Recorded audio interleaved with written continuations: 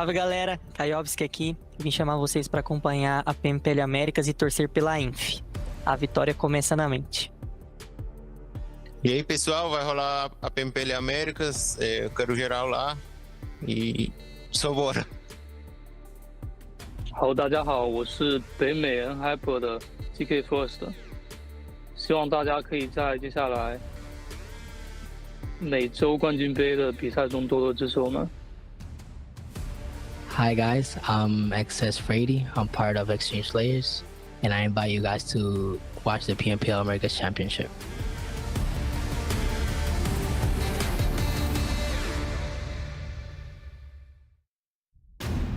Salve, salve minha família, Murilo Chu na área para convidar a todos vocês para acompanhar esses 4 dias de disputas acirradíssimas na nossa PMPL Américas. Os nossos times representantes brasileiros vão lutar até o final para mais uma vez trazer o título e, claro, garantir as vagas no PMGC. Eu espero vocês para muito tiro, porrada e bomba.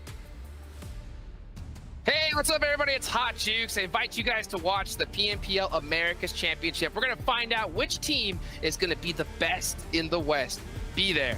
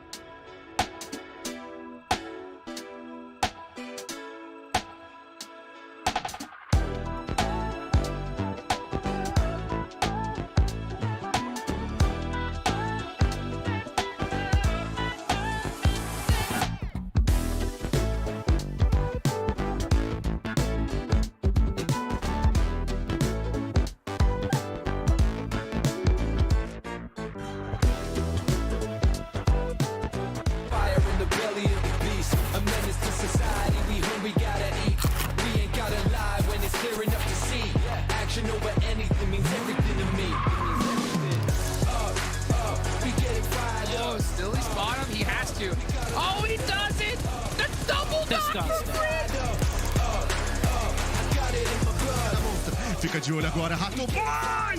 Derrubando! O Kurama pode ser o próximo e foi! Dickinson que está perdiendo la partida. Aquí le vamos a levantar el aire. Impresionante.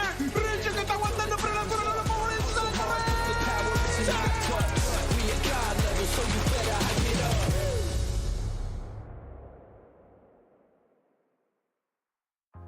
What is going on, everyone? Welcome back to the PUBG Mobile Pro League America's Regional Championship Fall 2023. At the end of these next 4 days of action, we're going to know who our best in the West is going to be, as you heard Hot Juke say, but more importantly, which teams will be going through into PMGC, into the league stage kicking off in November. I'm your host, Jason Kaplan, and just like always, I try to do the show alone because maybe I can earn a little bit more money, but I gotta bring in some analysts with me because they know the game way better than I do, and we have the best of the West for sure. We got Seven Worlds Gaming, and we got Cameron Davis. Cam, how you doing? I'm doing chill. I'm doing great. Excited for this weekend. I mean, we had such great games back in spring. It's only going to get better from here, I imagine. It better get better, and I think it is going to get better, especially with Brazil being here, Latin too. We got some surprises out of them. Yeah, I'm excited. Whoa! What's happening? Wait, I wasn't prepared for this. Wait. Whoa! What is that? It sounds like a zombie. Like zombie ASMR. I'm scared something's gonna like just come and attack me from the back. Guys, if you haven't noticed, today, Zombies Edge, the new game mode, is in PUBG Mobile. You guys can pick it up and play it now. Guys, we've been able to see this a little bit. We've been able to take a look at some videos as well about it. And honestly, I'm pretty damn hyped about it. I was a big player of like Left 4 Dead back in the day. Oh, yeah? This is right up my alley. What about you guys? I want to be the Berserker, and you guys will see why in a second.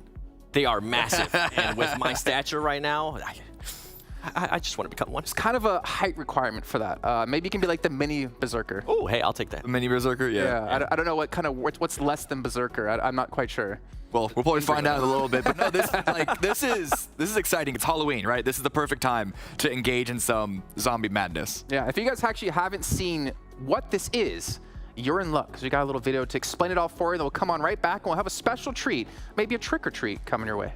Ooh. Hi everyone, I trust that you've already been to Erangel, Libic, and Miramar and seen all the mutants, the destroyed lab, and the powerful berserkers and rippers. We just acquired a copy of a top-secret elite agent handbook. It's got some indispensable battle tips recorded inside. Let's see what we can learn. First, let's check out the Aerolith lab. Here, the Aerolith's energy has turned it into a mutation ground where no one can survive. All that remain are supplies and mutants. However, no need to worry. You'll automatically get a respawn card when entering the lab, so if something goes wrong, you'll get a second chance. Also, hidden within the lab is a huge and dangerous life form, a Rage Berserker.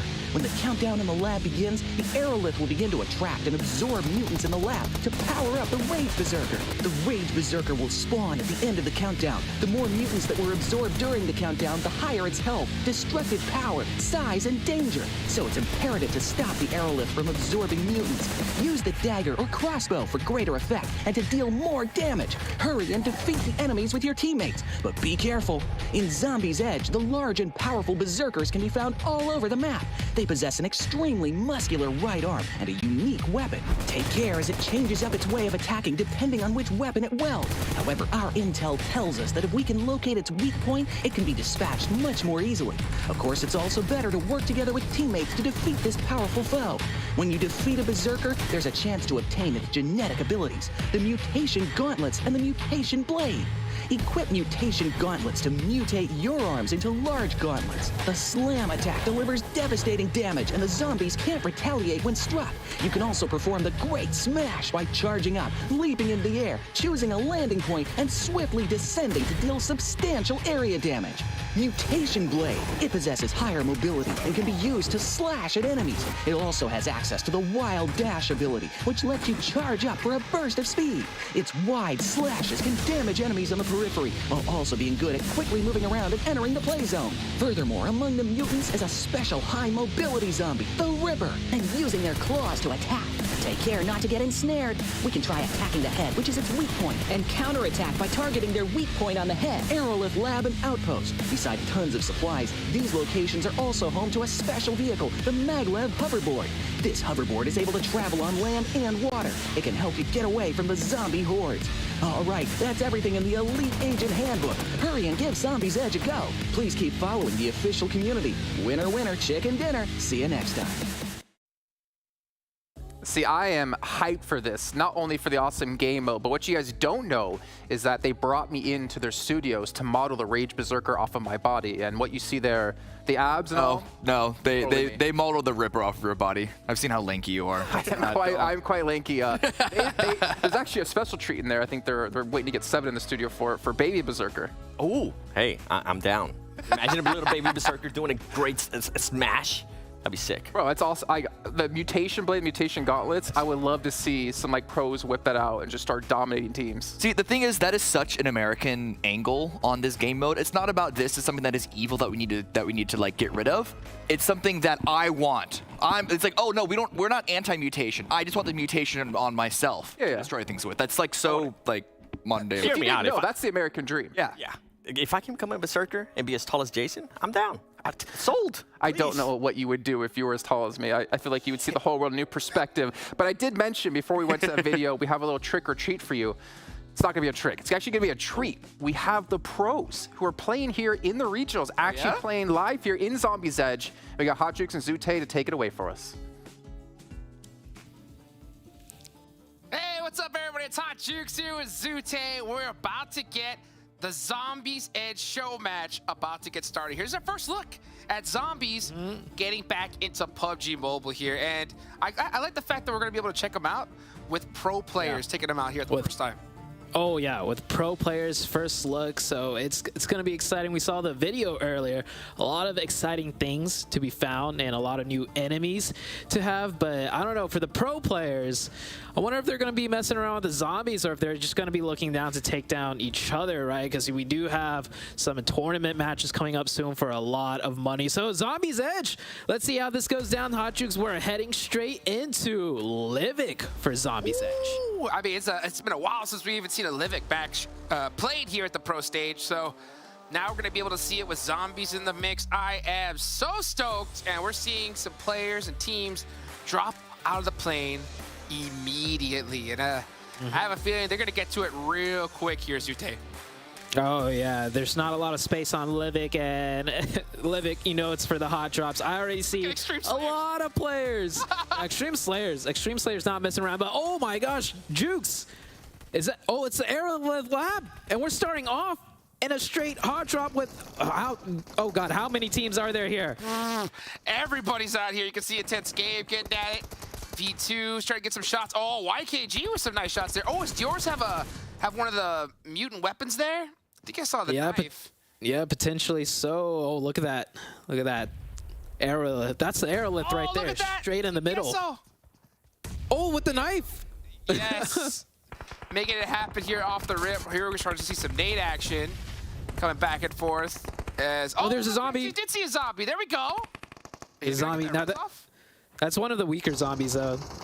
I don't think they do too much damage, and they obviously don't move too fast. There's the Ripper and the Berserker. That's the ones you want to watch out for. Maybe we'll see some later on here, but man, this fight, this hot drop, so many players, and Intense Game already up to 5 eliminations. Yeah, you can see them putting up some big points. Oh, a nice stun there. They want to make sure they stay near that Erangel tower because it is going to have some real special drops as well. So they got some nice little loot. I heard there's maybe even a hoverboard in play as well. So that's going to be interesting to see if one of the players can snag that. Nunez trying to get that nade off. Valak down to 1 HP. He's got the shotgun. Oh, wasn't enough though. The drop shot was good. Nunez survives that. Oh, never mind. For now. For now. Jello instantly with a quick thirst. Up to 6, by the way. Intense Game. With only 3 players, too. Up to 6 eliminations already. And a hot drop. Unreal. Unreal. And we're looking at the Aerolith right now. They got to make sure they knock out any of those zombies heading that way because the more zombies that head to that tower, the stronger it gets. It makes that Berserker that comes up a lot harder to take down for sure, yeah. Yeah, and they got to make sure they take down all the enemy players here as they take down another one. Because if you got an enraged Berserker coming at you and other players shooting at you, I don't think that's a situation you want to be in. And Nate, that's a situation he does not want to be in. 3v1, Intense Game up to 10. Wow. And, oh, there we go. There we go. Him taking down one of those zombies right there. He's gonna go ahead and hit that quick little reload. Nice teamwork there. Yeah. And that's a zombie down and back into the ground, just like that. And Juancho's on the run. He said, I'm out of here. See ya. Oh, yeah. Too much. Nate was like, just run away. It's not worth it. The loot here, it's not worth it. There is special loot that does drop from here, a lot of mutated weapons. We'll see if more of that comes into play as, Nate also gets taken down in the elimination feed. And this hot drop, is starting to cool off, and I think it's because Intense Game, they put out the flames there. True, Intense Game said we don't need no mutilated. We don't need no kind of mutated weapons. You know, just give me a good old M4. And we'll make it happen. That's exactly what they're doing. Now, this shotgun in Livik is disgusting. I'm not surprised we're seeing so many teams pick it up. Oh, yeah, shotguns are so strong, especially At if you know M10. how to use it. And Ayala in 1v2. Sandwiched, YKG pushing from the top and down. Ayala isolates the bottom side, looks for the knock, and oh, he gets it. Oh, that shotgun. Just right around the corner. So strong. It's over there by Midstein. And we are seeing, oh, looks like Juancho did get taken out. So he was on the run, ran right into N Hyper, and they're going to take that point real easy. Here comes Joey, though. Oh, going up against that M10. Ayala, though, getting out-angled, outflanked. YKG, get it done. Yeah, YKG have lost 2 players, though. Down 4 and back to the Aerolith Lab. Intense Game, fighting with Influence CHEMIN here. 3v2 situation. They're getting the revive, so it might become a 3v3 reset. 11 eliminations. They're looking too good right now. Oh, that zombie got stunned, I think. That's what that little circle around his head was. Diego up close and personal with the QBZ. Switches to that shotgun that you're talking about. Oh, I think he helped a little him bit out. of a distraction. Oh, the nade. That nade hurts. Oh, there's another by Chief. Loops is in the mix. Where's Loops at on the other side? And Chief does go down. Oh, Influence CHEMIN's hurt bad. Now's the time for Intense Game to make the push. And I have a feeling that these are 2 teams we're going to see go hard here in these upcoming matches. Yeah, Law should be get taken down. Second now. Yep, there we go. And Hyper in the background, maybe looking at third party, but Intense Game, 13. Haven't lost a single player yet. Maybe that zombie will take him down. Let's see. Actually, I don't even think that Rage Berserker is a match for Intense Game right now. They're looking too good. Too good indeed. Here goes in Hyper, a nice little rotation, trying to cross the water, not looking to touch that bridge at all. Passionfruit, yeah, have it locked down. Zuko with this beautiful angle. You can see him trying to put some pressure on Decoy. He did give that information. Nate's there. He's going to go into 1v1, and I think, yeah, he got way too lit. He's going to run away. Is he going to get there in time? Barely makes it behind the vehicle. Oh, grenade in hand. Instant nade. Yeah, that's pretty good. Letting it cook. Throws it. So yeah. It's back into cover. Yep. Passionfruit in a tough situation here. 2v3 and in Hyper. If we know anything about in Hyper, they love getting angles onto the enemy players. And with Passionfruit, they're kind of just hunkered in here. It's going to give a lot of space and control for in Hyper to work with. 100%. Yeah, here they go. You can start to see them wrap around. Meanwhile, Chief gets a leg up on Rise. Mufasa getting taken out. Ooh, that nade tapped up GK first a little bit. But he's pushing. Uzi in hand. Does get lit a little bit in the process. Zuko's got to be able to hit some of these pre-fire shots. I think he did right there. Yeah, just like one shot. Cheeky angles, yeah. This nade might be good, though. Ooh. It might be good. Oh. Beautiful timing. And Hyper moved just in time here. Yeah, you notice how Passionfruit is slowly getting clinched in. This is what Hyper loves doing. They just work slowly by slowly. They get one. It's all down to Zuko. Zuko gets tagged up a little here. 1 versus 3. It is not looking good for Zuko. No, Zuko's done for. He gets one knock, though. That's pretty good. Did he go for the thirst? Oh, he's trying. Oh. And gets taken out of the process. That's Passionfruit out of there. Just like that. Adrian, wow, with 600 damage. Goodness gracious. 13 eliminations for Intense Game, 10 for Loops. That's a crazy start right there. And I'll tell you what, you know, a show match like this definitely gets those thumbs warm right before the matches get started. Oh, yeah. This is great. This is great warm-up for them. And we didn't see too much zombie action, unfortunately, but I think we saw a lot of other action happening down here with all these players. Intense Game bringing it in. Intense Game, one of the teams to watch out for as well in the tournament, and they are on a tear. They're just going to keep going and racking up all these eliminations. Oh, one of them gets knocked, but there goes in Hyper. Wow. Intense Game on a warpath. 16? That is ridiculous. These guys have been playing at this level for so long, Zoo, that they're trying to make zombies. You know what I'm saying? Oh, they're trying to take out zombies that are already in the map. They're trying to create them. And I think they just did right there. Look at that. They made 16 of them. Just like that. Just like that. If Hyper wants to come back, they're going to need to come back as zombie forms here. Rise. Last player. Here comes the nade. Oh, it's a 1v1. Oh, what a nade, too. Whew. On the money. Couple shots going out just like that. Here comes Extreme Slayers. I mean, they rotated off when everybody else went pretty much dead center. Everybody hot dropped. Extreme Slayers said, nah, we're going to go off the beaten path a little bit. Remix almost got caught there. He's got to be careful. Does throw a nade towards Mystic. He dodges it for now. And you can see the difference between a lot of these Brazilian and Latin teams, Zute, right? You can just see how they're always just hunting down different angles. So shifty. Yeah. Also the hot drop. So we saw Extreme Slayers not hot drop, right? And Hyper also didn't hot drop. Passion Fruit thought about it and then ran away as we got a shot of ooh, could use some lotion maybe. Yeah, for sure. Gotta stay hydrated, folks. You gotta stay hydrated. Remix is on the swim. Mystic's actually swimming towards him. Here come the shots, and he is feeling it. Remix, nothing you can do in that situation. Ooh, that's rough. Hearing, oh, that's what I'm hearing. I thought that was you for a second. That's the Berserker right there. There he is. That is scary. It's a big boy. Look at the size of the door. You are the size of that doorway. Yeah, that gives some context as to how big that thing is.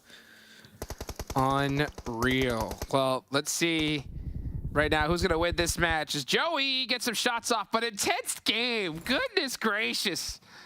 Rocking the 3-man, absolutely destroying this lobby. 18 eliminations. Wow. You think they didn't bring in their 4th player because they were like, we got this with 3. Don't worry. I think so. Just go chillax. Zombies are a little, scary, but 18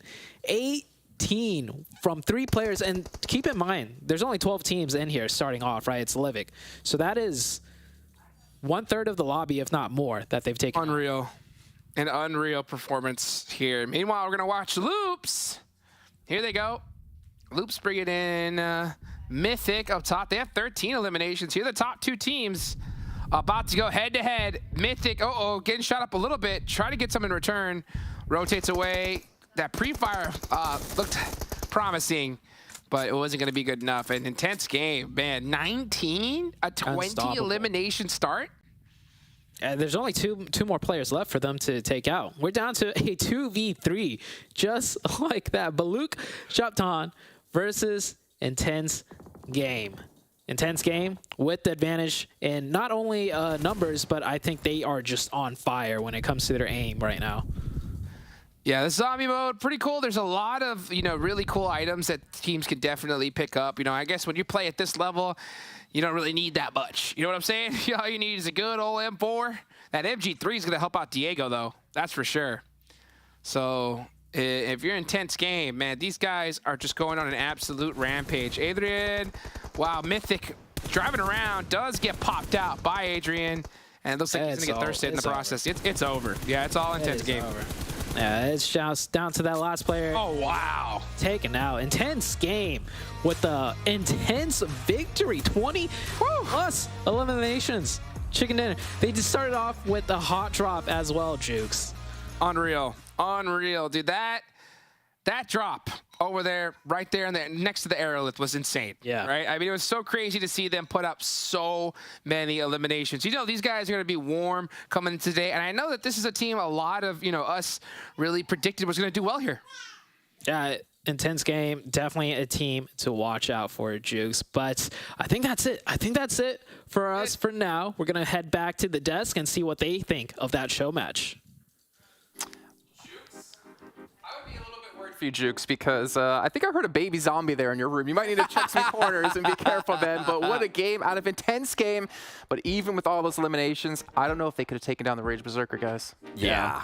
No way. No, I wouldn't even have tried, honestly. No, they would have punted you like a football. It is an hey. Oh, hello. Oh, that's what I would look. Yes. Baby Berserker. What Baby Berserker right here. No, it is unfair to have the pro players show that game mode to all of us because as you saw them all fighting each other, they didn't care about the zombies. But any other normal person, me playing that game, you playing that game, like, we would have to pay attention. Oh, yeah. I would be screaming. Yeah. Because I would be afraid. The thing is, I would let, the Berserker assault all the mutants and then just see how powerful he becomes. and then I would just run away. That's how you get punted off the map, Seven. All right, well, you know what? Let's actually take a look at the match. Did we see the match rankings? I don't know if we saw the match rankings from that. I wasn't paying attention. I was too lost in your guys' eyes. And obviously that picture of Seven. Yeah, that was as a baby. bring the match. Yeah, bring the match. We have the match ranking to show for you guys. See how many points Intense Game did get. 31 points, 21 eliminations. What the hell? As you heard Zute saying, 12 teams in the lobby. Yeah. Some teams, like they took down like a third of the lobby. Yeah. That's ridiculous. I think I got my hot drop fixed for this Americas before it even started. Yeah, yeah, it does help that everyone landed in the same spot. So that would make those eliminations very accessible to get. But regardless. Now, PASSIONFRUIT going back to their old ways, just getting placement points. Well, no, their old ways is 0 placements, 1 elim. They flipped it. They're breaching new ground. Practicing. Right yeah, it's a warm-up, right? Zombie's Edge. You guys get a bite out of it for yourselves. And not to mention, while you get a bite out of the new game mode, you can even get yourself a Monster Energy Drink, which is our official energy drink partner here at PMPL. You can see it right next to me. Though I don't know if there's going to be that many cans left after we're done with this event, because I think we even made an agreement that whoever does the worst on predictions. Was it vetoed? It was vetoed. We can make it, I mean, we can go back to the hotel. Think about it. We'll think about it. Let's take a look at the 4-bet, though, of the main event here that you're all here to watch and enjoy. We got 16 teams, of course, playing out 4 different days with 6 matches a day. If you can do math correctly, that means 24 matches in total. But of course, the points all going to add up in the overall standings, and we got to see how they get their points. Well, it's just like the last year of play, and I think even the year before. It's 10 points for chicken dinner, but 1 elimination equals 1 point. And again, gentlemen, we saw how important that part is in particular, with some players getting over 100 eliminations over the course of their respective PMPLs. Yeah. Yeah, especially this year. Like, we've been seeing so much of it. I mean, you mentioned it. Going back to an A, we saw Kindness just popping off over 100. Ilms too, I'm pretty sure we'll get a chance to see that. But yeah, there's going to be a lot of teams that are pretty good at getting eliminations. I'm going to be looking at some teams from Brazil, especially. Oh, yeah. I mean, it's going to be a bloodbath here, right? Oh, I mean, we're looking at, come on, this is standard fare, right? We're looking at the best teams from their respective regions. The level is only going to get even higher. There are going to be a couple of teams that might have looked really good in their own respective regions that just like fall flat here only because the challenge is that much. Is there one region in particular you're talking about? Say the name, Cam. I mean, everyone's mortal compared to Brazil at the end of the day. Let's be honest here. That's true. Well, let's take a look at the prize pool, right? See all the money they are playing for with $150,000 on the line. But as you can see here, 25 grand for first place. But there's still one more important factor, Seven, about this. That the top 4 are going to be going to PMGC League Stage. And first place gets your prize pool. I mean, gets your day rate. Sorry, that's what I was thinking about. Hey, Clarence isn't here right now, okay? And then we see here, of course, the schedule. It's going to be 4 days straight of action kicking off today, which is the 5th. And, of course, ending things off on the 8th here. But, like, obviously the money is amazing. 25 grand for first place. But you know every team out here is eyeing top 4. Or potentially top 7, because 3 teams already qualified through into PMGC in this event. Yeah, we'll be, we're going to have don't worry, we'll be doing all the math and running all the numbers and all that, so you know where the cutoff is going to be. But because of the weird situation with some teams already qualified, for them, this is for the prize pool. For other players, it is for the qualification. It is going to mix and match. So, but we could see 7th place, as you say, qualified to PMGC. So that's actually a fair bit of wiggle room if the expectation is the teams that are already qualified are the better teams. So reasonably, they would be towards the top anyway. Yeah, exactly right. That makes perfect sense to me. Also makes sense taking a look at how our winners, our champions of the respective regions did within their event. And we can see here, NHyper, the champions of NA, BULUC CHABTAN, the champions of Latin America, and Influence Rage, the champions of Brazil. But those average eliminations, that is ridiculous out of all these teams. I'm so happy you mentioned that right off the bat too, because for NHyper, we're always talking about how much they were dominating the region, right? And then we go to the other regions and see how their other champions are doing, and everybody's doing either the same or a little bit less, but they're also putting up great numbers. And something to point out too is that a lot of the other teams were able to get a lot more chicken dinners. Yeah, that was the big thing. Just NHyper won. Exactly. That's the big thing of why I think the challenge for NHyper coming into this one. But unlike the other regions, they also had the MVP on their roster, so maybe that'll allow things to play out differently here. The MVPs from each roster. This is damage and eliminations from the entire field, from the entire season, not just the finals. So the numbers are pulled from a bit different of areas from the previous graphic, which is why I think why we have different leaders in MVP from Latin America and Brazil, whereas in North America, it really was just NHyper all the way through, start to finish. Yep. Yeah, exactly right. That's very important to mention because Hyper dominate North America. Yep. Can they dominate an event like this? Not quite so sure. I mean, even in the finals, they struggled to dominate to the same kind of level we saw happen within the league stage. But we have to take a look at not only just those 3 teams, let's take a look at all of our participating teams here today for you guys, because there are a hell of a lot better, or not better, but good teams besides those 3 we mentioned. For instance, I mean, obviously you got to point out Loops, you got to point out Team QUESO, you got to point out Hyper. Those are the 3 teams who have already made their way through into PMGC based off the qualification points. But you got a lot of teams out there that are hungry. And who are you looking at right now, Seven? I'm going to be looking at PassionFruit Esports actually from NA. I feel like that was such a surprise team in NA finals. During league stage, they ended up in 10th place and they were able to secure a 3rd place finish. During NA, a big surprise. We saw a little bit more synergy out of them, and I think that's going to be able to continue as well. V2 Esports is another team that surprised me a lot because this is the first time that they're going to be participating at this scale. And I wonder if the nerves, even though they are not playing offline, if the nerves are going to end up getting to them. They are. That's spoiler alert, guys. They are. Well, I mean, I think one thing that's really positive about them, though, is like they came into PMPL in spring. Yep. Didn't get to regionals, but then they come in here. They get into regionals. They made it that step further, which means they're improving as a roster. Yeah, and low stakes. So it's not like there's whatever they achieve here is already a positive. So maybe we'll see them have like actually no nerves from that aspect. But here's the schedule: no Vikendi, 3 Erangels. I'm glad.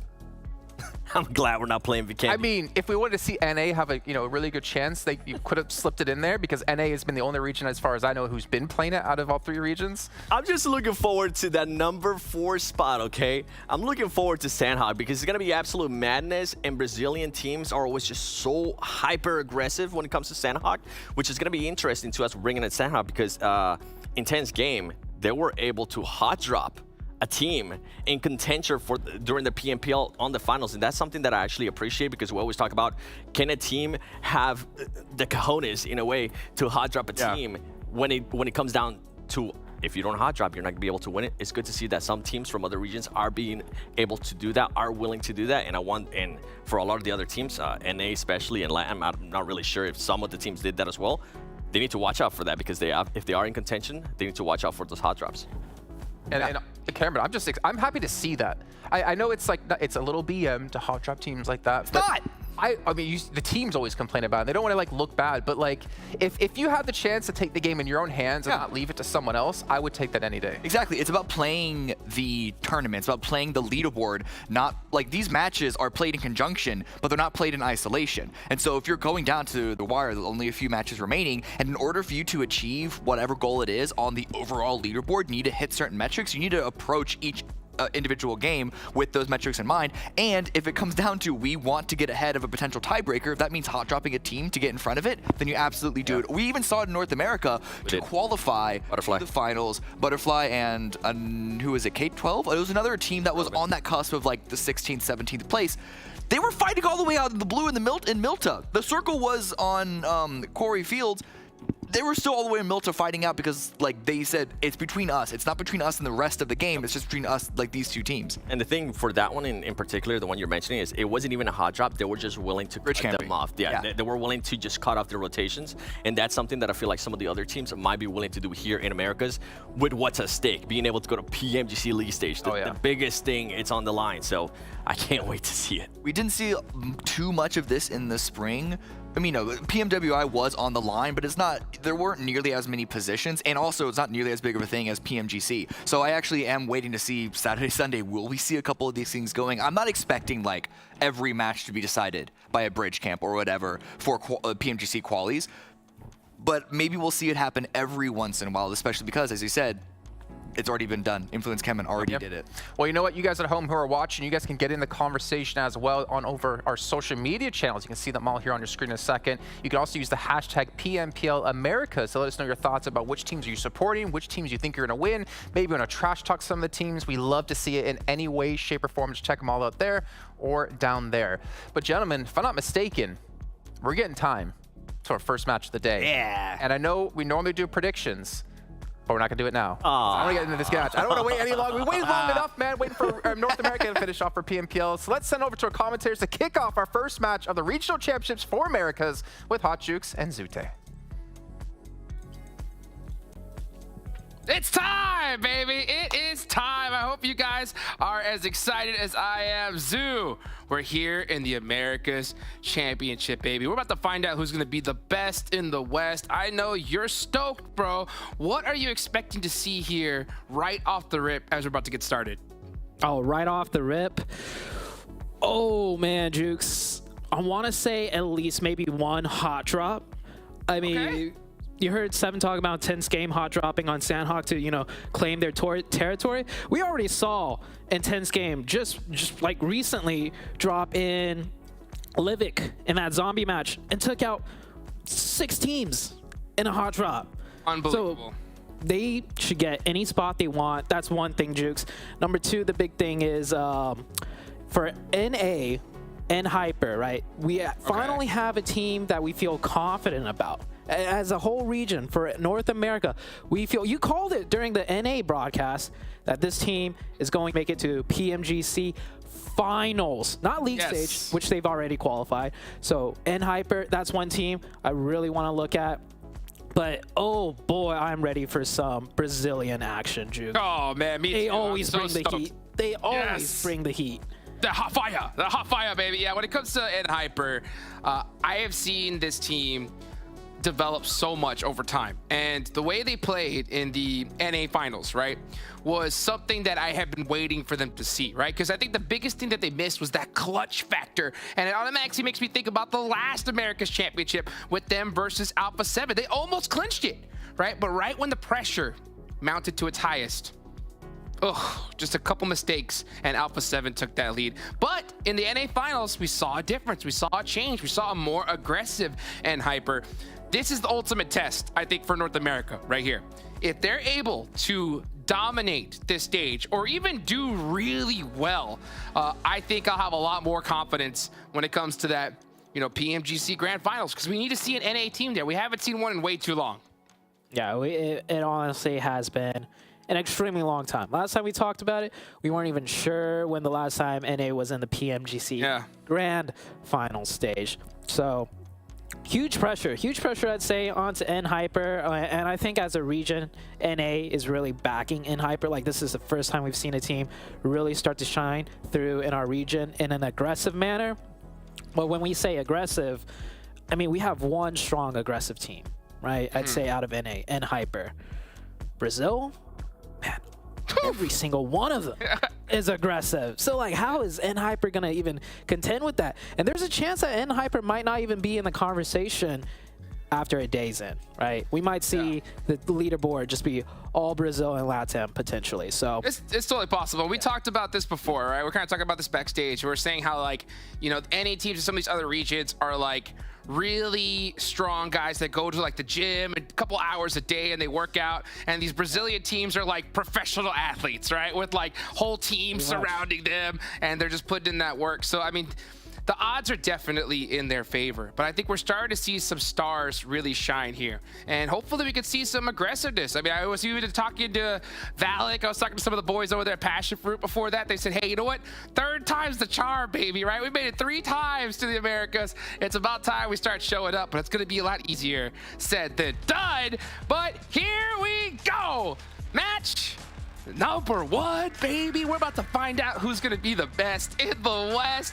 I hope you guys got your monster energies locked and loaded, because we're about to get into some action here. And you said that we could see a hot drop.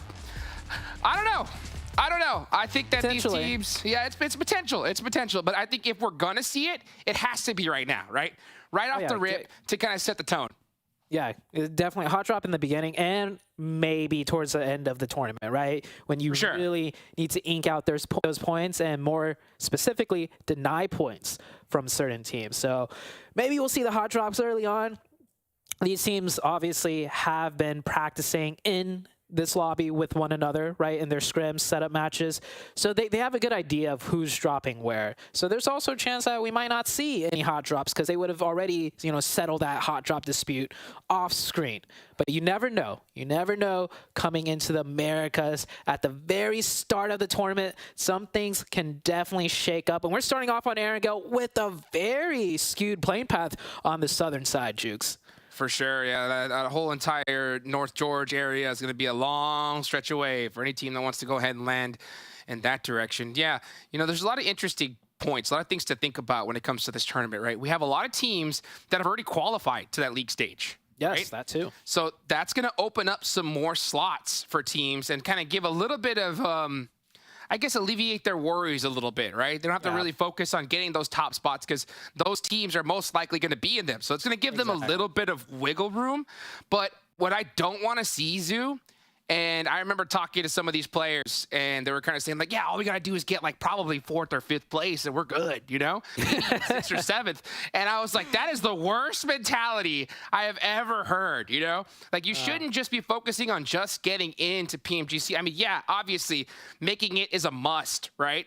But I think setting the tone here, right? Trying to feel like, hey, you should have your team confident in wanting to be the America's Championship team. That's what's going to level you up and make you stand a chance in the league stage. Uh-oh. Ooh. MEZEXIS going down. Oh, and getting shanked. Knife. Yeah. He took him down with the shotgun and then finished it off with the life. Oh, okay, we're not getting any hot drops, but we are getting some casualties right off the bat. MEZEXIS loses one. BULUC CHABTAN has already lost 2 players, by the way. So it's not a hot drop, Jukes, but that plane path did cause some concern for some of these teams. And Inactive stuck out in a shed trying to hide. All he's got is a shotgun. He's scared. Look at how scared he is. Oh, he's scared. He's shaking. I saw him shake. And that's that's a consequence of a playing path like this. You're going to see a lot of teams that are going to try to stretch and find vehicles. And, you know, if you're not able to find one, that the spawn's not there, or anything goes wrong, you're just stuck out in the open. You can get taken out pretty early. So that is pretty tough. But let's take a look at Intense Game. Now, they did dominate the show match, right, Zoo? They straight up just owned it. Yes. But you said something to me in private, okay? That dominating any kind of show match or, you know, scrims right before the game is usually bad luck, right? Do you want to elaborate on that? All right. Just put some context on it. If you're dominating a scrim or show match by getting 21 eliminations because you're hot dropping and taking everyone out, exception. That's different, right? Usually, okay. Put it in context, right? Teams that do well in scrims are playing very serious. As we see a little recap of exactly what happened. Ooh, the driving skills. Just whoosh.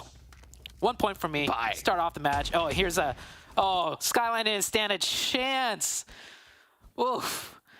But yeah, so teams that play very serious in the scrims, like they're scouting everything, they're waiting on rotations, they're like trying to play center early on. Those teams do well in the scrims because everyone else is just like, we're confident, we're ready. We don't need to play try hard. Let's just get this over with so we can get some rest for the next day when the real matches, you know, come on. So that's the key difference. And the show match we saw earlier, did you notice how no NA teams hot dropped? Oh, that's true. That's true. Slayers even, like, you know, dipped all the way off to the left while every single bad team hot dropped it. That's wild. Yeah, no NA teams had the confidence to be like, yo, let's just hot drop and body, or let's just hot drop and die, get some rest, and we'll be ready for tomorrow. Instead, it's like they're wanting to put in as much game time as they can by dropping safely and then, you know, working on the comms, working into the mid game, working in the late game. I think that's just... No, maybe I'm saying too much, but it is something to note. None of the NA teams hot dropped. They all kind of, you know, spread further away. Maybe one NA team, but out of that, you know, Aero lab drop, I didn't see too many NA teams, you know, in there in the mix with everyone else. PASSIONFRUIT was there with some players, but then they ran away. I'll say that Intense Game looked mighty comfortable in that situation. You know what I'm saying? Mighty comfortable in the thick of the action. And that's what it really comes down to is, like, you know, you can practice all you want, and we talk about how much pressure applies to these players, and it applies to another level too, because, you know, almost every single one of these players are using gyroscope, okay? If you're nervous and your hands are shaking at all or anything like that, that's going to throw off your aim. That's going to throw off your recoil, and you're going to make mistakes, right? So when you look at Intense Game, hot dropping like that, taking out so many players, you can just see that they're just they're comfortable in the madness. And we've seen so many times before when it comes to rotations, you know, early game, teams playing so concise, playing so close together, and then right in the middle of a fight or a third party happens, and it's like all the strategy goes out the window. Everyone starts to panic, and we start seeing mistakes here and there. So hopefully a lot of these teams made those adjustments and we can start seeing them really tighten things up. But at the end of the day, it's really difficult to teach clutch. And as a matter of fact, I talked to one of the players from Hyper, right? I talked to GK first before the tournament started. And he did definitely reinforce the fact that, hey, you know what? We have a lot of time under our belt under those pressure situations. That was one of our biggest weaknesses. And I think we're gotten a lot more comfortable in them. So we're feeling good. He also told me he was a little salty that Kindness passed him up in eliminations. Oh, really? Yeah. Okay. I think he said that he was not happy with his performance. All right. Ooh. So yeah, maybe we'll see him pop off here, as it does look like we're going to see some North American brothers get into it right off the rip. PASSIONFRUIT versus Hyper here. Now, since this is the first, couple of matches, these teams don't know exactly who they're fighting against, as they're rotating in. So this could be, a Brazilian team. This could be Alpha 7. This could be Influence. It could be a really strong team that Hyper, thinks they're against. And we might see the pace change up after they get a confirmation and see it's PASSIONFRUIT. We already dominated you guys for a whole entire league, for our finals. Let's get these points, right? So we'll see how this plays out. Will any player get knocked? And I think it might actually take a little bit as an off angle. Juancho, the star player of PASSIONFRUIT, coming into the finals for NA, right? This guy absolutely popped off. Let's see if he could keep popping off at this stage.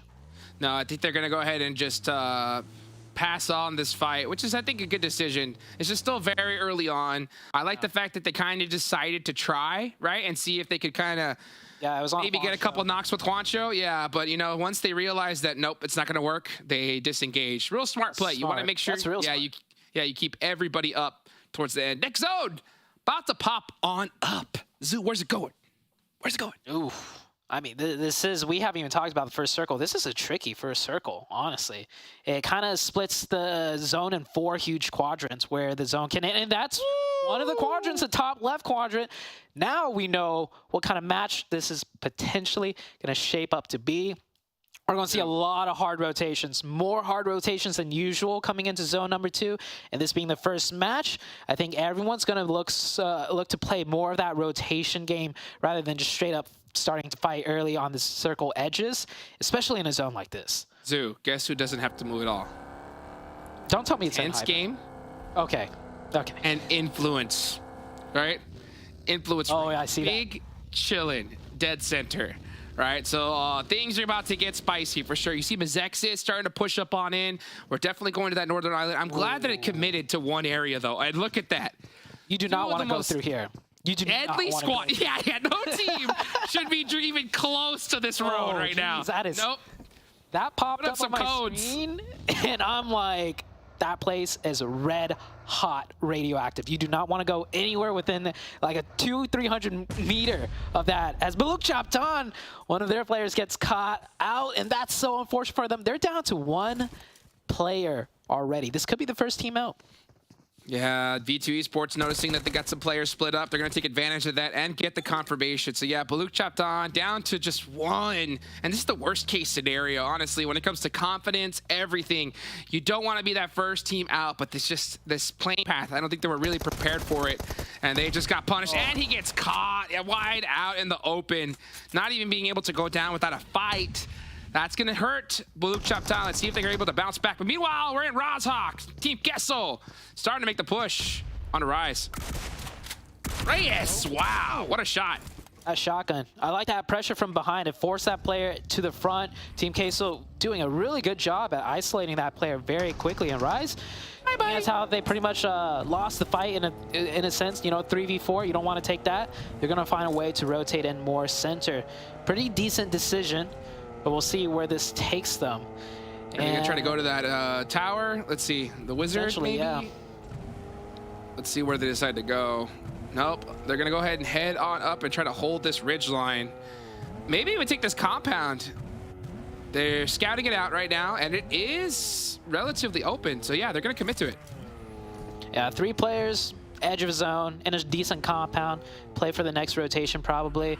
I'm taking a look at the circle. One huge difference between, you know, PMPL NA and even like Brazil coming into the Americas is that look at how many teams are set up and still alive, right?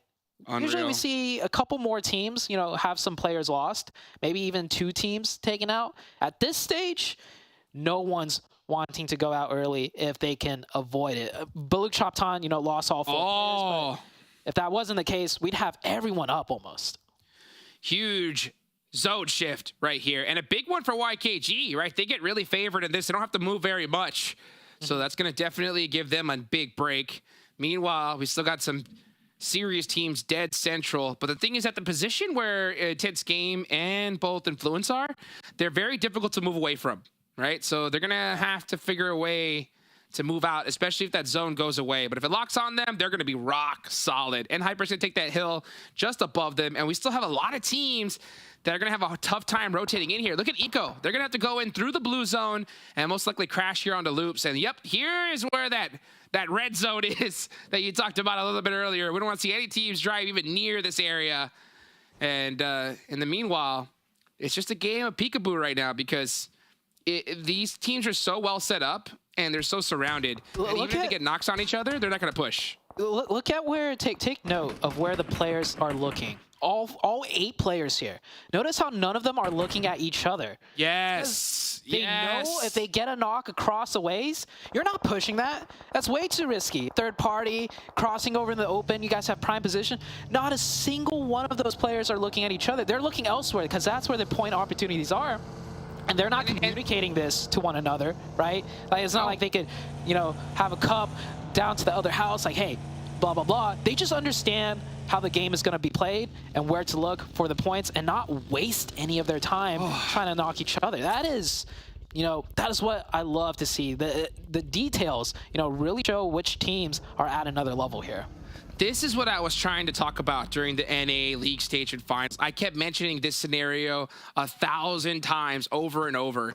These teams in Brazil and Latin, they understand what's at stake, right? In Ted's Game, if they fight each other right now, they're gonna get third-partied, and both are taken out. So why not just, hey, you guys focus over there, we're focusing over here, and if the zone comes to us, we'll fight each other to get first and second, right? We're trying to make some money here. That's how you do it. And it's all about making the right decisions, knowing when to take fights, knowing when not to. And these are the reason why we see 2 of these top teams, right? Making that exact decision right there. I want to throw something else out before we get into, you know, all-out mayhem. Everybody's made it into the circle pretty much. Next shift, oh, we're going to get a lot of action. But N-Hyper, when was the last time you saw N-Hyper clump together as 4 in Zone 2? Oh, that's a good point. Yeah, they're always split. That's a good point. Because they always have so much real estate to work with. They're always so good at angling everything out. Americas, you could call it a good adjustment that they're not doing that because it is way tougher to do that at this stage. Or potentially, you know, I'm just throwing it out there. You know, they might be a little nervous, but they are in a good spot. And then in that spot, there's not many splits you can do. So I'll give them that much. But something to think about, Juke. Something to think about real quick for our star team out of NA as PASSIONFRUIT versus V2. Here they go. Zuko almost getting knocked here. V2 is in a very dominant position. I love this ledge here. It's really strong. That little plateau, you can play it very well. And they have plenty of cover from there. So they're going to get that res. Valak tried to push up and got taken out immediately. This is why that ridge line is so effective. Because it's really easy to get reses if you get knocked. And if someone tries to push, they have to run wide out in the open. And that area is visible from so many different places, especially those blues right up the hill. Yep. PASSIONFRUIT down to 2, and they are boxed in right now. The only advantage they have is that they can maybe sit in their compounds just a second tad longer than V2 can, because both teams out of zone. V2 will be pressed by the blue zone first. But you can see here, V2 are biding their time. They're going to see if PASSIONFRUIT makes another mistake out here, and they could get another knock and probably go for a push. They do know it's a 4v2 situation, so they might just push this and then rotate in once they figure out, you know, what's our rotation plan. So they'll execute the push and know exactly what to do afterwards. We'll see what happens. Blue zone will be slowly closing in as Rise and Team QUESO going at it. Here they go. Team QUESO with the push. AK in hand. Doo-doo. Trying to get some pre-fire action going on. Reyes with the bounce nade. It's going to be a little bit off the mark there. No sweat. He's actually gonna vault up the windows. Very few teams look to do that these days, and he gets punished for it. 7 getting peeked from the back, though. That's going to be tough. Uh-oh. And here comes Loops. This is what we're talking about, right? Some of those fights, if you take too long, you're going to get third-partied 100%. Yeah, a little bit of fragment and push from Team K. So I saw one player go in, the other player was getting the revive, a little miscommunication maybe. Not sure what was going on there. That is something you do not want to see whatsoever at this stage. That should not be a mistake happening as QUESO tries to stabilize out here. They are in the zone, so if they can win this fight, they will be in the circle, but the zone is closing, so the circle's going to shift again, and that nade almost gets to both of them.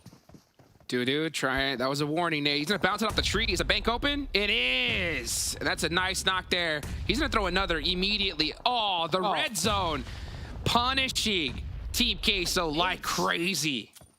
Doo-doo with at least 5 nades, throwing out 4 already.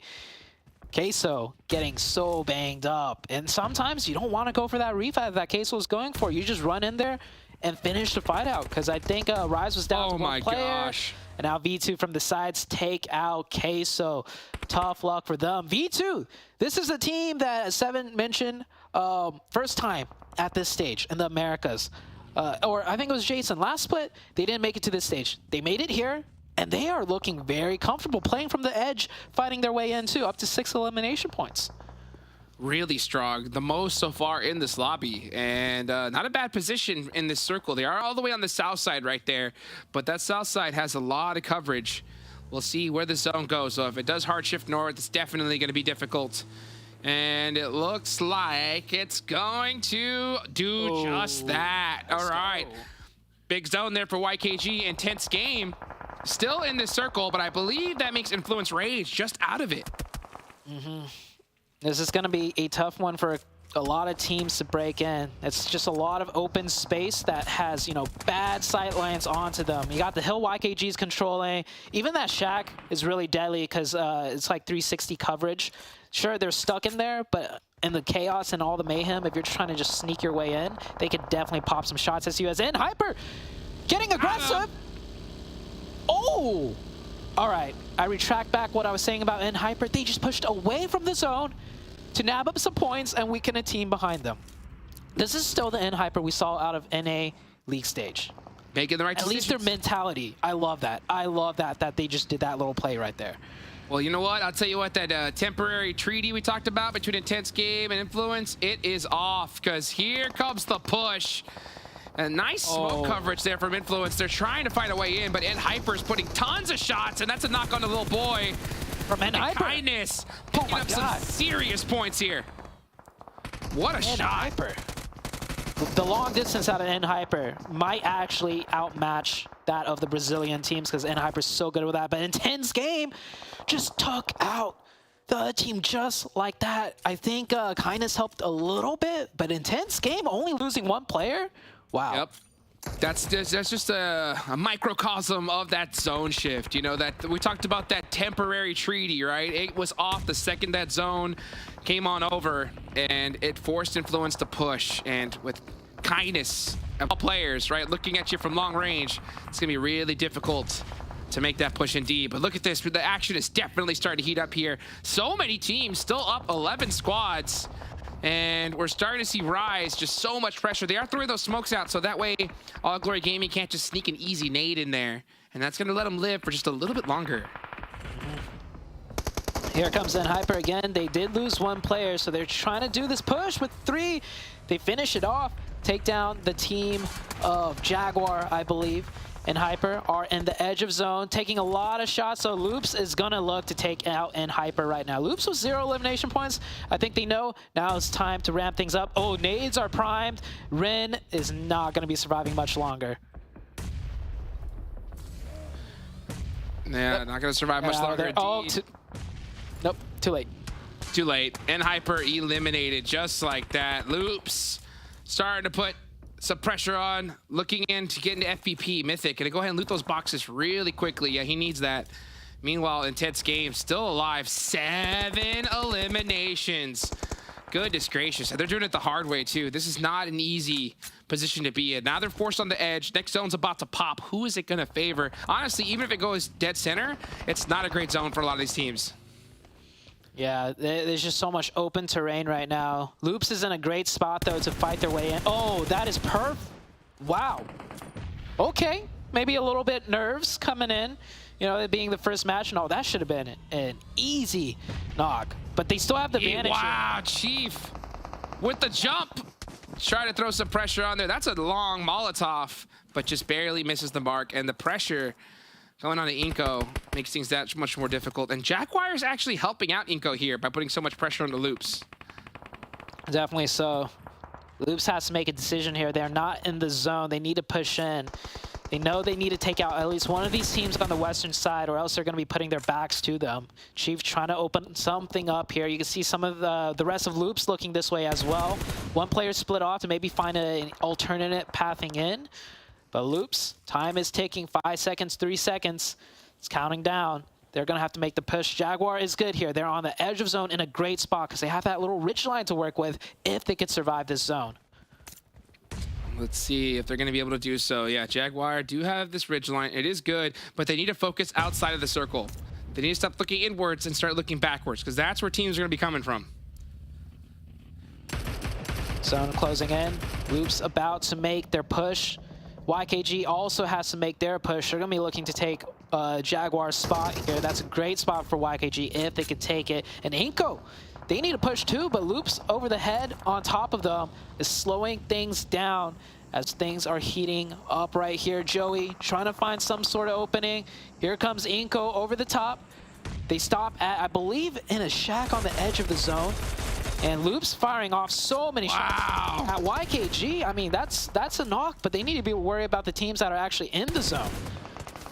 But they're applying that pressure, yep, and Jaguar now saying, hello, you forgot about us?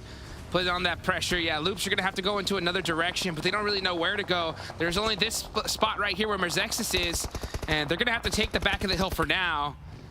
And yes, that's the place they're going to take. So let's see how they have to do it. MEZEXIS is playing this very passive. They're going to be hiding in there for now, looking to at least get some placement points. YKG getting knocked here. They're trying to make their push in. It is not looking good for them. 2 of YKG already down. It's just Fears and Joey. They have yet to find a knock or any sort of opening. Good Molotov, nice. I believe, coming out from Jaguar underneath. Fears going for a res. Blue zone closing just slowly enough to get that res off potentially. Jaguar secures a point there. 2 points for the side of Jaguar with only 2 players up. Joey forced to push out in the open. Nice shot from Fierce. Needs to get one more. That's enough pressure there. That's going to be 2v1. The peaks. So fast. So furious. And down goes YKG. Just like that. Very good shots there from Simple. Yeah, and over the top as well from INCO. That was 2 teams looking at YKG. Oh, that's now, right. Here comes the push. The nades, they're good. That is another outer there. We're down to 7 teams already. And, oh, just make sure, make sure you got everyone here. You can never be too sure. It's going to be a strong spot. Meanwhile, Loops, they know where MEZEXIS is. And here come the nades. But it's really difficult to knock people in down there, even with those nades. Yeah, so MEZEXIS, wow, the zone does lock on them. Yep. So MEZEXIS actually in a really good spot down there. They're going to be able to live for quite a while. I want to see if they potentially try and block off the entrance with the vehicle. It is risky, though, because as soon as you drive a vehicle in, they could potentially blow it up and you get knocked. For now, it is just these 2 teams in zone. Everyone else has to move in just a tad bit. Chief getting a knock there on All Glory Gaming. Yeah, and the thing is that there's not much space here. It's pretty much all wide out in the open. So they're going to have to be creeping and crawling, maybe set up a vehicle wall if they want to make it into this next circle. You can see All Glory Gaming right there on the edge. Look at that. You can see where the smokes are coming out from. And yeah, no coverage for these teams. So Loops in a dominant position here. And especially since MEZEXIS is most likely not going to make a move down there. And it's very difficult to push into that, and that's the reason why we see Loops not do it at all. First off, they got to keep their eyes on the prize, right? All these teams that could possibly push onto them. But yeah, if you try to go down there, your feet are getting busted up, and you got no chance. Intense game, looking to take the game-winning position right now. They're up to 9, Jukes. 9 eliminations already. I mean, they started off today in a little show match, you know, that hot drop. Yeah, they're keeping that momentum coming straight into the first game. 9, if they go out now, that is a good amount of points, but I don't think they're going out anytime soon, Jukes. No, they're not. Meanwhile, yeah, Loops just trying to throw those nades. They want to make sure they keep some utility here, though, towards the end. And that's why Cardozo, you can see him there with 3 nades to his name. And, oh, he's in a deadly spot, and he knows it. Eyes, literally, head literally on a swivel right now. Yeah. Ooh.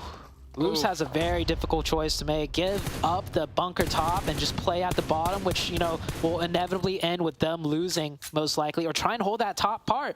But they can't do it too well with just one player back there. Elsewhere on the map, Extreme Slayers trying to push into the edge of zone. Extreme Slayers still... Wait, was Extreme Slayers a team with 4 in that one shack? Yes, it was. And wow, look at that. They made it work. They have 4 up. They could win this game.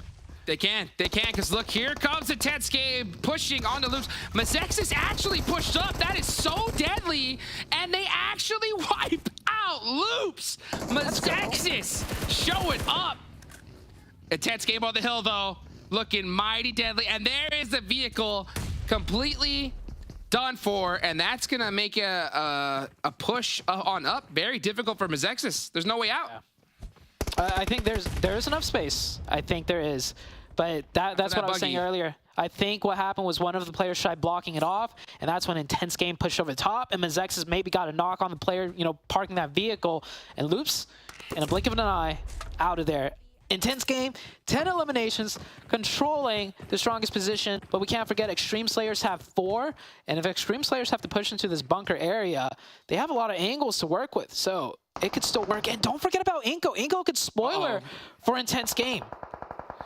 This is dangerous. Yeah, Intense Game is not going to have the easiest time here. They do have all the sight lines, that's for sure.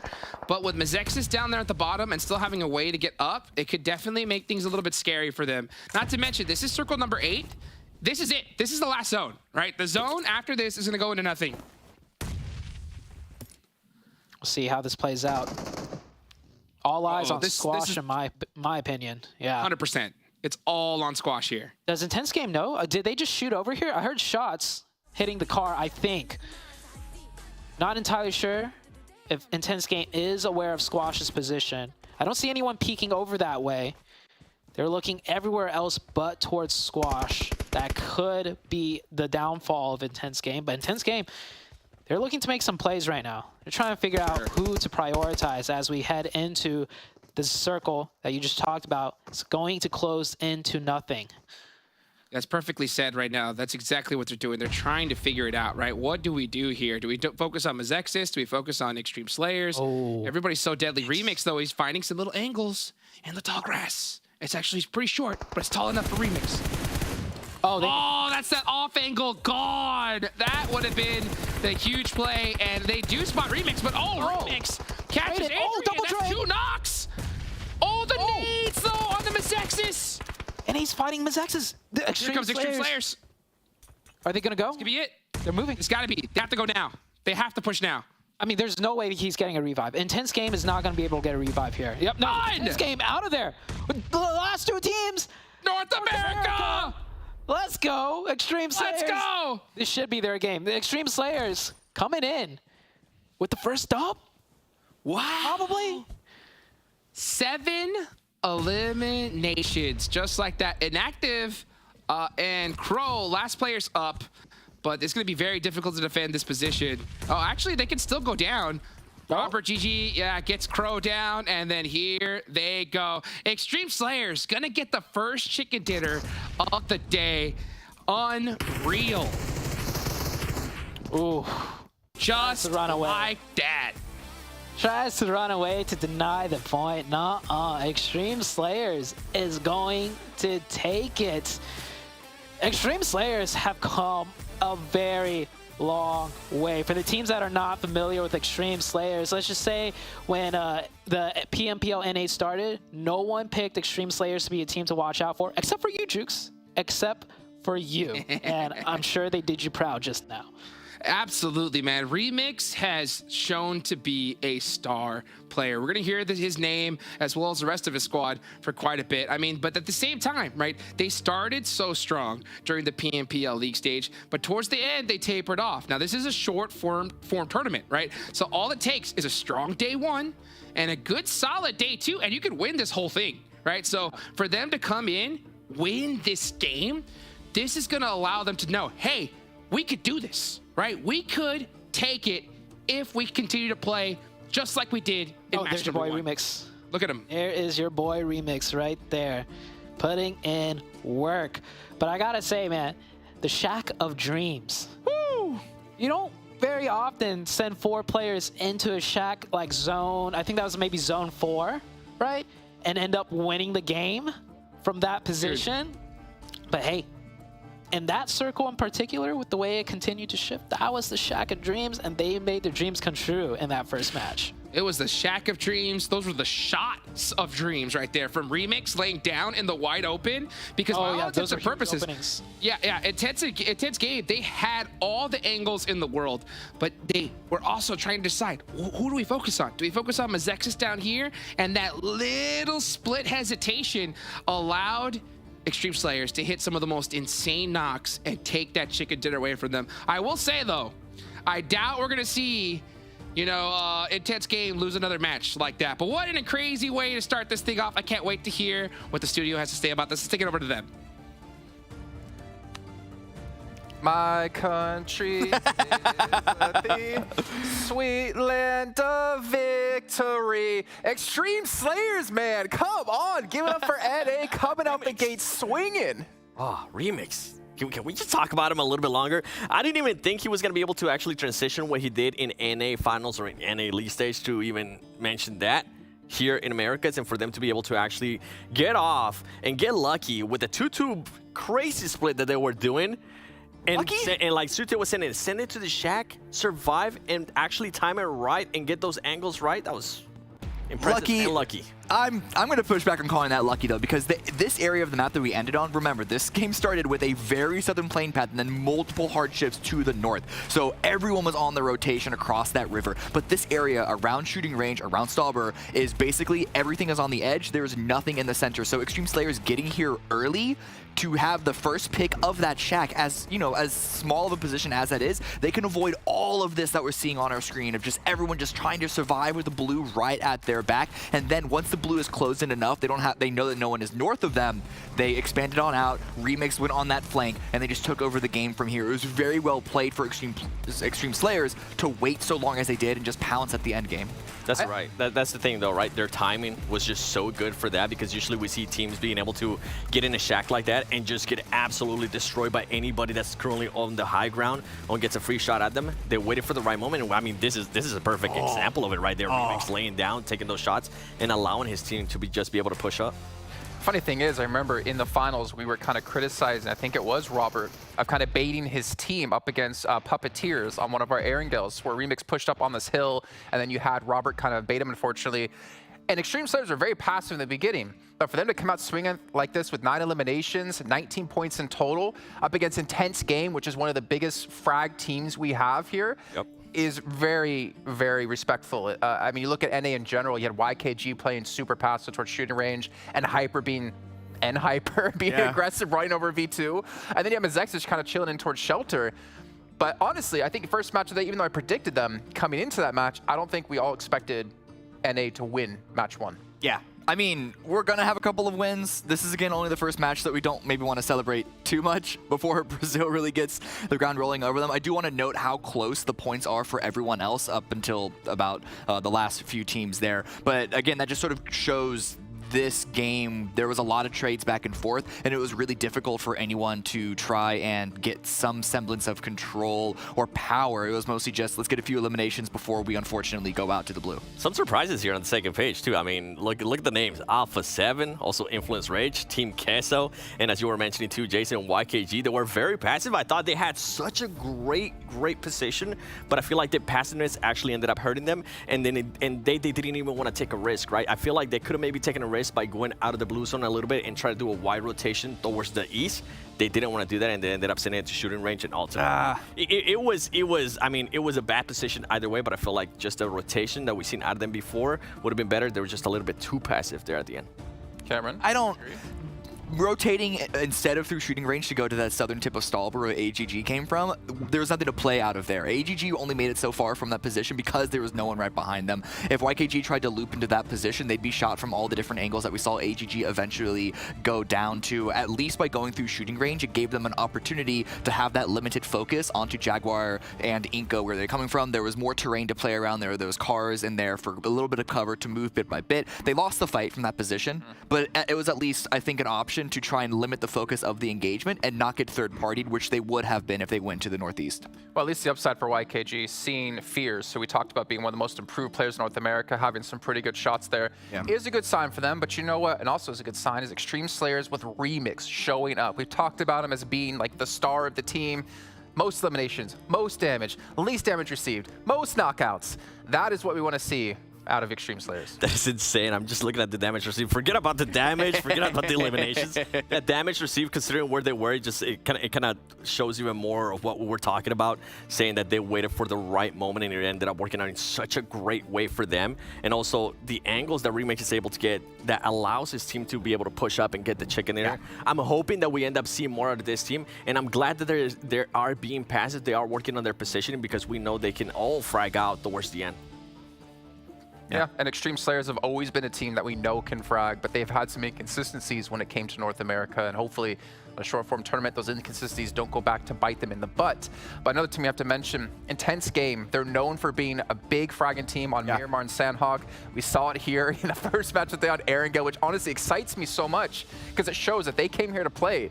And to be honest, I am surprised at the amount of teams who did get points. I think we had, what, 2 teams who got 0 points. There were 3 teams, but everyone else had like at least 2. Yeah, and for me, it's awesome to see that like a lot of these teams can compete when it comes to this close quarter combats, like V2 in particular. But let's see Intense Games player stats here and see who was the real stars for this roster.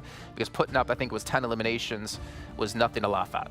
Yeah. This was a really good performance by them. They did have the privilege of being in that Crossroads compound fairly early. They defended it. They had to defend it from influence.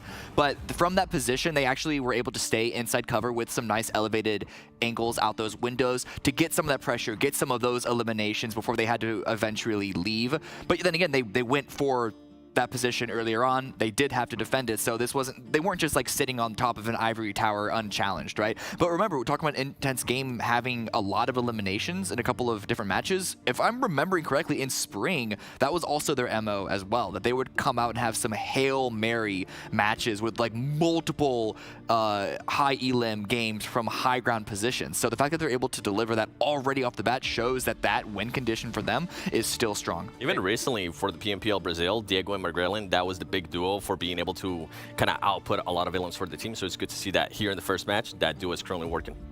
Well, when Magrelin is, going Super Saiyan, as you saw with his name there, you gotta watch out for that as we have the Dragon Ball Super crossover. You can see though, 2,700 damage done for IG. Now, Extreme Slayers obviously only getting 9 eliminations, but they just were focused on getting to the late game, focused on their position, don't get too many engagements.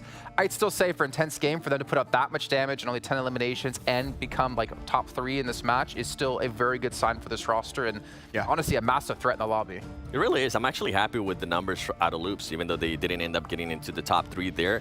They were so aggressive. They were also able to take on to N-Hyper, which N-Hyper, let me take a chance to say, I'm glad to see N-Hyper being aggressive. We kind of saw the N-Hyper, and the casters mentioned this too, the N-Hyper that we saw in NA, which was the big question mark. Are they still going to continue to be aggressive? Are they going to push those fights and try to third party or maybe get a quick little element back off? And that's exactly what they were doing here. They just ended up going up a team that's actually a little bit more aggressive than them, which is Loops, and ended up hurting them. So I want to see how this team is going to end up adjusting with that when a more aggressive team does end up reaching them.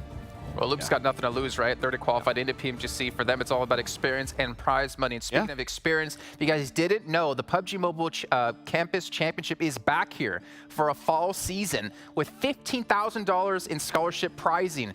And the top 2 teams, not to mention, you get to skip PMCO and go straight into the pro season qualifiers. And of course, this is open to all students attending any colleges or universities in US and Canada. So just make sure you check out the NACE Star League Discord for more information for this one. But gentlemen, it is time to get into our second match of the day. It's going to be on Miramar, and things are just heating up here with our first match done. Let's get things even hotter with Hot Jukes and Sute. USA, USA, USA. Let's go, baby. NA with the back-to-back, you know, first place, second place in that first game. It's got to get me excited, that's for sure. I know you guys are hyped as well. We still got a lot more of this tournament left to go, though. And I'll tell you what, I mean, I'm saying, you know, the nerves that a lot of these players are feeling are ridiculous, right? Especially in day one. So to see 2 NA teams get such a high ranking, you know that's gonna immediately, right, just give that little bit of that stress relief. Now, you know, if they do bad here in game number 2, it could be a little bit rough, but I'll tell you what, you couldn't ask for a better start, I think, if you're any of these teams or players. In reality, that's crazy. Yeah, I think, you know, in retrospect, looking at the top 2 teams out of NA, one was, you know, hiding in a shack. The other was hiding in a bunker. Yeah. So not to rain on, you know, NA's parade, but the zones did work out for them. That was really zone reliant. So we'll see how NA does, you know, and the rest of the game's day and onwards. But I do like seeing, you know, they could at least close out a game. There was an easy world where Extreme Slayers lose that last match to Intense game because they did have 100%. To push out in the open. So, you know, the execution is still there. They got a little bit of luck. So, you know, you get lucky in Battle Royale games here and there. But to capitalize off that luck is the important part because you don't always get lucky. So I wonder how much more luck can go the way of NA, or maybe we'll have to see, you know, NA really pop off and fight their way every zone and etc. But I'll tell you what, Intense game, they made it work. They put up the damage numbers. They were at what, almost 3,000 damage? For sure. Just fighting everyone, pushing everyone away, fighting their way in. Alpha 7, we didn't see much out of them in that first match. That's another team that is definitely going to turn up at some point. So there's still a lot to watch out for. Yeah, 100%. I mean, when it comes to that zone, I think MEZEXIS definitely got zone blessed. Extreme Slayers got a little bit of that zone love. At the same time, though, to win that game, when you have one of the most dominant teams, right, on this side of the hemisphere, right, with all the vision in the world, right? And not to mention, we saw the stats, right? Remix, so many eliminations, so much damage, only 81 damage received. That is hard to do. I don't care how blessed you get. That is pretty insane. So a great way to start off. And again, yeah, Intense game, just doing what Intense game does. But let's see if they can do it again here in Miramar. When it comes to NA teams, my eyes are going to be on Hyper, right? I think this is their map. They're obviously got those rotations pretty rock solid. They love that high ground. I think their biggest struggle, though, when it comes to this, is they got to watch their timing. They got to rotate fast, and they can't get caught off guard. It's different in the PMPL Americas stage. And Hyper, we saw in NA, right? They get the zone every single time. And yeah, sure, you could say it was a little luck, but that's also because in NA, they could control so much real estate so freely that they just set themselves up in the center zone. Like by circle 3, they could just pick it and they'll have it. But we did also see in Hyper, you know, have to really fight and navigate their way into zones as well, and they also do that beautifully. So they could pull off both.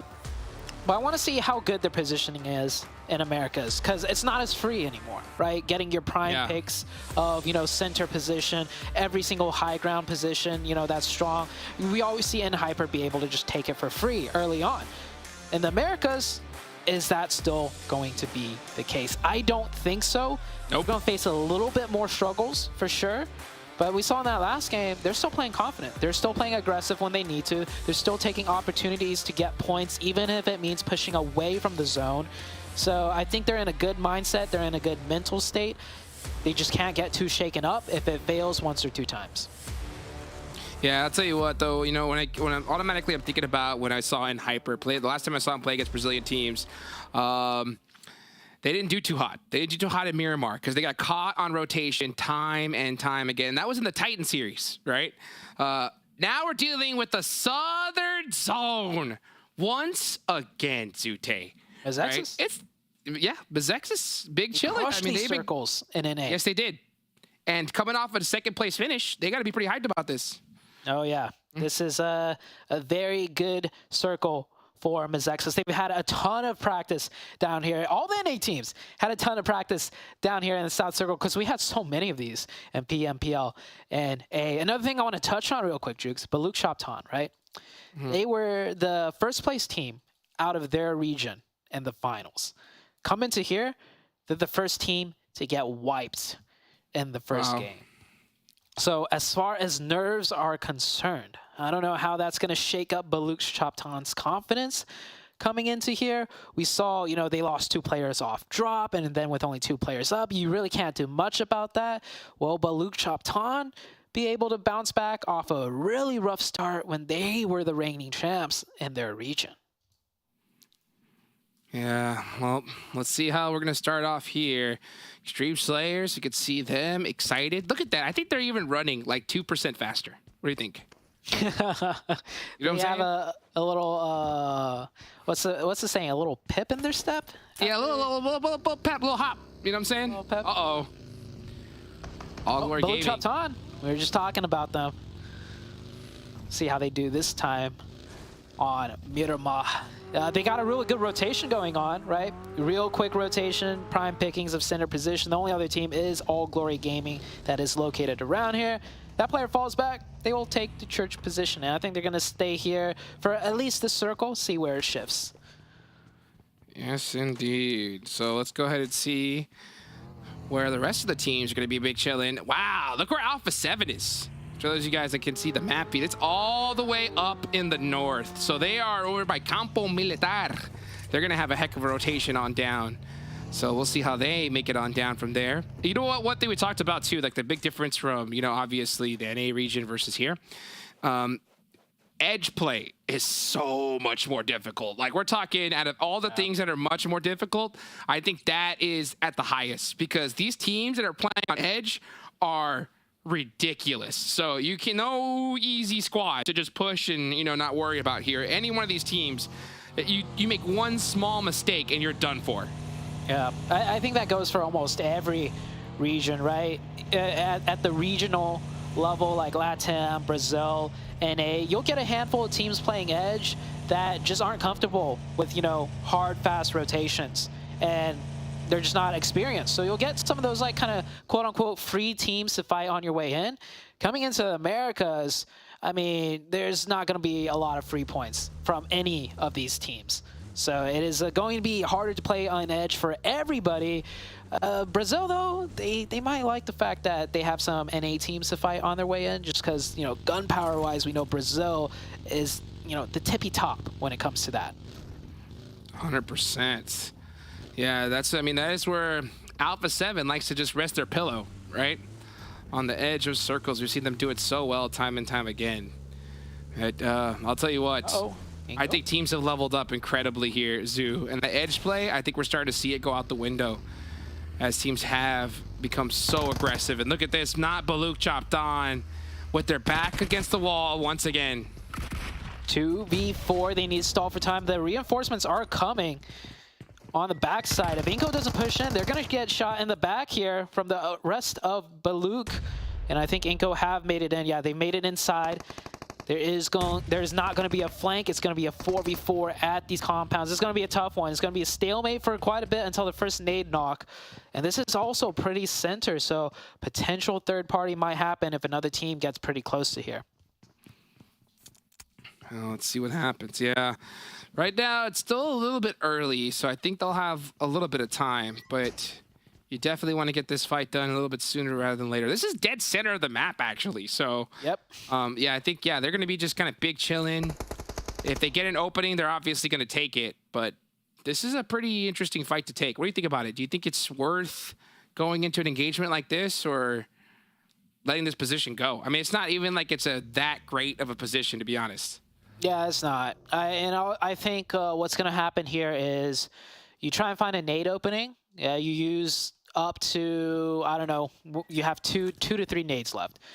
This is not a fight where you want to throw all of your nades. This is not a fight where you want to, commit too much, because even if you get a knock, it's such a tricky, fight to navigate. These little complexes, so many hallways, so many corners. But INCO, they're going to keep looking for something here. They're feeling confident. Squash throws his last nade, and it works. He commits the util, finds a knock, but is the follow-up going to be clean enough? Squash pushes up just a little bit. JR fires some shots back, not able to connect. And just like that, off of one opening, they're going so aggressive. Here, he's got the Uzi. INCO looking to take some time, gonna go ahead and just reset a little bit. Oh, BULUC. BULUC CHABTAN just getting picked apart. Nice shot there from Kardik. He's gonna open up, he has to hit this next one. Oh, he's in trouble. He's gonna try to rotate around, he does make it in time. Missed with another return knock. Tries to get the double, can't do it. It's all up to Kardik. He has to get this done sooner rather than later. He has to push. Yep. He gets one. Goes for the first 81 HP. He knows he needs a little bit more. Bop! Oh, so close. But, obviously we saw Vitaly there with that right hand priority. He had that advantage and he took it. So INCO pushing up, taking that fight. So BULUC CHABTAN, the first place team out of their region, first to go down twice in a row. As we see some shots that we missed. Wow. We were just talking about Alpha 7 on the edge fighting their way in, and that is why you do not want to run into Alpha 7 on the edge of zone. No, you do not. And, oh, wow. Actually, I believe it was Remix all the way in the back. Getting caught by Alpha 7. He is done and dusted. So, play zone does catch a Revel, but they're going to be able to pick him back up. So, Extreme Slayers, right? Getting that curse of a strong game and going into a rough one immediately after. There's no shack. No shack of dreams for them to hide in this one. So, down to 2. We'll see what they can make do. MEZEXIS is still in a great spot on the south side, of course. We mentioned that at the start of the game. We'll see if they could keep the momentum going from game number 1. And Hyper rotating their way in. Look at that. And Hyper no longer, getting the prime pickings of center spot. Very curious to see how they're going to play the rest of the tournament out, as, obviously rotations not as free anymore. And speaking about free rotations, that is not going to be a free one for them to make in the bus. Can they make it out alive with all 2 of their players on that bus? They make it over the ridgeline, but Team QUESO nearby as well. Mufasa trying to find some off angles. He's going to probably need to get that support going quick. And then Hyper, wow, the bus of dreams. The needle, yeah. It's smoking. It's smoking. He's in trouble. GK first has to hit some shots here. Oh, he barely skids away. Wow. Wow. Hey, into the center. They got some nitrous in that bus. You know what I'm saying? They got, okay, not center zone, a little off center, but in a great spot in the zone. They got some rotational skills. Whew, that bus. Yeah, if any one of us was driving that bus, we're done for. As more teams rotating in, Rise rotating right by Team QUESO, following in Hyper's path, and that's a lot of heads peeking out over that ridgeline.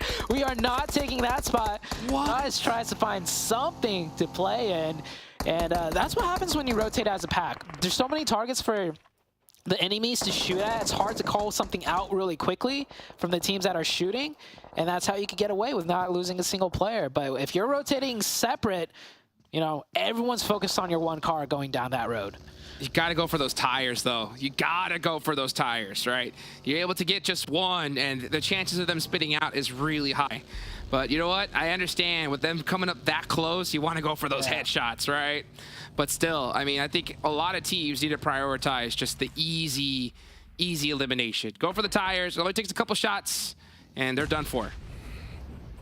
YKG on the east side going against Team Jaguar. Jaguar had a very decent first game, got really warmed up. They picked up 6+ eliminations. So they've already, got some points under the belt, a little bit, fingers more warmed up for fights. YKG didn't get anything. So we'll see how YKG does here. This doesn't look like a fight on the edge that's going to be a full committal unless we see 1 to maybe 2 openings even. And the circle's about to shift too. So we'll see where the circle goes, and it might dictate how that fight plays out. As you do see one of the Jaguar players, look on the far east side, Simple, rotating into the blue onto YKG's flank side. That might come into play. Yes, it will. And next zone's about to pop. We're going to go down to the bridge, imagine. Okay, well, we are going to get a southern shift. Here we go. Minas del Valle. And we see Extreme Slayers, dead center. Everybody playing so close together. YKG going to have to make this push right now. Literally right now. Because, yeah, they only have 40 seconds on the clock. They have to. I mean, give Simple like another 10 seconds. He's going to find an angle. Yeah, now he's rotating fully straight onto the backside. And I think YKG knows, so they're just pushing right into the open. Shotgun in hand at that distance. Not the play. Yeah, I think YKG really feeling the pressure from Simple. Even if Simple didn't pop off any shots, it forced Chico to kind of make that play, which was not favorable for him whatsoever. One down for YKG, only 3 up. They're pinned in, all sides covered. Oh, wow. Simple. And this is, YKG was, you know, as far as NA goes, one of the best teams fighting in from the edge. And this is how they're dealt with at this Not a good sign. In the tournament. Yeah, no. I mean, that flank by Simple, I called it out before we even went back to this fight. That was the play. You don't see that out of NA. Teams that get pushed on the edge, you don't see one of them send their players out into the blue zone to flank the team that's pushing them. This is something that YKG is not used to whatsoever.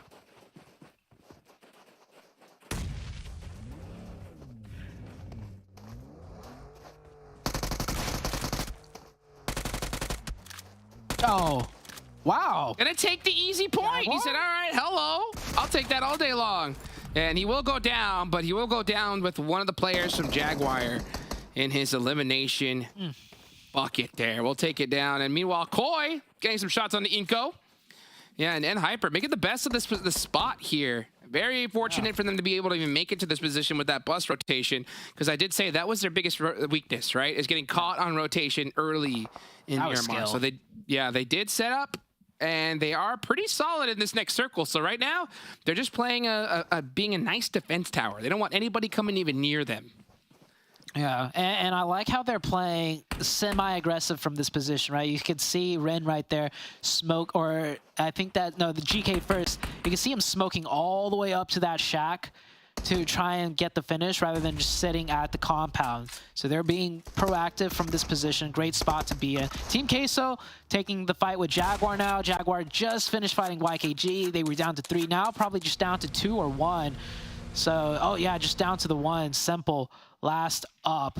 So Jaguar win that fight. I think if they kept all 4 up and didn't make that mistake, you know, that solo push, they might have felt a little bit more comfortable taking a fight against the team as 4 players, but ultimately having to split up with 3, now down to Simple. Next shift comes out. Center's right on up. I think everyone's prepared for this. Alpha 7, my eyes are on them now. We didn't see them in game number 1. Now they're in the late game with 4 up. And fighting in from the edge, that's exactly how they like it. Oh, boy. Well, let's see. I'll tell you what, one team that is playing from the edge is V2. And V2 is all the way down in Los Eagles. They're going to have to go for a swim. So not a good rotation for them. Meanwhile, Juancho and the rest of PASSIONFRUIT up on the high ground. Making some things happen. And where are they at in the zone? Okay, I see them there on the north side. QUESO's pushing up to them. Actually, that's going to be on the east side. Yeah, east side of the map. Oh yeah, QUESO is pushing up onto them. Wow, the aggressiveness. Juancho, I don't think was ready. Oh, actually, he was. He said, where are you coming up? Nice knock there from Juancho, and that's going to back Team QUESO off big time. Yeah, very overzealous push by... Uh-oh! But the nade. Zuko goes another down. One's coming. You got to know another one's coming. Yep. Ooh, that hurt. QUESO making a lot of ground. Nate trying to find an off angle on the side. The terrain here is very tricky to work with, though. These hills that wrap around could give a lot of coverage for QUESO to work with. So Nate not able to find a free opening from the side. Team QUESO pushing up. Here we go. Nate finds some shots onto the last buggy player rotating up close and personal. Nice he gets the 1v1 win. Almost goes down himself, but now QUESO down to 2. PASSIONFRUIT with 4 up. I do like the commitment from Team QUESO. I like the fact that they said, you know what? We got to take this fight if we want to be able to stand a chance here. They do get a knock on a nade. Are they going to be able to turn things around? One DBS shot will do it, but no. PASSIONFRUIT shutting them down. So 4 eliminations and a nice win for them. I mean, they wanted to get a nice squad wipe early on. They have this side of the zone pretty much to themselves here, so they're going to have a pretty easy rotation on in. They do have to worry about it in Hyper, but not too much. Long range in Hyper? Oh, wait. No. Oh, wait. No. Oh, wait, no. They have to know it's PASSIONFRUIT. If they were keeping an eye on the feed, they'll realize that this is them. Yep. Oh, Zuko's not going to get up. He's going to get thirsted immediately. Yep. And I think PASSIONFRUIT pushed this. PASSIONFRUIT is like, we're on low ground. You guys are on high ground. We like high ground. So that is a really good opening too for them, because if you look at the map, this whole eastern side is pretty much free if they take out PASSIONFRUIT. So NHyper are going to look for every opportunity they can. And I like how NHyper's doing this. It's not a full-on straight committal. It's a little bit halfway, finds an opening, move up a little more halfway again, try to find the M249. Yeah, Nate would have hit that with the M4 for sure. The recoil just bouncing a little bit too much. Let's see if PASSIONFRUIT can hold another defense with a man down now. I'll tell you what, though, Valak or any of them have a nade. That's all it's going to take right now. And Hyper realizing that, okay, we made a little bit of a mistake here. Got a little bit too aggressive. Oh, here comes the nade I was talking about. Valak from downtown. No. Oh, it tapped him up pretty good. Tapped him up pretty good. Here comes another. Juancho throwing one. Using that elevation. Oh! Got him! Juancho with the laser nade. And now NHyper's in huge trouble. Are they, though? Oh, yeah, I think they are. Oh, no, that tree in the way. Oh, watch out for that tree. The tree. GK of the jungle. Watch out for that tree. He's down. And the rest of NHyper are in huge trouble here. One mistake is all it takes. Koi's going to go ahead and send it on in. And, man, PASSIONFRUIT going to rack up the points early on. Okay. I like the plays from both sides, you know, NHyper. We always love seeing them try and take opportunities. That time, it just didn't work out, and it'll happen. It'll happen. Imagine if it did work out. They get the whole east side for themselves, right? So there's always a risk with everything. Well played for PASSIONFRUIT. That nade really did it in, and that buggy, by the way, was missing the front wheel. That might have what caused the car to swerve just a little bit right into that tree. But the fight continues on elsewhere as we have Influence going against the MEZEXIS. MEZEXIS in a tough spot now. Skyline gets the opening. Oh, might find two. Influence CHEMIN getting cut down. Wow, what an angle. And look at that Skyline. Oh, having to switch guns. Gonna get the quick reload. And just like that. Wow, Crow with another great shot here. Influence range, most likely gonna go down. Oh, never mind. Law, almost had it, but it's gonna be Skyline clutching up 3 of those 4 eliminations. That was a great fight from MEZEXIS against Influence of all teams. It's great to see. NA, they can get it done even at this stage. As Loops now having to go against All Glory Gaming on the northern side. Very close up fight. The shotguns come through. 2 of All Glory Gaming down now. Loops finding the angles now. All Glory Gaming. Chance. Loops making that fight look so easy. Chief made that look easy, man. I mean, that man had a heat-seeking sensor on that 3X. Way to lock it down. Meanwhile, MEZEXIS, after a nice fight, taking out one of the top teams in the lobby. I'll tell you what, I told you about confidence, right? These guys have to have it. Baton is a monster. If he gets heated up, they're going to definitely be a problem. So let's see if they're going to be able to get that res. Meanwhile, they have to watch out for Rise. They aren't in this next zone, so they have plenty of room to breathe here. So they should be able to get this res. As you can see, a ton of smokes come out. Yeah, but Rise is on the push. Here they come. That nade looks good. It looks real good. That's deadly nade right there. Even that nade doesn't connect. Rise is going to keep looking for this. MEZEXIS is crunched in. The team to their northern side, Loops, Ayala looking their way, and on their south side, Rise is pushing over the hilltops. MEZEXIS is caught in a very tough situation now. Down to 2. I don't think they're going to make it much further into this match when the zone shifts off of them. Oof. Well, let's see. They do have some vehicles, but yeah, even if they try to go the other way, they're going to go right into the line of sight of Loops. So they're going to have to probably most likely hit a good nade onto Rise. If they do, it's going to work out for them. But it's so hard to hit nades in this position. Actually, I think Rise, with the zone shift, they're going to give it up. Oh, never mind. That knock. Yeah, now they got to commit. Yeah. Or do they? Or do I think they do. Yeah. They definitely do. They have all the sight lines in the world with Mufasa down here. There's a couple more nades might come in here, and things will definitely finish up. And they can take the time here because Rise is chilling. They have the west side of the new zone all to themselves, and the only team that's going to contest them is MEZEXIS. So take the fight now with MEZEXIS, where they're in the worst spot possible. All right, well, MEZEXIS, yeah, they do have a vehicle to work with. Rise, I think, is going to focus on trying to get into this next circle. Yeah, so they're going to give it up. Huh. Yeah, they're going to give it up. I don't know how I feel about that. Maybe they're actually looking to get hill priority. Still gatekeeping. Yeah, they're still gatekeeping.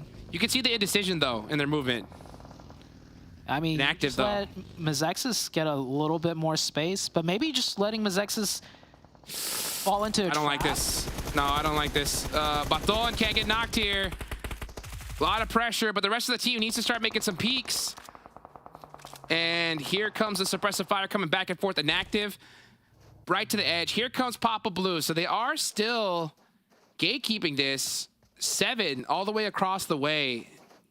Has an angle, but it's not that great. So it's pretty much a 3v3 in this situation. Mufasa just left the angle from the bottom, which gave Rise a cross against the MEZEXIS team. Let's see here. Doo-doo. And you can see Rise really having to fall back now, giving so much room for MEZEXIS to play with. What do you think about this? Baffled.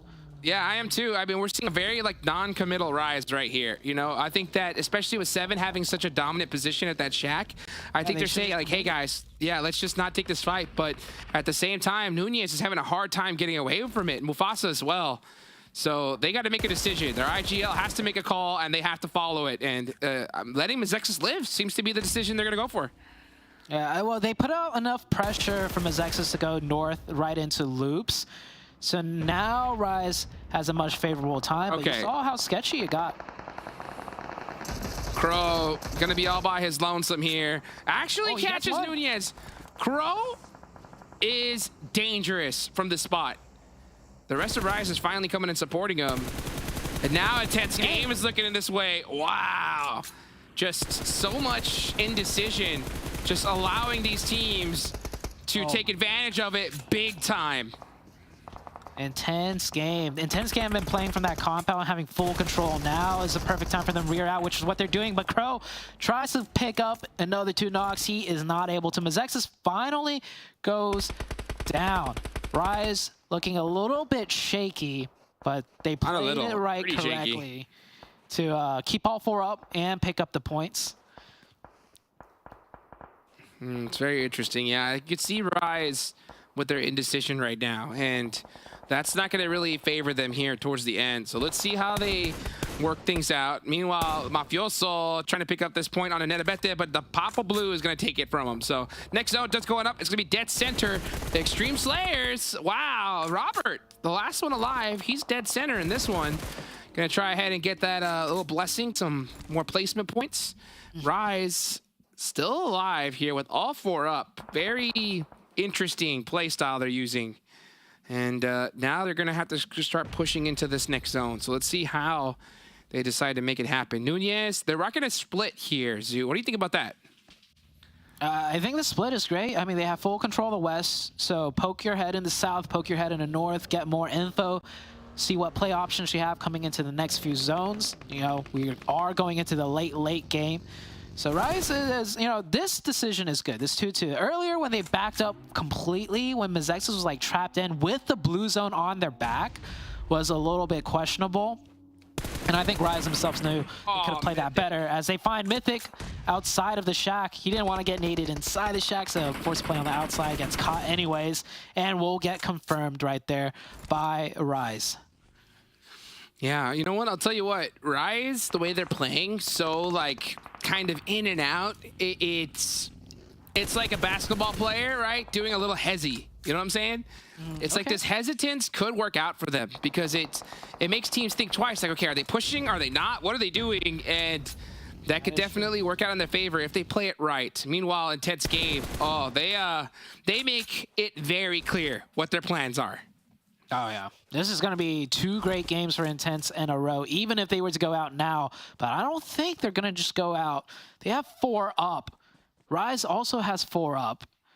But it's only these 2 teams with a full roster right now in the lobby. Alpha 7 has 3. That's always dangerous, even if they're down to 2, right? Alpha 7 pack a lot of punching power per member. It's going to come to the next zone shift to see what happens as everyone has come to a standstill, it seems.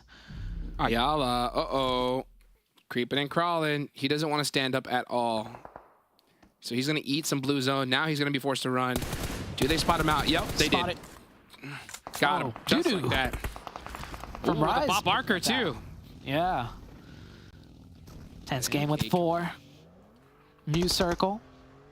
Or is this a new circle, or is it just closing in again? I think that is a...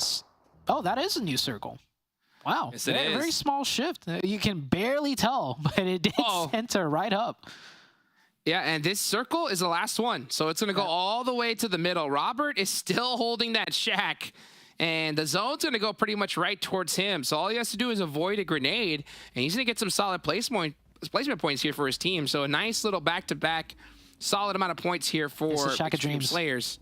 It's the Shack of Dreams. Best Shack team there is. Extreme Slayers. Can they pull out a chicken dinner from this position, though? That will be the real Shack of Dreams if they can somehow pull a chicken dinner. And potentially, if it goes perfectly their way, right? If Intense Game and Rise slug it out with Alpha 7 coming in a third party, cleaning stuff up, you know, it could come down to a 1v1 for Robert. Just throwing it out there, you know, it'd be a great miracle for the side of Extreme Slayers. It could happen.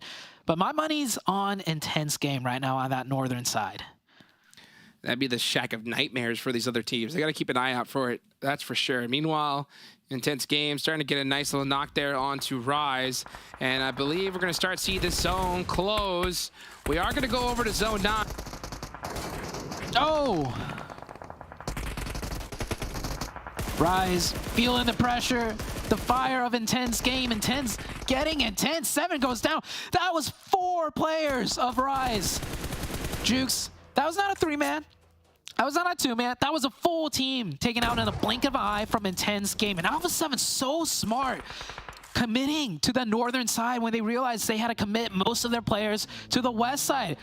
The play IQs out of these teams in tip-top form. We have a 3v3 v1. Here they go. You can see a Grelin there trying to get some shots on the Mafioso. Robert does get spotted, but he's going to be laying down, not moving a muscle. And Senatexa with this nade. That could be it. He's going to know. Robert has to know that nade's coming. Yep, out the doorway. Barely avoids it. Whew. Lives a little longer. How much should they commit, though, to the solo? Oh, that molly looks good.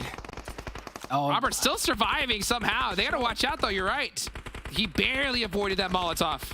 Yeah, the bigger threat is Intense Game. As Intense Game find a knock onto Mafioso. Uh-oh.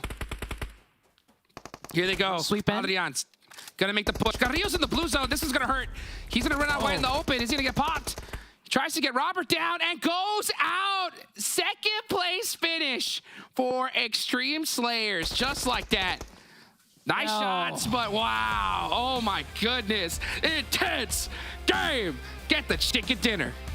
Intense Game with back-to-back strong games. The first one, I think they went out in 3rd with 10 eliminations. They were 2nd overall, you know, with how much elimination points they got and a good placement. Now with this one, getting the chicken, and I didn't even get to see, I didn't recall how much eliminations they got, but Intense being Intense, I think they racked up a lot of eliminations. This is the team, Jukes. I just want to go back to it real quick. Go ahead, go ahead. They hot dropped in the show match. Aerolith Lab wiped out 7 other teams that hot dropped. They didn't win that hot drop by chance. They are showing why they can hot drop anywhere they want and take out any team they want to fight.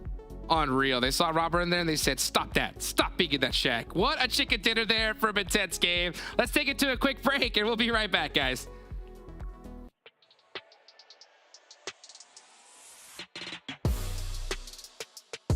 think our direct opponents are Brazil teams for sure.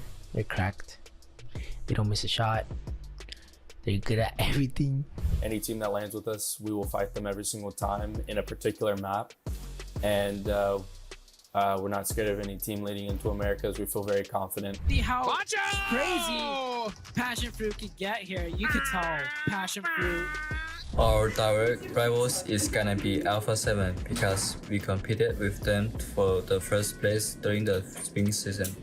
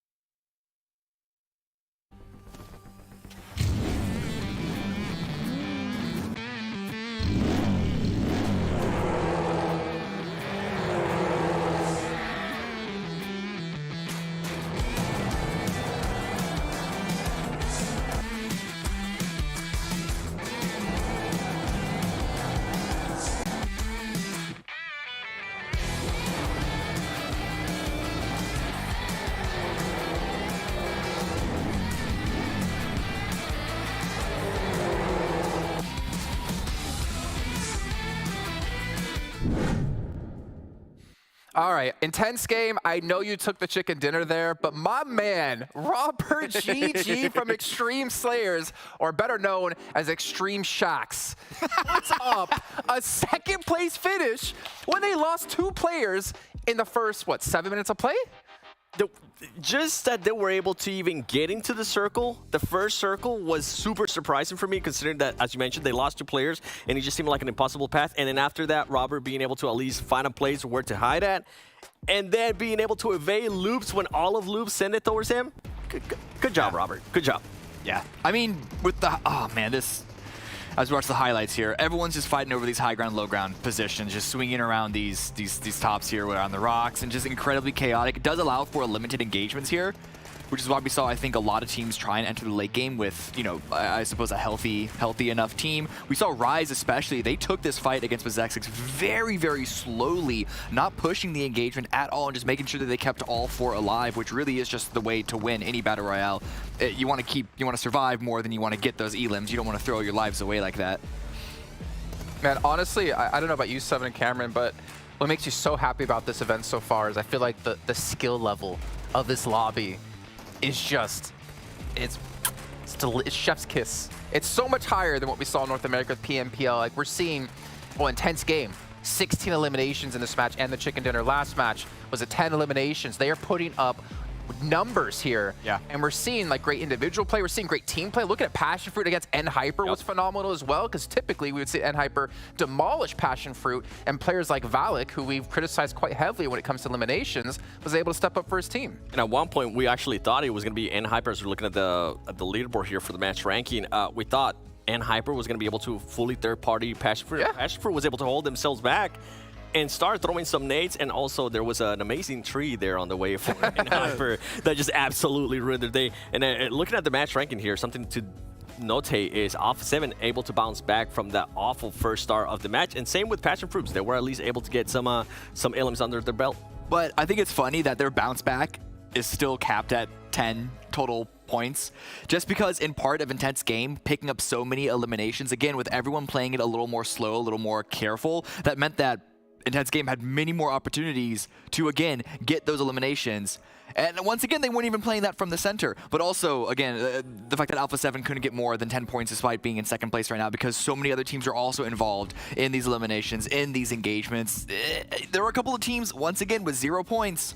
Well, but there are a couple of them that are different. And so I think by the end of today, we might be seeing a very, very even overall leaderboard. Well, I think it's definitely possible unless Intense Game keep running away with it like they're currently doing. Yeah, that's true. But BULUC CHABTAN, yes, the also team, them. the champion from Latin America, goose eggs, 2 matches in a row. Influence Rage, another champion, 0 points, which you can have once in a while. But yeah, but they didn't get that many points the first game either, so it's not looking great for them too.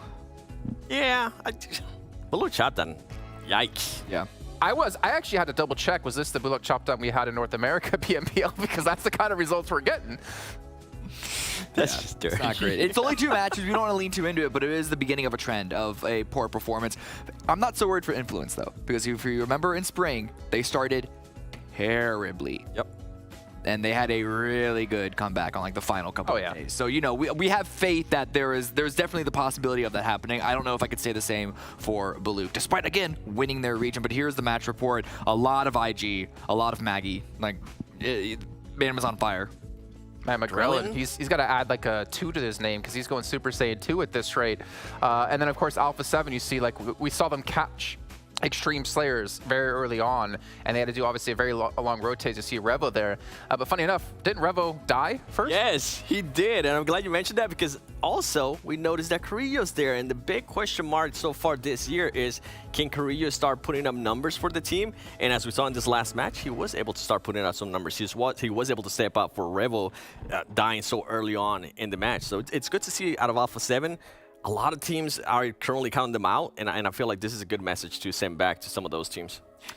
Yeah, we were talking about Alpha 7 on the way here about how, oh, are they washed? Can we count them out just yet? They still got 6, right, in their region. They were still competitive throughout, and I'm not saying that they're going to be dominating this whole thing because, you know, you'd imagine they'd put up even better numbers than they did in Brazil in order to make that argument. But, like, Brazil's a hard region. You know, I think Alpha 7 are still big threats. They're incredibly experienced players. There's always going to be that possibility that something just unlocks and they will go back to their almost world-beating ways. Well, I'll say this about Alpha 7 because we got to move on. We got so much more to talk about. For me, I don't know, man. I'm not convinced. I haven't been convinced for a while out of them.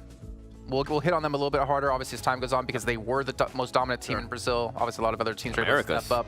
In Americas. But one team that has been stepping up here, Intense Game, man. We got to take a look at their stats in the first match up against their stats from the second match, because this team put on a clinic, 24 limbs. They have more points, I guarantee you right now, than most teams have combined. Or sorry, they have more points eliminations than pretty much every team right now in our lobby. That's what I'm looking at, the eliminations. For them to start off like that's just so impressive to me. Also the damage as well, being able to be over 2K. They continue to be aggressive, they continue to get angles, and you're seeing some of the other players, especially like McGrellin, you're seeing him being able to push the team forward in a way that he's able to create those angles, right? He's able to create those openings for the team too by being able to pretty much get those knocks, get those elements, and make the team push forward. Right now, I mean, it's only 2 matches. We'll see if this remains consistent, but at the very least, we know that if Intense Game were given the freedom to set up their position post up, they know how to extend that into a strong performance. Like, they're not looking at, oh, we can win one team fight and then see what happens. It's very much like we're in the mid. Once they hit the mid game and they're stable, they're just locked and loaded. Confidence, man, is insane out of this team. And obviously, we got to take a look at our overalls here as well to get an idea. You can see here, they have 39 points. 24 of those are from eliminations. And Extreme Slayers in second have 25. Confidence is running high, but let's be honest, for Intense Game, every match they have like this gives them one extra match in the pocket that they could potentially not have a good result on and still maintain a top 3 performance. They have 1 elimination point shy of second place's total points. Their placement points is more than 4th and below's total points. And again, 2 matches, a third, and a win will definitely do that to you. We'll see if this maintains if they're not given the same opportunities to execute on their game plan going forward, right? If, you know, say something happens or they get shifted off of and they have to play a salvage game, what happens then? But like, this is still such a scary start. Oh yeah. Something that you want to see out of a team, right? That wants to be challenging for that championship, being able to start off really, really hot, and hopefully they're going to be able to continue that. I don't expect them to keep on getting those 10 elims, but I won't be mad if they're actually going to be going to do that. As we go here towards the second page, Passionfruit. The biggest question mark for me and for Passionfruit has always been those placement points. 100%. It's currently being exactly that. You can see just one placement point, and those elims, that team needs to figure out how to be able to maintain their players alive towards the end, because the elims, as they have showcased on the finals of NA, come a lot easier to them. Don't get third party by NHyper. That'll help. Well, yeah, it ended up helping. That being said, I actually don't know how successful they would have been breaking out of that hilltop if NHyper just weren't there at all. That would have been a very rough run from them to go west to east, because Alpha 7 were going to be holding that angle either way. But still, I was actually very confident in Passionfruit after they won that fight. It looks like they were stabilized and they cleared out enough space to be able to make a go for it. If it wasn't for NHyper. Even the fight with Team QUESO that they won too earlier before that fight with NHyper, that was such a good confidence booster too for that team. Well, Passionfruit, they did show they have the ability to adapt and progress through on, but it took them 3 different weeks to do so back in PMPL NA. But you know what? Maybe they pick up one of these bad boys here. Monster Energy, our official energy drink partner here. You can take one and unleash the beast, and maybe they'll be able to do so. But it's going to be tough, guys. They still have obviously a lot of matches to go, but so far what I've seen, been very happy from all these teams, and we're going to be heading into our third match of the day now with Erangel once again. Remember, have it 3 times in the day. Time 2 coming up now with your 2 casters, Hot Jukes and Zute. Here we go, folks. Back on over to good old-fashioned Erangel. I'm excited for this one here because we saw some liveliness from North America teams that we were talking about. We heard the devs talking about Passionfruit. You know, I think you just got to believe in Juancho. You got to believe in Juanchito. You got to believe in Nate, Valak. I mean, I'll tell you, the squad's got what it takes. I just think that, you know, now nobody expected them to come out just ripping strong. Right? I think they definitely need to adapt to this lobby. So for them to be able to get, 2 squad wipes, I think is a good start for them. But they need to get started sooner rather than later, especially if they want to make sure that they can get that slot on over to the big show, baby, the PMGC League stage. That's what these teams are hunting down. And we're going into the second Erangel, third match of the day, with not too bad of a playing path. What do you think?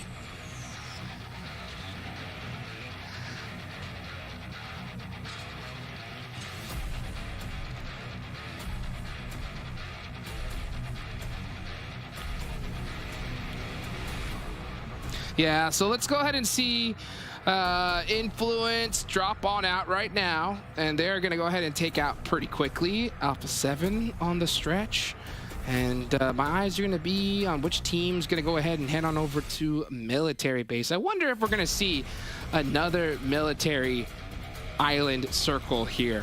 If we're going to see one off the rip, that's going to be interesting. But so far, so good. Last game, the first Erangel, we saw a tense game, and I believe it was Influence right on the north side holding that compound, sharing those houses. I love the fact that we saw both of those teams big chilling together, right? Almost looking in one direction, the other one looking at the other, and trying to get the best placements that they can possible. The zone did shift, and Influence had to push them. But at the end of the day, I'll tell you what, it's plays like that that really get me excited. Meanwhile, we're going to see the first zone go on up, and we're going to head on over to the west side. So a nice zone for MEZEXIS, Passionfruit, Team QUESO, even YKG. YKG heading on over to Primorsk uncontested, and they're going to be pretty big chilling here in this circle. Meanwhile, take a look, Alpha 7 having to come all the way from the Povka. Man, I'll tell you what, Alpha 7 have not been getting any breaks when it comes to circles here off the rip. So we'll see how they decide to make it happen. And here we go. Uh-oh, it does look like we're starting to see a little bit of action down in the center of the map with Passionfruit and MEZEXIS. Mighty close to each other, but I think Paton might just be able to sneak away there, so good for him. Meanwhile, down in Military Island, we see Loops and INCO. That's a very interesting position with this circle because they can either decide to go on either bridge up north or take a little bit of a boatate to try to get there as well. So my eyes are going to see how they rotate onto this one. Well,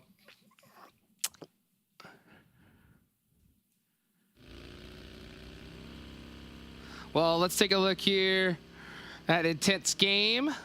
Making a little bit of a push on over. And looks like they're going to maybe, are they going to loot crates? Nope. They're going to pass up on crates and decide to head towards South George. So a very safe rotation for Intense Game. That's interesting. They're probably going to get looted up like crazy over there. And then most likely head on south. Maybe even to that compound just south of Everest. That's a really dominant position for a team like Intense Game. So I wonder if that's a position they're going to take. So right now, so far, so good, folks. So kick back your feet, relax and chill, because right now we're going to see this looting stage. No hot drops here off the rip. But I have a feeling we're going to see some teams get into it, especially in zone number 2. Zone 2 is going to pop on over and definitely make things interesting. So let's see, because, I mean, so many teams are going to have to pass up each other on the rotating on in. V2 might have to deal with something. Wow, Extreme Slayers, actually. This might be a really tough one for them here because Extreme Slayers taking Mill to Power. They're going to have to go through Jaguar and Hyper. So many different squads to get into this next circle, and they know it. So I wouldn't be surprised if we see them just making sure that they're looted as possible and maybe forced to do a late rotation because by then, everything in the center is going to be taken up for them. So not the best start to match number 3, at least position-wise. But if they just keep doing what they've been doing, because I tell you what, Remix and Squad, they've been hitting them shots. As we take a look now at INCO deciding to actually loot up crates here, and this is over in Novo. So they're going to be here for a hot minute because, man, I'll tell you what, I missed the days where these crates was one of the most hot drop locations in the map. We used to go play it. Yeah, you can see some Squash taking some shots there with that pistol because he's mad. He's like, where's the loot? Where's the loot? I remember back in my old days where I used to go to any crates and everybody walked out with M4, 6X, bolt action, 8X, whatever you wanted, it was there. Nowadays, crates are a little slim pickings. And INCO, I think, is definitely feeling the brunt of that. So they're going to have to find what they can and move on into this next zone. And Hyper, okay. And Hyper on the move as well. Getting a nice little early rotation. They're probably going to take that plateau right next to this hill. Actually, or maybe even take this compound. That'd be interesting. I think the hill's a better position, though. That compound, it's a little worrisome because once you commit to it, you're stuck. And it's pretty weak from that hillside. So I like the fact that Hyper is looking to kind of take a little bit of high ground, get some vision, a little bit of intel, a little information for this next match coming on up. Zute, what do you think about that? Guys, this circle right here coming in, yeah, it's got a lot of potential right now. I'm looking at some of the teams that haven't yet rotated in. There's a lot of real estate that is open right now, just dead center. Every team playing a little bit off center that is close around there. So maybe they just don't want to be in the very center of the zone on the first circle because it could easily shift, northeast or south or even west for that matter, and you'll be kind of caught in the middle of everything trying to rotate out. Very interesting. Yeah, so you could see Hyper getting set up, trying to catch some teams on the rotation. That's what they're looking for, seeing anybody that's looking across that field. And nobody even looking to touch it right now. Very, very smart. PASSIONFRUIT looking to take Pachinki Hill. And it looks like Hyper is going to commit to this compound here. That's a very interesting decision because I think they could have definitely tried to catch teams on their way in. But if they're going to set up here, they're going to have to commit to it fully. Meanwhile, Rise. Man, Rise got me questioning them after that last match. Just watching their play style, I see a lot of indecision. A lot of indecision when it comes to their pushes, and it kind of worked out for them when it came to MEZEXIS, but when you go towards endgame, you're dealing with a team like Intense Game, man, they just got demolished. Oh, yeah, Intense Game was the opposite of indecision, right? They get that one opening, and in a blink of an eye, they take out the rest of the 3 like it was nothing. The speed at which Intense Game committed to that, there was zero hesitation. Intense Game, I think they realized, or not Intense Game, Rise, I think they realized, they did kind of mess up in letting MEZEXIS, live that long. Because if they clean out MEZEXIS earlier, they would have had more control of the lay of the land and probably maybe even had an upper hand advantage against Intense Game. But they gave up too much real estate and let MEZEXIS slide in, which led to Intense Game getting that northern control. V2, this is over here on Pachinki Hill. Trying to get into it with PASSIONFRUIT a little bit. PASSIONFRUIT rocking a little bit of a split. Zuko gonna be hugging this tree. Oh yeah, he is down. And Zuko has to be careful. Yeah, because he's getting out angled here big time. Like to see him. That smoke was very nice. Completely cut off that sight line. Uh-oh, Rise is here as well. Things are starting to get interesting as you can see V2 starting to apply that pressure onto Zuko. That DBS was mighty close, though. You got to watch out because one shot's all it takes. Yeah, Zuko dodging and weaving right now. Oh, Rise from the other angle.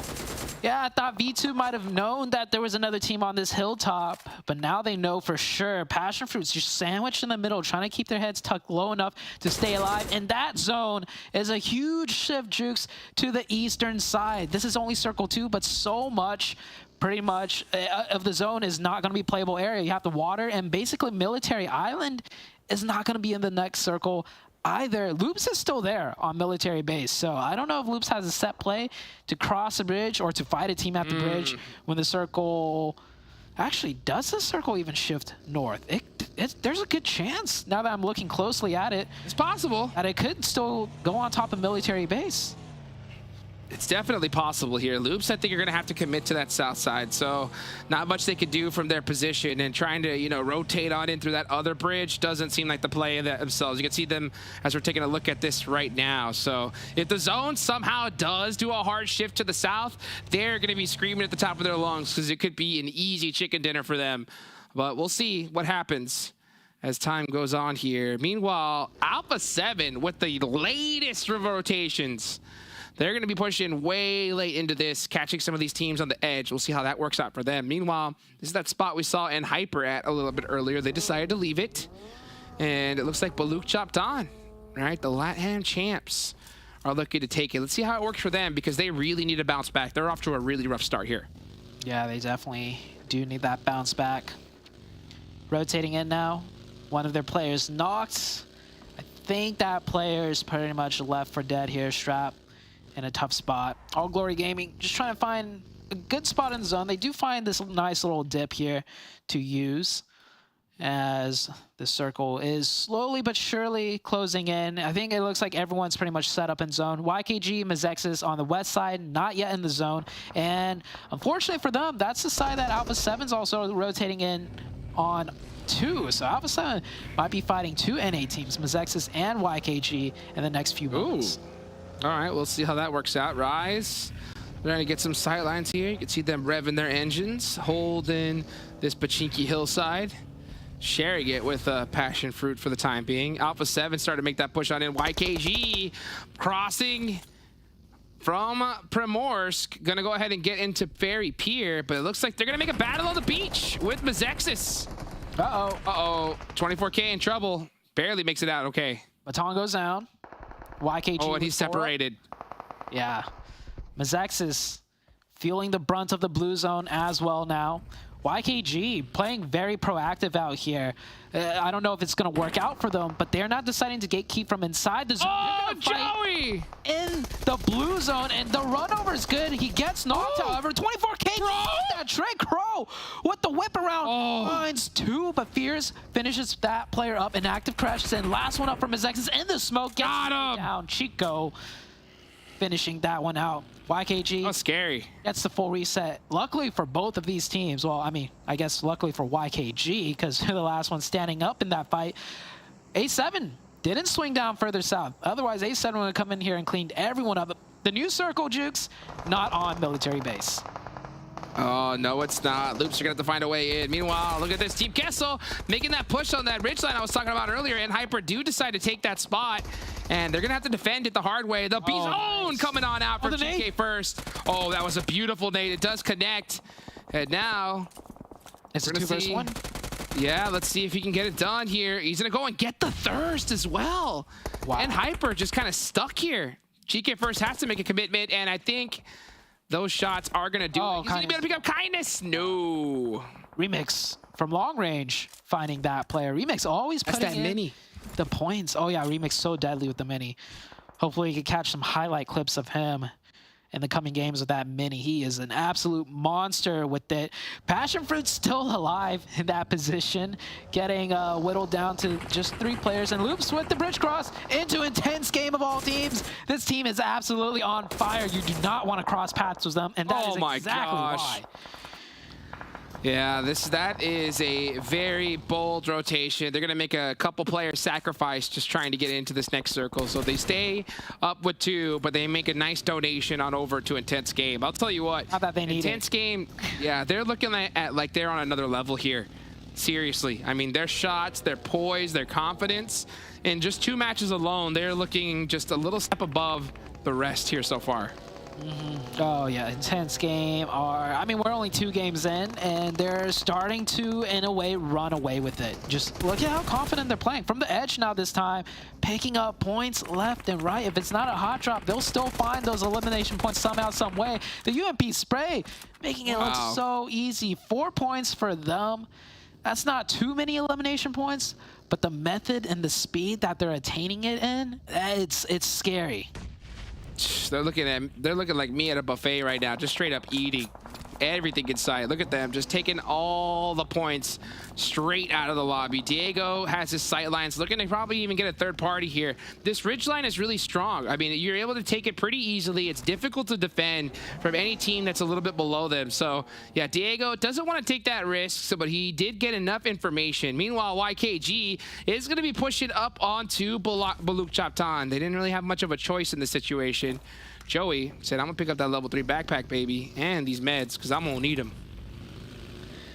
Meds will definitely be needed, because they're going to be taking this fight right here. BULUC. You see him? Close range. Oh, that player spotted out. Joey. Oh. Going to cash everyone. Well, Fierce almost goes down as well.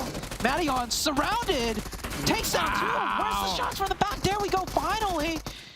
BULUC putting up a huge fight against YKG. YKG down to 1. Jer with the confirmation, with the finish. BULUC take down YKG. YKG looking really shaky. I mean, they picked up 4 points, but that was against another NA team. I don't know if they can play this. Tense game, however. They can play however they want, because these guys are running on all cylinders. I mean, they're making it look like it's a classic. At that was through smoke, too. Yeah. Just ridiculous. Just taking up every point. They're pushing everything. Everything. I mean, look at the zone right here. And if they see an opportunity, they see a third party, they're taking it. Oh, the tire gets shut out. Hey, Akoi going down 100%. And that's Hyper eliminated. Now we're just seeing nothing but NA teams just can't take it out. Back to back here. It's just PASSIONFRUIT. Extreme Slayers is up with 4 still. That's an NA team, and yeah, PASSIONFRUIT on your screen. They have 3. But just look at the difference, right? PASSIONFRUIT, everyone hunkered down, prone, not moving a muscle. Even with all that noise, not moving a muscle. It's outside the edge, pushing to the edge of circle, saying, oh yeah, oh look, elimination's over here. Okay. You know, like, it's just hilarious. They hear shots, they push, they eliminate. Let's see if they can make this push, though, against Extreme Slayers and Loops. That's going to be interesting, because it's not going to be an easy one. You can see their position right here. They are going to have a little bit of sight lines. They have that kind of snake way to be able to hold that tree line up there, but that's Extreme Slayers going to be holding it. Yeah. This is the Intense Game show right now. No way. No way they're going to push this. Wrap to the west, wrap to the east. No matter which way they wrap, points. Watch out for Remix, though. Taken. Oh my gosh. Oh. 1 nade's all it takes. Yeah, this is it. Goodbye. Mythic, it's been fun. That's Loops out of this game, folks. Oh. What? No way he didn't bounce it in. How did he mess that one up? That is what? I'm shocked. I'm shocked. Okay, there it is. Oh, he goes down. He actually goes down. Mythic might get a first aid off. Oh. He gets. Oh no, it was Remix. Remix stole it. I'll tell you what. This reminds me of Tony K, PMWI with that mini, just stealing elimination points like crazy. Remix is on that time right now. Meanwhile, this is, here we go, Rise versus PASSIONFRUIT. Nice shots there from Dudu, and that is PASSIONFRUIT done and dusted. Looks like it is going to be just Extreme Slayers up for now, and they're going up against one of the most dominant team in the lobby right now. Intense game. Yeah, oh man. I want to see that fight. Intense game. I want to see that fight. Here it is. Here it is. 3 versus 3. They're getting the reset though. Extreme Slayers will be back up to 4. Intense Game, man. If that nade just went in the first time, this will be a whole different fight. Intense Game would be in much better position. But can Extreme Slayers take down the juggernauts right now? That is Intense Game. Well, let's see. These teams have been going at it, right? They Extreme Slayers got the better of them at the start. Remix forced to make a crazy rotation. Beautiful shots there from Diego. Remix not able to do it. And the thing is that the timing was off. The Extreme Slayers did not capitalize off that distraction. And Intense Game just picking them apart. Intense Game. Nice nade though from Brady. There we go. There's but here comes McGrillen. He's been popping off right now, and he goes down. Extreme Slayers win the fight, but they lose 1, and they're trying to get the reset back up to 3. They're not in the circle. Blue Zone is going to be closing in very soon, but I think McGrillen had like 6 eliminations to himself from Intense Game. Unreal. So Intense Game finally shut down. They did get some serious elimination points already, so not a bad game for them regardless of the situation, especially considering how they did already in the first 2 matches. So let's take a look here at the rest. We see Law getting in the feed against Rise. The zone does go up towards Pachinki, and we see Alpha 7, right, holding the edge of it right now. Influence Rage are kind of holding that that one little 2-pipe right there on the side of the street. That's not necessarily a bad position. We'll see how they hold it down. I'm going to go ahead and, for my prediction of which team's going to win it with this circle, I'm going to pick Alpha 7. I think it's their time to shine. Yeah, Alpha 7 has been playing well. First game, oh my gosh. What a shot. It's so crazy to see teams just like that have such a dominant spot, go against a player wide on the open, and then just get straight lasered. Yeah, that was a very fast peak, and yeah, he hit all his shots just like that. Unfortunately for him, he's in Blue Zone, knocked. He won't be doing much more, but the gun skill, man, at this level, in this lobby, it is a whole nother thing. Rise, staying up here. 6 elimination points. Reset back up to 3. They're doing better. They're doing way better this time around, and everyone picks Alpha 7. Let's see if they can close it out. INCO forced to go across that Pachinki field, and it's pretty much wide open. There are a couple little trenches there, and it looks like they do end up making it, but they lose a player in the process. So they're down to 3. Jaguar is holding this edge right now. Yeah, and INCO is hunkered down. Next zone, about to pop here in the next few seconds. Yeah, Influence is holding that sewer pipe right there, Federal. And Nenebete is going to try to push up close to them. I think he might be safe. Oh, yeah, he's relatively safe there for the time being, but Jaguar should be able to catch an angle on him here in the next few seconds. Yeah, Jaguar starting to creep up over that hilltop, cresting it. Notice how every single team is using the buggy to kind of do a little semi-scout, driving up close to the ledge or the edge of any hilltop, any ridge line, and then circling right back, you know, baiting out shots for their teammates who are following up on foot to get a knock if there is another player there. So very good tech out of many of these teams, playing at another skill level. For sure. It's just so safe. It's the right decision. Squash is going to try and survive here as he's holding that just little itty bitty baby tower. Next zone about to pop. Where's it go? Are we going to go over to Pachinki? If we do, Alpha 7's Eden, but let's see. Extreme Slayers are still on the south side, and they're doing a great job. I'll tell you what, this Extreme Slayers team, they are not gifted this circle, right? They're having to work for this game. Oh, yeah. Zone decides to center on up. So now it's going to be V2 versus Extreme Slayers. Rise might get in the mix as well. It's going to be a very difficult one for Extreme Slayers to defend. Yeah, and Frady is completely stuck out in the open. Yeah, I mean, it's going to be a tough kind of area for both of these teams to push in. Like Rise, V2, sure, they have the high ground, but they're fighting each other on the way in, and the Extreme Slayers can just kind of hunker down in there and take pot shots. You can see right now, yeah, they can't just drive straight in. Whoever goes down first is going to feel the brunt of Extreme Slayers and the other team on the opposite hilltop. So it comes down to a timing thing. There is another play, though, for Rise to do. I'm going to see if they decide to elect to do that. There's a shack in the zone. Nope, they're going to go down south. They're going to go for the low ground. They're going to try and take Extreme Slayers' position. Oh, almost run over Frady there. Are they going to be able to get away with it, though?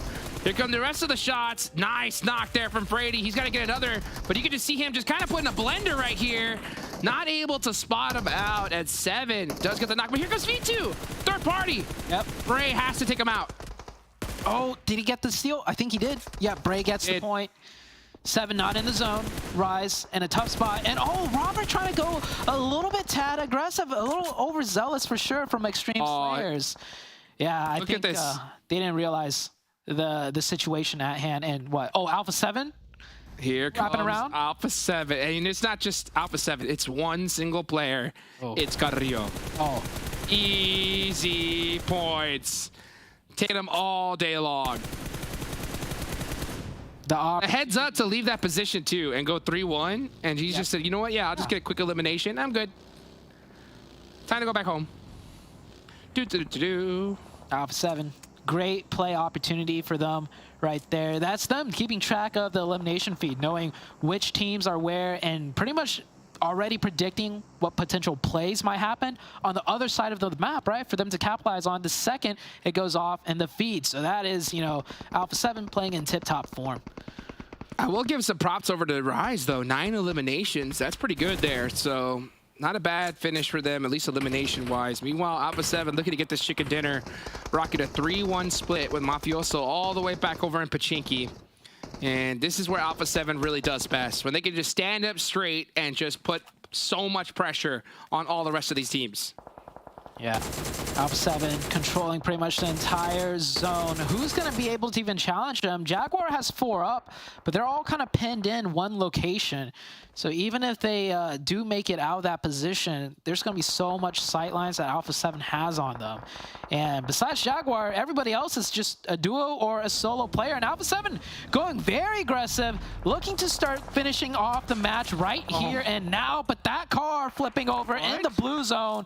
Oh no, Senna goes down. Dior's can end everything for Alpha 7. Another player goes down to the blue zone. One bad rotation is all it took, and they're gonna lose. They could lose 2 players here. Yeah, but at the same time, there is that new concept, right? They should be able to pick players up and put them in the buggy, but I think he can't afford it. He's gonna have to go straight for the res. Yeah. The other player just bled out in the blue zone. Alpha 7 went from winning the match to... What? They could maybe win the match. Yeah, they had it in the book. But losing that one player kind of changes things. It is still Alpha 7. They still have the positioning on all the other teams. So we'll see what they do. That was definitely a mistake we're not used to seeing out of a team like Alpha 7. Just got a little bit too excited there. Lose their position. Now they're going to go ahead and move on back. And we'll still go to replay here as Rise takes out Frady. And another great shot there. Oh, the triple. That's what I'm talking about. 7 looking good. Yeah, that's how they jumped up to 9 elimination points. Man, Rise, that was hey, they didn't make it into the very end game, but those points, I think they're good. They're happy with that for sure. I think 7 Worlds Gaming is jealous with those shots. The better 7 for sure. For sure. Meanwhile, let's see Federal holding that sewer pipe I was talking about earlier. It's a good spot for sure to hide in, and Federal is so safe there. So he's just holding it down for now. Meanwhile, yeah, look at this. Trying to get some shots on the Jaguar and gets them. Wow, so got to be a little bit careful here. Is that point going to get stolen? And it, oh no, it isn't. He does get the confirmation. Very nice. Yeah, you know, Victex was like, where's my cover fire? Where is it? Him. Shoot him. Unsafe. That sometimes those buggy plays work out, you know, when you have the cover fire, but I think that's the issue right there if you look in the distance. They couldn't really stand up to shoot back because Alpha 7 is pinning them in. So a little bit of a maybe miscalculated play from Jaguar. Not much room for them to work with, so that was pretty much the only play they could make. Could have been executed better, though. Yeah, I wonder what Mafioso's doing. That's who I'm kind of waiting to see. He is starting to creep up there from that Pachinki side. He's been kind of quiet, but I wonder if he's going to be able to spot Federal. Meanwhile, Alpha 7, yep, he does. Actually, it's Jaguar that catches Federal, so that's it. 3v3, Jaguar versus Alpha 7. Oh, Mafioso's time to shine is here now. He's been holding that off angle, playing so patiently. I don't think he's given away his position, but the smokes are good from Jaguar. Doesn't give Mafioso the free opening. But he will be able to get an angle sooner or later. So Jaguar needs to do something now. And they're trying to. They find Carrillo. Carrillo wide in the open. He thought that little divot was enough cover, but it is not. 3v2 now. This could have been different. Alpha 7 kept all 4 up, but that is not the case. 3v2, simple with the nade. Tries to find another one. Uh-oh, Mafioso catches Seba. He's around in the open. Oh, the smoke. Nice aggressive smoke there. Very good. Doesn't even let it bloom. He instantly pushes. And yeah, now here we go. A nice rotation. Look at the angles that Alpha 7's taken. But look at the position in the final circle Alpha 7's taken. Center zone. Yep, and the circle is going to close to nothing. Jaguar is going to need to push in, but it all comes down to the nades, I think. If Jaguar can hit the nade, Alpha 7's in big trouble. Oh, so smart. Yeah, oh, but yeah, just take that. That's going to be so... And it's very hard to hit a nade in there. I'll tell you that right now. Mafioso! That's it. That's it. 1v2. Blue zone's going to start closing here in the next few seconds. And with that knock, they're going to push this. 2v1. Yep, here they come. Just make it simple. And when I say make it simple, I mean, that's all that you need to worry about. Right. It is only simple up. 2v1, up close and personal. The nade is huge, though. That could be the difference maker. And simple with the gun switch. Oh my gosh! Not enough to get it done. That nade almost worked out for Simple, but Alpha 7, they clutch it out. We predicted them to win. They did. It got sloppy. It got messy, but Alpha 7 still get the deal done. Take it to the bank right there. Look, it definitely got me a little bit worried there for a second. That was pretty wild. But to see them still clutch it out was very, very nice. I mean, the aggressiveness they have is so great. I think the only thing that's standing in Alpha 7's way right now is just themselves, right? It's just getting a little too overzealous, making it kind of a crazy push, and getting taken out. At the same time, I think that was what we saw a tense game do a little bit early on as well. So I think if these teams just kind of hunker down, but you know what? The great part about performing so well at the start is you can afford to take a little bit of extra risks. Oh, yeah. Yeah. Take the risks early on, because if you don't take the risk, you don't know what skill cap you're at. You don't know how well you're playing if you're just sitting still the whole time, right? So I do love seeing, you know, these teams making plays, making moves. Even Alpha 7 messing, you know, that earlier push up out into the blue zone. I mean, that could have easily not messed up, and they would have been in a much better position. They still close it out, so good for them. Intense game, however, they are just, no one's stopping them. You're racking up the points right now, Jukes. 100%. The only team actually that can't stop them seems to be Extreme Slayers, right? That seems to be their kryptonite right there. But you know what? Great game for so many teams. I mentioned Rise as well with some serious eliminations. So let's take it on over to the analyst desk for them to break down this amazing game. Well, Alpha 7. You know, we were literally just giving them some crap last game, talking about, yeah, Kree got 2 limbs, he's stepping it up. They get themselves a win, so they get themselves free from our focus for a while here, as they are able to do it in a questionable fashion at one point, right? Because who did they lose with that weird rotating to catch one player? Revo. Yeah, that's not a player you want to use or lose. No. Yeah, that's used to like be known to be in their MVP, and on top of that, Cinetex also got knocked. Luckily, Korea was able to kind of pick him up. They did leave something that I did enjoy out of the way they were playing there. They decided to leave Mafioso back as the anchor in Pochinki, which ended up working out for them. And it's something that even going back to PNWI, it's something that they've been doing for a minute too, leaving Mafioso as anchor. So it's good to see that they are continuing on improving that. But still, that oversend there by Alpha 7. A little bit sketchy, but it's good to see for a team that usually starts really slow and that we usually have to make excuses for. It's good to see that they're not starting slow today. Yeah, and just the fact that they're playing on this hill to begin with outside of Pochinki, I thought was a really, really smart move. They didn't just try and like play super conservative, super turtle style. They saw the opportunity once it got to this section of the game to expand out, clear that zone out, get multiple angles in, and then take over the game from this point. Yeah, at the very end, it got a little sloppy here. Yeah. I think like they had an opportunity perhaps to take out Jaguar a little better, but I mean, Simple was on a tear here. These aggressive peaks, keeping the pressure on, making sure that it was not a one-sided fight and actually able to take it as close as it was. So one thing that kind of worries though is maybe we turn attention away here from Alpha 7 Jaguar. Intense game. Think back, draw your minds back to how they started their downfall. Cello misses the nade in the shack because it goes through the other window against Loops. Okay. Player comes around the corner, peeks out, catches him, yeah, while the rest of his team is trying to fight Extreme Slayers at the same time and also trying to fight Loops. And they eventually finished off Loops. Yeah. Then Extreme Slayers were able to take them down. There was a very realistic chance in my mind that Intense Game could have had another chicken dinner under their belts. They had 7 eliminations at that point. Like that's a strong team just from one missed nade. Yeah, I mean, also taking perhaps too many fights, or rather being in a position that they needed to take so many fights is definitely something to look at. But no, they're still on the board here, right? Only one placement, but still 7 eliminations. Same thing with Extreme Slayers. Rise Esports, 2nd place, only 2 placement points because they got so many elimination points. All 3 matches so far, there might have been one team at the top to soak up a bunch of points, but like the middle section is pretty thick in terms of like that. So many teams seem to be getting at least a couple of elimination points a match, which is really good. And I'm happy to see Extreme Slayers being able to put up those elims too with the 7 elims. And going back to what you were saying in regards to intense game, they do need to watch out for that because we have seen teams become a little bit too confident, and especially coming into tomorrow. I'm already thinking about tomorrow for this team. A lot of the other teams are going to be looking at what they did. They're going to be watching the map feed. They're going to be seeing how they're pushing some of those fights, and they are going to be adjusting on the flight. And there's a lot of good teams here in this tournament that are really, really good at being able to adjust on the fly. A team that actually needs to adjust, and I'm actually happy to see them being able to get at least 5 elimination points here is YKG, because we really haven't seen much out of them. And earlier on the first page too, we saw BULUC CHABTAN, which was the champion of Latin America. They ended up with 6 points, which is good to see because I think they ended up with what, 0 in the first 2 matches? Yeah. I want to put a little bit of a focus on NHyper right now because us boys coming in from the North American broadcast, we had nothing but NHyper. Tell him, Cam. This was the one, though, the one thing that we were kind of worried about is the fact that like NHyper performed so well in their region. There was always the risk. There was always the question of bad habits.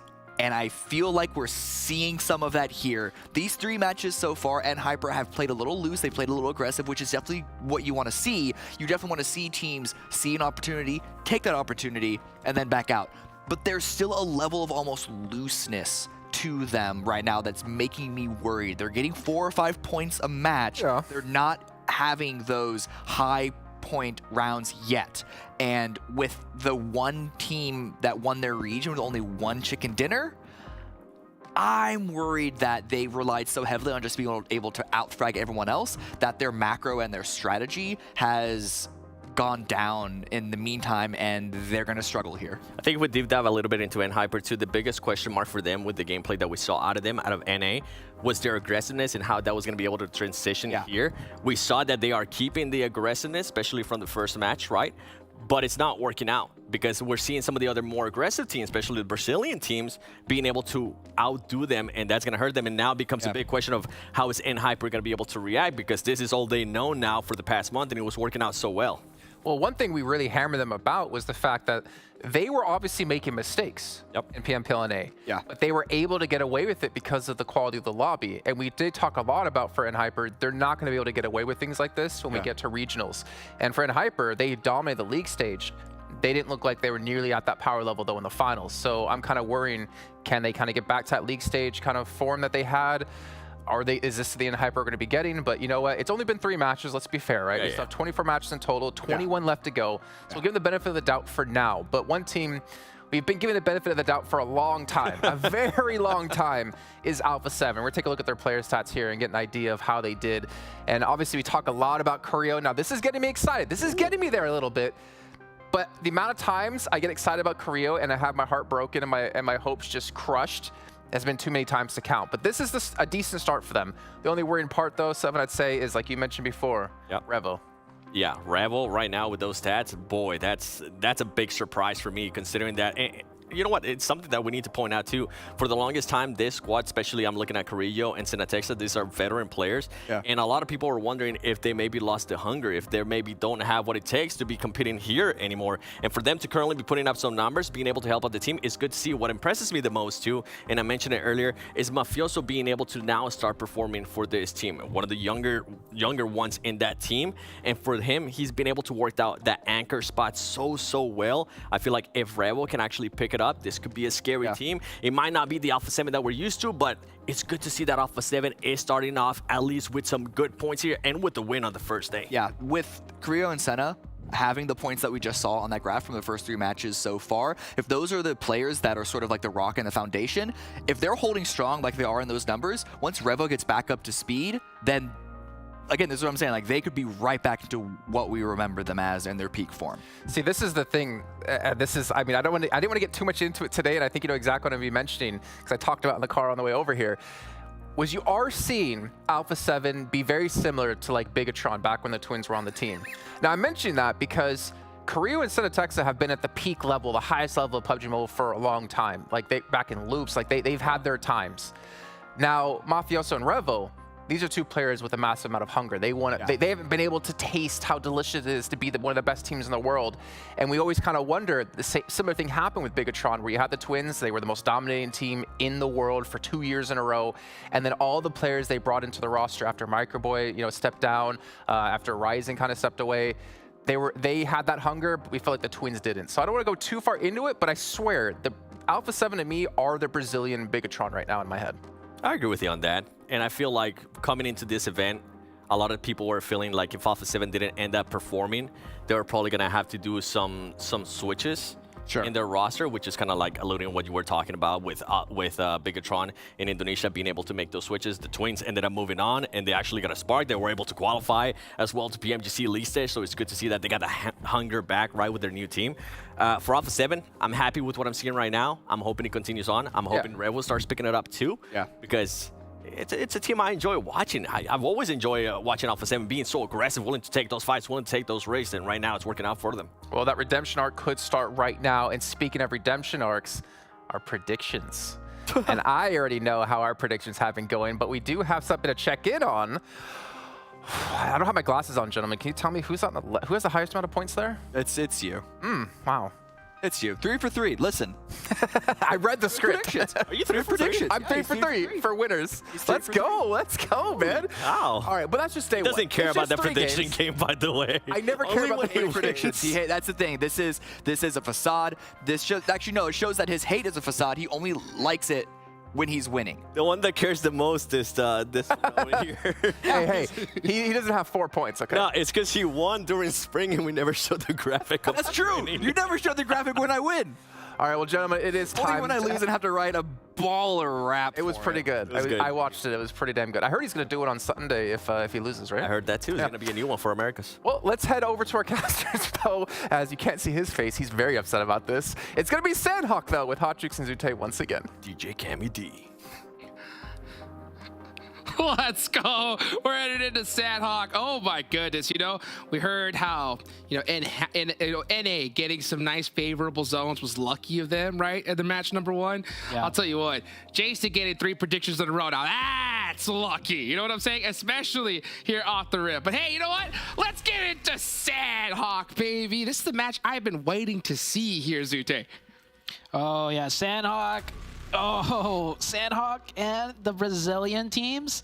I remember there was a time where we were like, Sanhok is impossible to be consistent on, right? Because it's such RNG related with the way the zones work. Everything's close range. But there was a season like 1 or 2 years ago where it was like Brazilian teams, top 3, every Sanhok match. And we're like, wait a second. Maybe they've just figured it out. Maybe you just got to have insane gun skill and take every fight on your way in and win all of them, and that's how you be consistent on Sanhok, and it's doable. I'm looking at a tense game. 18! The second most is 9. McGrellan. Oh, this guy. Wait, Jukes, there's only been 3 games. He's gone in 6 every single game on average.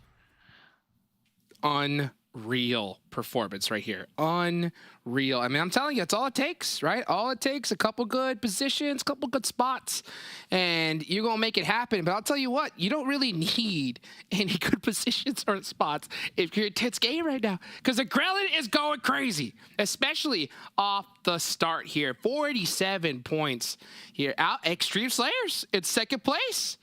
Feeling pretty good here going into the start, but I'm looking at the bottom. Man, Team Kessel. Makes me sad, Team Kessel all the way at the bottom, because you remember back in the day, this was a squad that was a force to be reckoned with, you know? Now just not getting the start they were looking for, but uh-oh, here we go. All Glory Gaming in a hot drop situation and a hot circle to start this Sanhok off. Let's go. Oh man, that is a very, very northern circle. We don't see that too often, especially in Sanhok. Intense game. I think that's how they want it. They could fight so many teams on their way in. I mean, they've been doing that all day long and it's been working out, and they could start off right here against All Glory Gaming. We saw what they could do in the hot drop in the show match, where they had to deal with 6-7 teams. Now they have to only deal with one. This should be cake for them.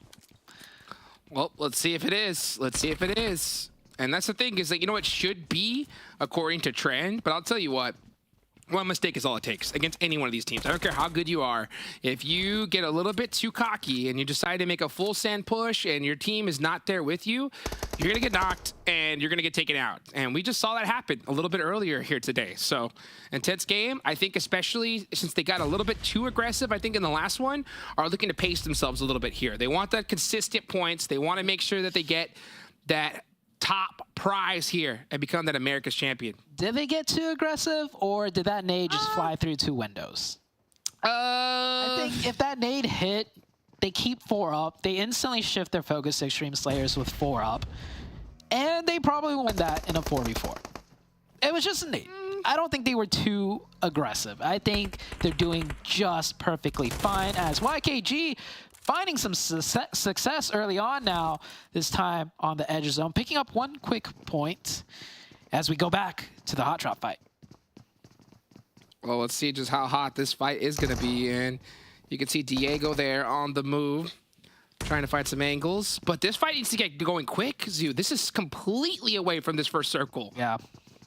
And also, teams ahead of them might know, you know, where this fight is happening. If too much pop off in the elimination feed and on the rotation in, they can follow it. PASSIONFRUIT's popping off in the north right now. And oh, this is a close fight. It's just a little boy, 1v2, 1 HP. Oh, he can't do this. There's no way. Wow, Influence Rage going down to PASSIONFRUIT. Just like that. That has got to hype this team up. I'll tell you what, PASSIONFRUIT is winning some very spicy matches here. Here comes Rise, though. Oh, that Rise, you know, they have to come in hot. That's going to be... Oh, he missed it! Oh. Hit the top edge! It hit the top edge! Oh, that's got to hurt. What is up with missed nades here in the Americas Championship? Oh, that one nade would have taken down 3 players.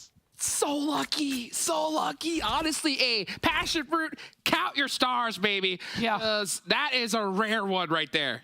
And whoever built that hut just built it perfectly enough for that little, you know, that little ridge hanging off the top to block that nade. PASSIONFRUIT's done for if that nade hits, because that's a 4v1. And Valak would be the last one up, and probably not going to be able to win a 1v4. Count your lucky stars. Indeed, PASSIONFRUIT stay alive with 4 points, and they're in a pretty decent spot. And look at this, Rise is backing off too. Not shocked, not shocked. With how I saw them play that last match, I'm not surprised to see them do that, you know? Because if that knock would have hit 3, they for sure were pushing that 100%. But with the way they've been playing, they're playing it so safe right now. You know, very indecisive. They're not willing to take those like unnecessary risks. Which is fine, I think. Which is fine. You know, especially since it's the start of the tournament. But I don't know, man. I'm telling you what. You know, I don't think you want to depend on points towards the end. So I think if you're gonna be risky, it's better to do it at the start rather than at the end. Yeah, but I mean, we saw last game, Rise still, you know, clutched it when it mattered. Like when they had to fight, right? When they were stuck in the fight, they were still picking up points. That one player got like 3 points at the very end. So they could get it done, you know, when they're forced into it, but they just don't like taking the fights when they don't have to, which, like I said earlier, is fine. I don't think that's like a killer mentality to have as Juancho. Definitely being a killer right now. Juancho's up to 4 points. Like, this man. Juancho. This man is on a rampage right now. I'll tell you what, he is looking good. And that is MEZEXIS done and dusted just like that. Yeah, driving straight into the jaws of Juancho. Wow. Yep. 7 eliminations for PASSIONFRUIT? Yeah. Now, Jukes, I want to talk a little bit about Juancho. All right? He's amazing. We said this off camera, but I'm going to bring it on camera since he's still doing well. So I'm going to go ahead and just say it. During the league stage, you were on the Juancho train and no one else was. And I said to you, Jukes, let's be honest. that Juancho train you hopped on, you started that as a meme. You did not believe Juancho was going to turn into the monster that he is. As I believe. A quick Look at this. No, I was Look at like, that. That's none other than 100% USDA prime belief right there. Look at that. No. Juancho. Prime fruit. That's right. Prime That's right. fruit. That's what he's made out of. He's made out of passion fruit through and through. Juancho, this man, I thought it was like, you know, just a little bit of luck coming into the finals of PMPL NA, but he's still putting up numbers right now, right here for his team. So, all right, he's got my stamp of approval. He's a Let's go. He's a goat. A rising star in North America. I'll tell you what, you know, Passion Fruit still have a long way to go, right? They only got 15 points so far, but you know what? They're putting up some solid eliminations, and we heard the desk say that their biggest struggle is getting that placement, and I do agree. That is where they just can't seem to finish. Their early game is solid. If they're able to clutch up that end game and tighten things up, because right now I still think their biggest struggle is synergy. You know, when it comes to early game fighting and they have a lot of room to breathe, they're able to really do well. And we've seen them do that against some of the top teams, right? But when it comes to that end game and panicking and circles and you're having Nate going off angle, the tree. a lot of trouble. Uh-oh. And Hyper's worst enemy so far. These trees, they just keep driving into trees, loops on their backside, chasing them down. And Hyper, it's down to the last two players. Nice shots. Gets the knock. Oh, and he's going to get the point, too. Wow, with the worst scope in the game, too, the 2X. Yeah.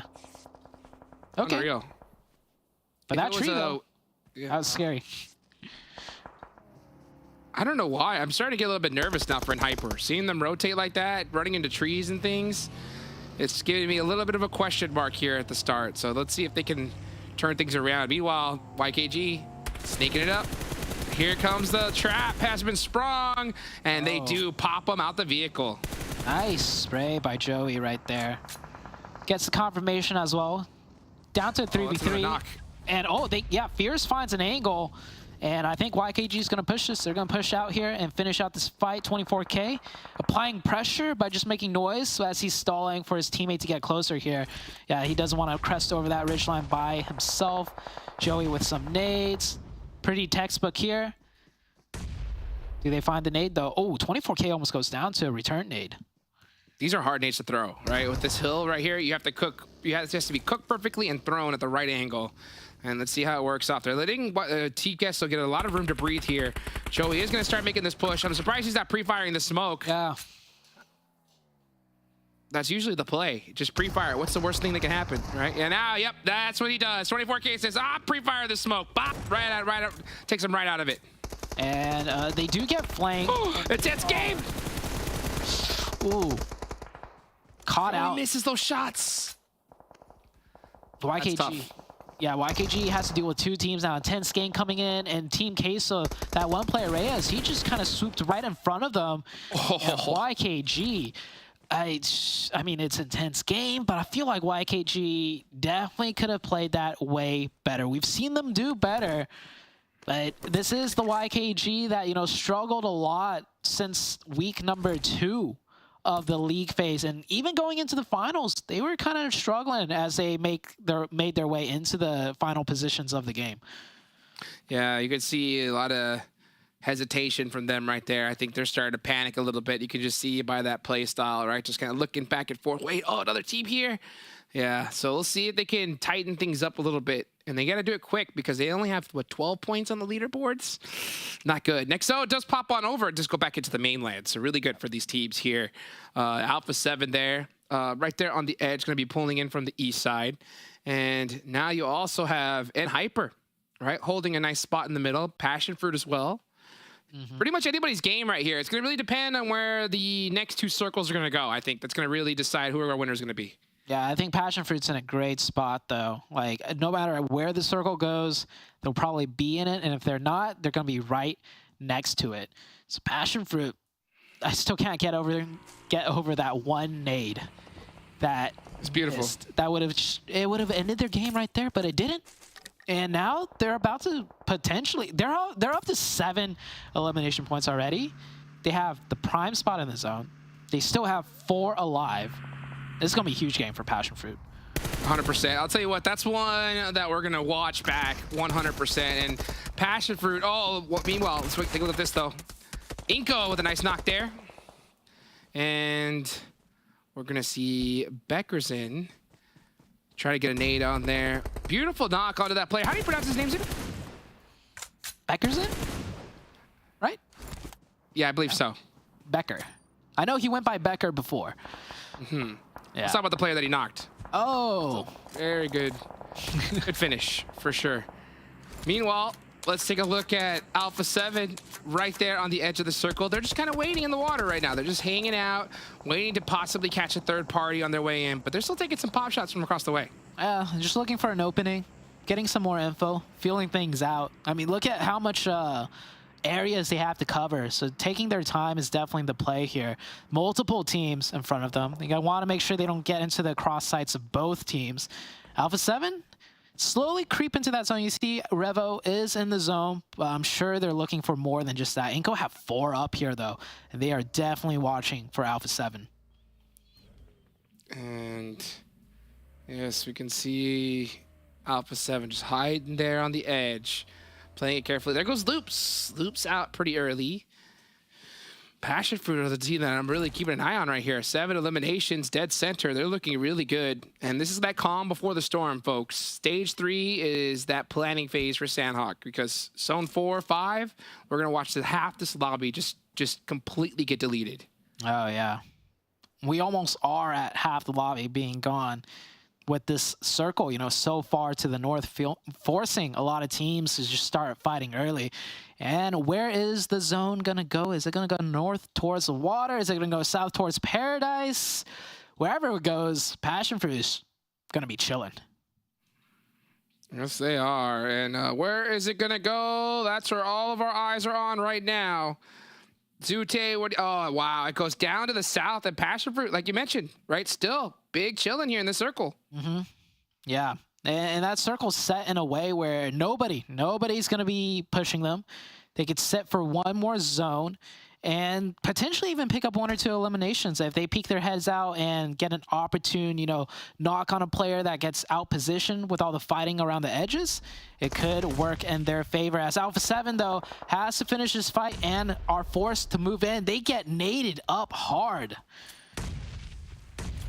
Yes, they do. And we're going to see INCO start to make the press here. Oh, Alpha 7, yeah, they are just completely stuck there at the bottom of the ridge line. How are they going to get out of this one? It's up to Revel, really. Not in the zone. Both teams have to push down south into the circle. And meanwhile, on the southwest side of things, we have All Glory Game against Intense Game. Nice nade there. Gets the finish. Intense Game up to 5 elimination points, but just down to the 1 player. And let's see here. So we're going to watch teams get eliminated one after the other. Zone 4 is dangerous. Papa Blue really starts to put the punishment down here at this time. Meanwhile, we see Extreme Slayers, right? All the way at the edge. They're not in a good spot. Adrian getting pieced up little by little. Yeah, an intense game. Losing almost everybody just down to their last player. Mm-hmm. They have picked up 5 elimination points, and it is Sanhok after all, so fighting your way in is never easy, even if you've been absolutely dominating throughout the day. And look at Alpha 7 doing a little sneaky water play. The 1v1, though, close range, Revo doesn't get the better end of that. And he had right-hand priority, too, so nice shots there from Beckerson. Carrillo with the beautiful shots onto INCO, and he's trying to make this play from the blue. There's no point. Yeah, maybe try to pick up whatever Santa Texas got, because pressing him isn't an option at this point. Blue zone will be chunking. Zone is about to, you know, close one more time, so that's going to be even more damage from the blue. And yeah, just picking up whatever Senna's got. Carrillo trying to see if he can work his way in. Oh, Beckerson's waiting for him. INCO's down to 1, too, so that was very costly what Alpha 7 did to the INCO gaming team. Yeah, I think Beckerson at this point is just going to hunt down some elimination points. Let's see if he's able to get some. Carrillo, how many meds does he have left? He has 2 first aids, so he's done for. There's no way he's making it in. Beckerson making the shots on a Mafioso. That could be enough for Blue Zone to take him out, and it is. Yeah. So he's going to deny the point that way. And we're not able to get the first aid off, yeah. That's mutual destruction right there from Alpha 7 and INCO, getting gridlocked into each other. Zone did shift right there, and PASSIONFRUIT dead center again. But now for them, the south side, there's not too much playing room on the south. They might be able to get some points now with teams pushing down the hill towards them. Yeah, I think PASSIONFRUIT's going to be my pick here for this game. I mean, I got to give it to them. They do have the position. They've got some nice eliminations under their belt, so you know their thumbs are warm. Let's see if they can defend it. That's the question, though, right? That we've been really waiting to see. Can PASSIONFRUIT defend this position? Okay. Juancho getting a nice shot there onto Rid, looking to start getting aggressive because now they need to stand up and shoot at anything that moves. It's all about playing keep away. Juancho, top damage right there on the right-hand side, 690. Juancho. Nice. Nice number right there. V2 Beautiful. Coming in from the north side with only 2, but another team to worry about is BULUC. They've been sitting quiet in Cal, but they have 4 up to work with. And BULUC have had a very, very rough day so far, and this might be their game to turn things around. Yeah, it's going to be tough, though, because, I mean, they're gonna, if the zone centers up, they're going to have to cross wide out in the open. And Nunez getting some nice shots there on the All Glory Gaming. It's going to be a nice little battle between these two. Adrian finally goes down, so he's able to secure, I think, what is it, 1 extra placement point for his team as they go out in 7th place. Oh, almost getting that knock right there.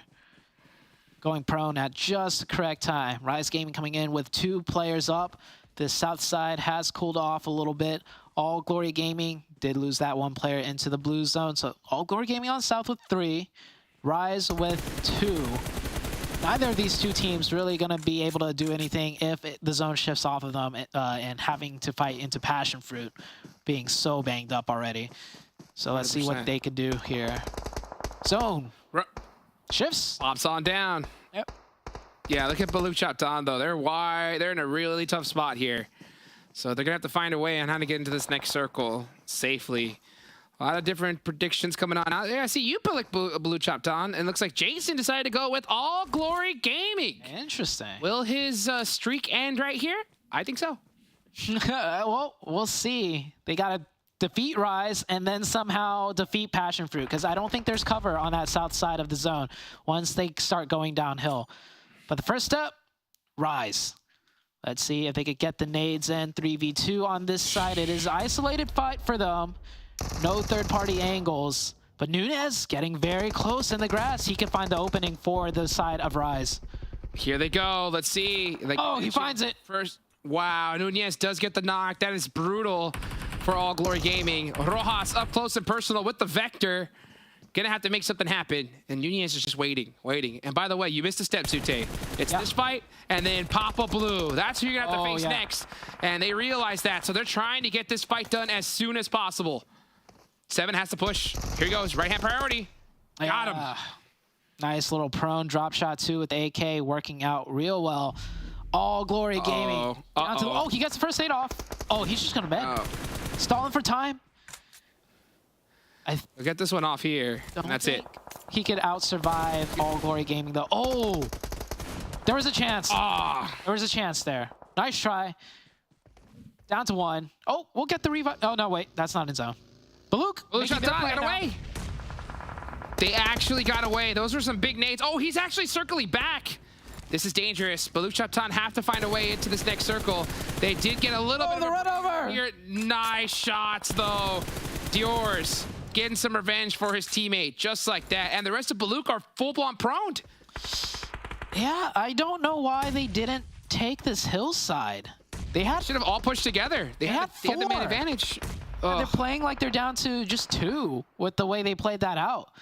I mean, that's why I picked them. I thought they were going to take control of the hill with 4, or at least attempt to, and then they realized it's just V2 with 2.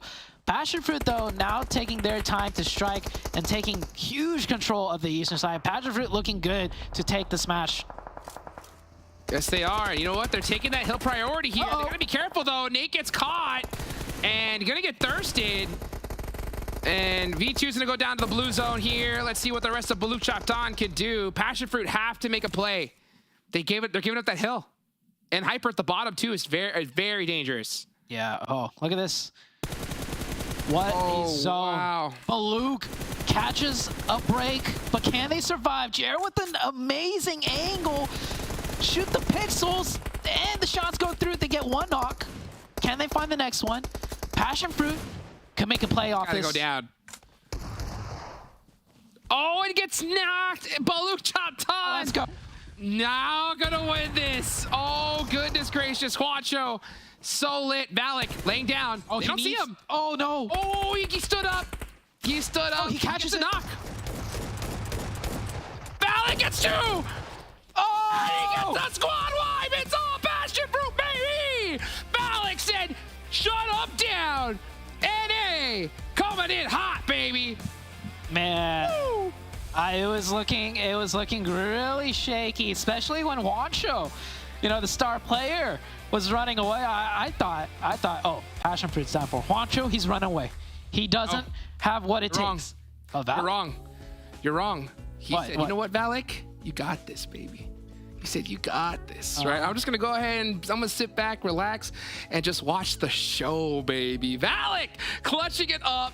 That was insane right there. And there's no way they win without that. I mean, look at that. 5 eliminations. And it was 3 of them right there at the end. Absolute insanity. Best play so far of the tournament. Hands down.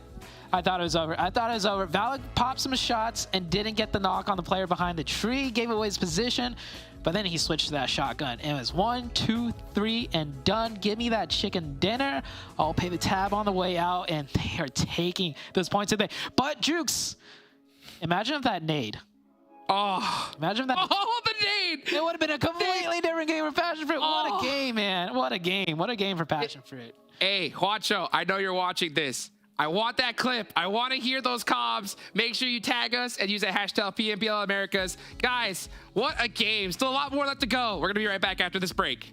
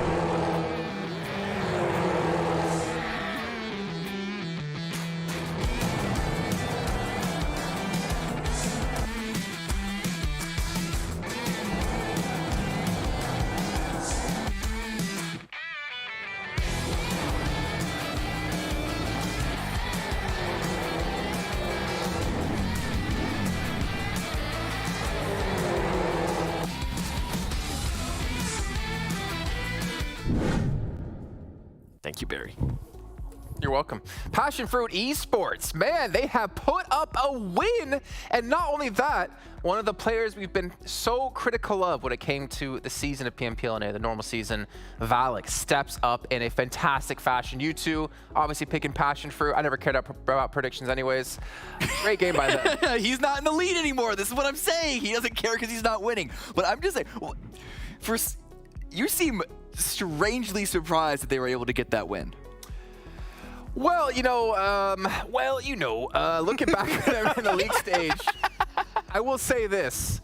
There were so many times where they would have an advantageous position and just blow it. Yep. And I don't necessarily predict teams off their positions. Oh, sorry. I predict teams off of 2 factors, their position, or 3 factors. Their position, how many players left alive, and the caliber of team that I see they are. Sure. And to be honest, there were still so many other great teams out there that I couldn't give my prediction to them, even though they had the best position. And you saw, they rotated out early to take a fight, and they lost Nate because he got shot in the back. Like, there was a real chance that they still could have lost that. I thought you were going to say it's because it was their weakest map whenever we're playing in NA, because it actually was. They were always get eliminated super early on. And something that you just mentioned there, Nate, kind of giving their back to the enemy, even though I feel like he knew that they were there. That was a little bit scary, man. I thought they were actually going to do what you were hinting at. I thought they were going to end up throwing. They eliminated him, and then someone else got knocked in the compound. Yep. So there was a very real chance if anyone pushed on them that they could have gone. No, I mean, that's definitely fair. There has always been a level of, like, sloppiness to the way that PASSIONFRUIT play the game. I think it's what allows them to get their early game eliminations because they just throw their bodies at the problem, which is great.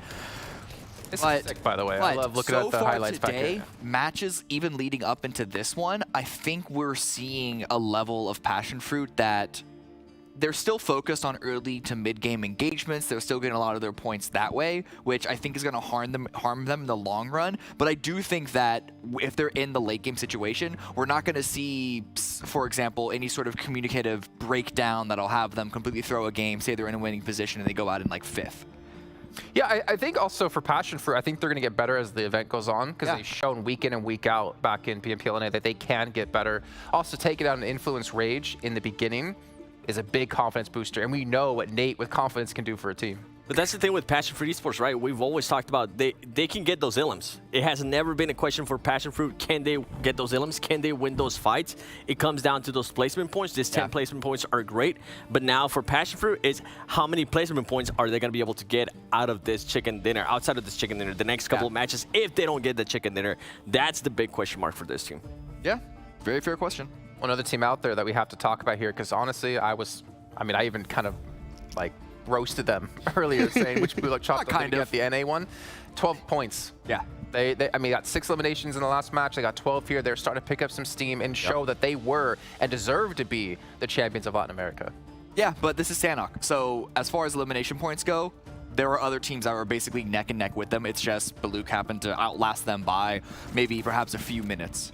So to me, this isn't riding the ship for BULUC CHABTAN just yet. But again, Sanhok, what's really useful about it, as Seven loves to constantly say, is that it's such a good confidence booster. You just throw yourself into the meat grinder, you get a couple eliminations, and you remind yourself that, yes, we can do this. So we'll see if BULUC can turn the ship around on the upcoming Erangel and Miramar. But here's the second page, a lot more zeros here. I know it's 7 what he looked at and pointed out. Which one? Alpha 7. Nope. Team QUESO.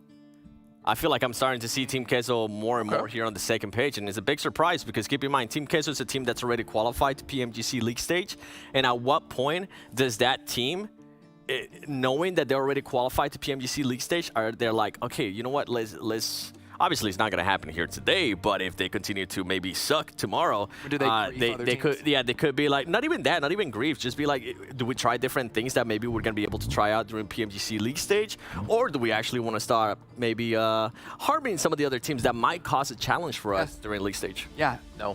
Why are we letting Influence slip by? Oh, we're going to get on them. We will. We're going to get on them. I'm going to touch on that Team QUESO thing really quickly because we talked about this with NHyper, and we were talking about NHyper need to qualify for regionals, even though they're qualified for PMGC, because they need the practice. They need to prepare because it gets exponentially harder in the next stage. They need to get humbled, and that's what's happening here. Well, you know what? Let's take a look at PASSIONFRUIT's player stats. We'll go back to them really quickly here on the day because we were very critical about certain players. And Vikendi, the most limbs on the team. You know, you gotta give him credit, man. Like this is a phenomenal turnaround for him. Not that he was necessarily playing bad in the finals, but he was definitely the weakest link of the team then. Vikendi, I take back my comments that I sent to you. You are not sucking, sir. You are doing great. Congratulations on your performance so far. The fact that he's actually being able to do this with less damage that Juancho's been able to output, and Juancho's currently doing a good job, by the way. He's been able to open up some spots for his team by being able to output that damage. And also another one that I do need to mention is Suko. I feel like we actually expect a little bit more out of Suko, at least myself, because he was one of the main fraggers for the team that he was on previously. And right now, I'm just not seeing that out of him. And also, I'm seeing him overextend or just make little tiny mistakes that will get punished here in Americas. Yeah, I mean, I still think there's some extra levels that PASSIONFRUIT could easily go to when it comes to the team fighting, as well as the rotations and setting themselves up into the late game. Not always are they going to have an opportunity to just hang out in a compound and make it to late game, essentially, for free, like they did on Sanhok. It's actually Nate that I'm curious about. But again, we're naming all the players on PASSIONFRUIT because they're all really good players from previous teams that they've been on, and because they haven't had a consistent delivery, we don't still yet know who is the star player, who are the players that are going to be then the more supporting side of things. Obviously, this is PUBG Mobile. Everyone needs to frag out, but you do generally see at least a little bit of a separation of like, this is our like position 1 player, position 2, 3, 4. To narrow down what you're saying too, Cam, it comes down to the synergy, and that's always been the big question mark for this team. They gotta get that synergy down. That's literally what I was gonna say. Like, synergy was the biggest problem in PMPL, and their synergy is gonna be tested even more in a lobby like this. And speaking of a lobby like this, one of the big heavy hitters we expected to come into this with flying colors, and you touched on earlier, we'll get to them. Influence Rage, man, they have been underperforming massively today, and with the star-studded lineup they have, with the tried and tested lineup they have, this is blowing my mind. It's okay. So on one hand, if we look back, look at history, look at like actual experiences, this is a similar situation that we saw in spring, where Influence started off poorly and they had a really good turnaround. But that doesn't mean that this is something that they want to do, that they're electing to do.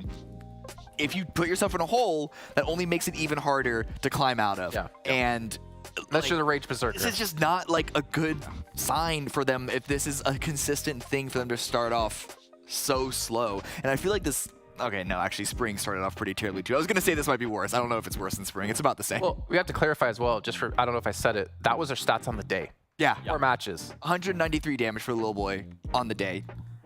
What's crazy too is that I saw Kayovsky there too, and if I'm not mistaken, that player was actually subbed out for a little bit of the PMPL Brazil for Lorazin. So it's interesting that no, other way. He subbed in for Lorazin. Was he subbed in? Yep. Okay, he's their fifth player. Okay.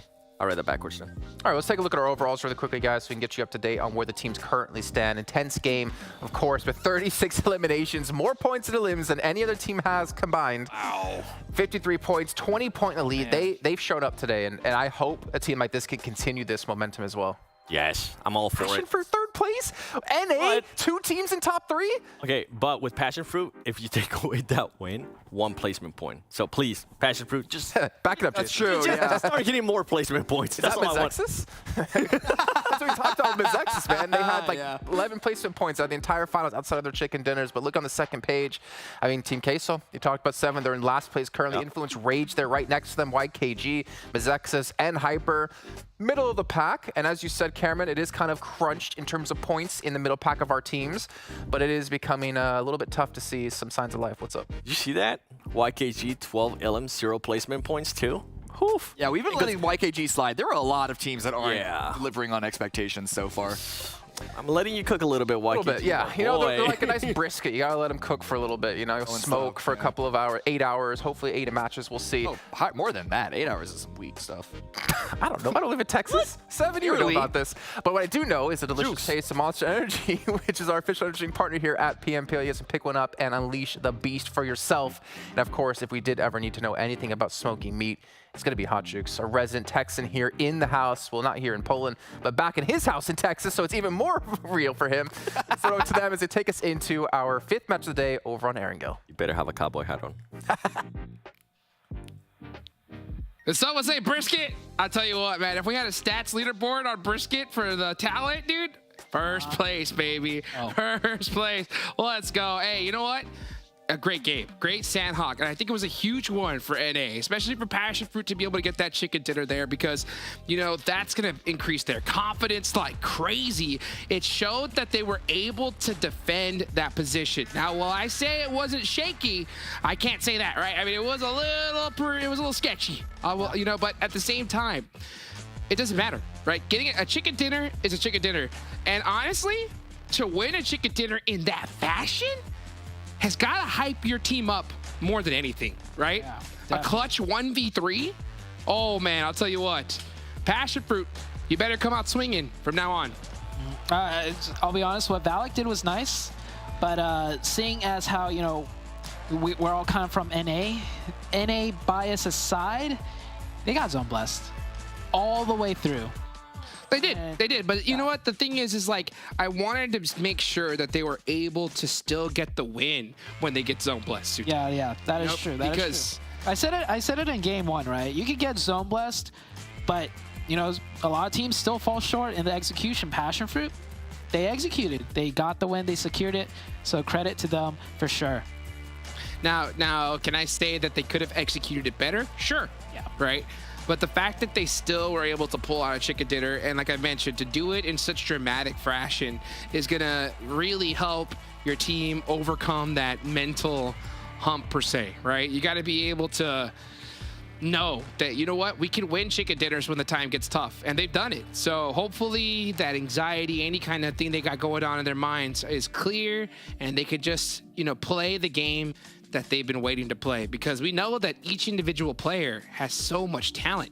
It's like the Dester said, right? There's synergy, right? Being able to make the right decisions, holding the right angles. You know, Nate going for an off angle and not getting taken out is pretty tough. But we'll go ahead and see what it all comes down to. Where it all comes down to as we look at this zone hanging out here on the northwest side. Mm-hmm. That's a nice circle for all of these teams. I would say the north could go into, you know, north across the river. The second circle will definitely tell us much more. Everybody dropping where they're used to dropping. No more shenanigans as far as, you know, losing players early on, it seems like. So I think we'll have a rather slower game here. There was a lot of action on Sanhok coming back to on Erangel. Things will slow down, especially with a circle like this one. Let's see what the play is gonna end up being here. As yeah, we are seeing the zone come on down, and Extreme Slayer's gonna be holding that Gatka area. Where are you? Yeah, PASSIONFRUIT holding down Pachinki. All right. Dead center, looking good. No players near them. They got Alpha 7 on the north side. Alpha 7's going to get heated up here in a minute, though. Honestly, like that's one of the teams I keep my eye on because they're still playing Edge. Sure, they got that last chicken dinner that we saw a little bit earlier. But I'll tell you what, the more you let this team just breathe and adapt, they are just more dangerous as time goes on. If you're in intense game, I think you just have to really put the pedal to the metal here. Yeah, you don't stop. Just... yeah, 100%, just nonstop. Don't just make such a big gap that it's just, you know that you're going to win this no matter what. Yeah, definitely. Because, I mean, the other teams, other top dogs in the lobby, you heard the desk talk about it. So many of them not rising up to expectations. And you know, as the tournament goes on, they can only get better, right? They can only start ramping up. They're starting off real cold, and if you're in an intense game, if you don't take this lead and try to extend it, it's only gonna get smaller, and it's gonna get small real quick with some of the teams that have yet to activate. So, like, one team in particular, Influence Rage, that is a heavy-hitting team that really hasn't done anything much at all. Oh my gosh, it's shocking. It is so shocking to see them. Where were they, in second to last? It's something like that. They were on the first page. Second to last, that's all 15th. I know. Yeah, 15th. Wow, that far down. Yep, 15th place. Unreal. They were the first place team out of their region, and Brazil is a tough region. Tough region, folks. I don't know what's going on with them. You know, just having a really slow start here. They haven't been able to see a bounce back, and even the plays that we're seeing, their decision making just seems to be a little bit askew from I think what we expected from this team. Meanwhile, I think we expected to kind of have like an intense game kind of performance, right? Just, you know, see them pushing squads, just wiping teams left and right, but they haven't been able to replicate that in any means necessary. So let's see how this all ends up. Meanwhile, speaking of intense game, they seem to be on that northwest side, looking to get a little bit spicy here with Alpha 7. That could be interesting.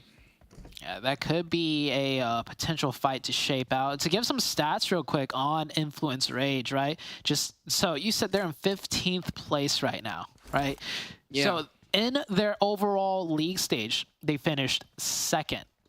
That's pretty good. Second. Oh, yeah. In the finals, they finished first. So with all those, you know, games combined, that is like, I can't do math. That's over 40 games played. Second and first place. that's consistency. That shows, you know, they are a very strong team and they should be feared. Coming into this right now, I know we're not even done with the first day, but 15th place. Just to put it in perspective, what a huge drop-off it is right now for them.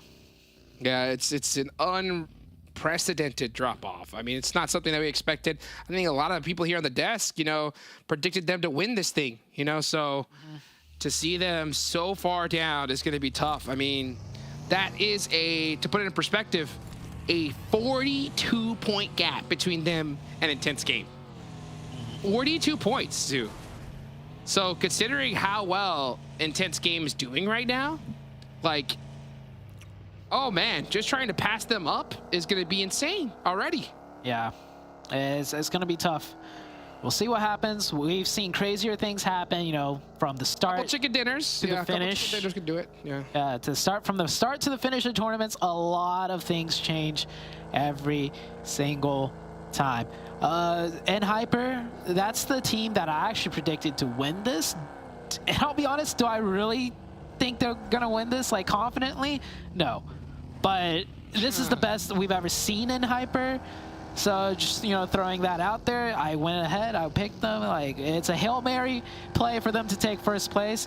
But so far, how they've been playing, I think it's on par. Like, they're in 9th, which is great. But hey, this is a team that, you know, really thrives on consistency. And I think 9th place is a good spot to be in until you get like that one pop-off game, and then you keep being consistent, and then another pop-off game. They could end up, you know, top 3 very easily by the end of day 2, I'd say. Yeah, let's see if they can. I mean, at the end of the day, a couple chicken dinners, right? Couple chicken dinners is going to be necessary here. And it's not necessarily impossible at the same time. So they're 9 points away from 3rd, right? From 9th. Yeah, for sure. So 9th to 3rd is a 9-point difference. It really is anybody's game. The only gap that's here is that first place spot. 100%. That first place spot is where we got our eyes peeled right now. And let's take a look to see what happens here. INCO is going to be crossing that bridge. This is all the way near Novo. So they're going to be pretty late on a rotation here, but still zone number 1, so they got plenty of time. Anything standing out to you so far, Zoo? Not yet. I'm really just looking forward to the second circle. This first circle with so much like in play and so many different, you know, kind of quadrant sections of Erangel.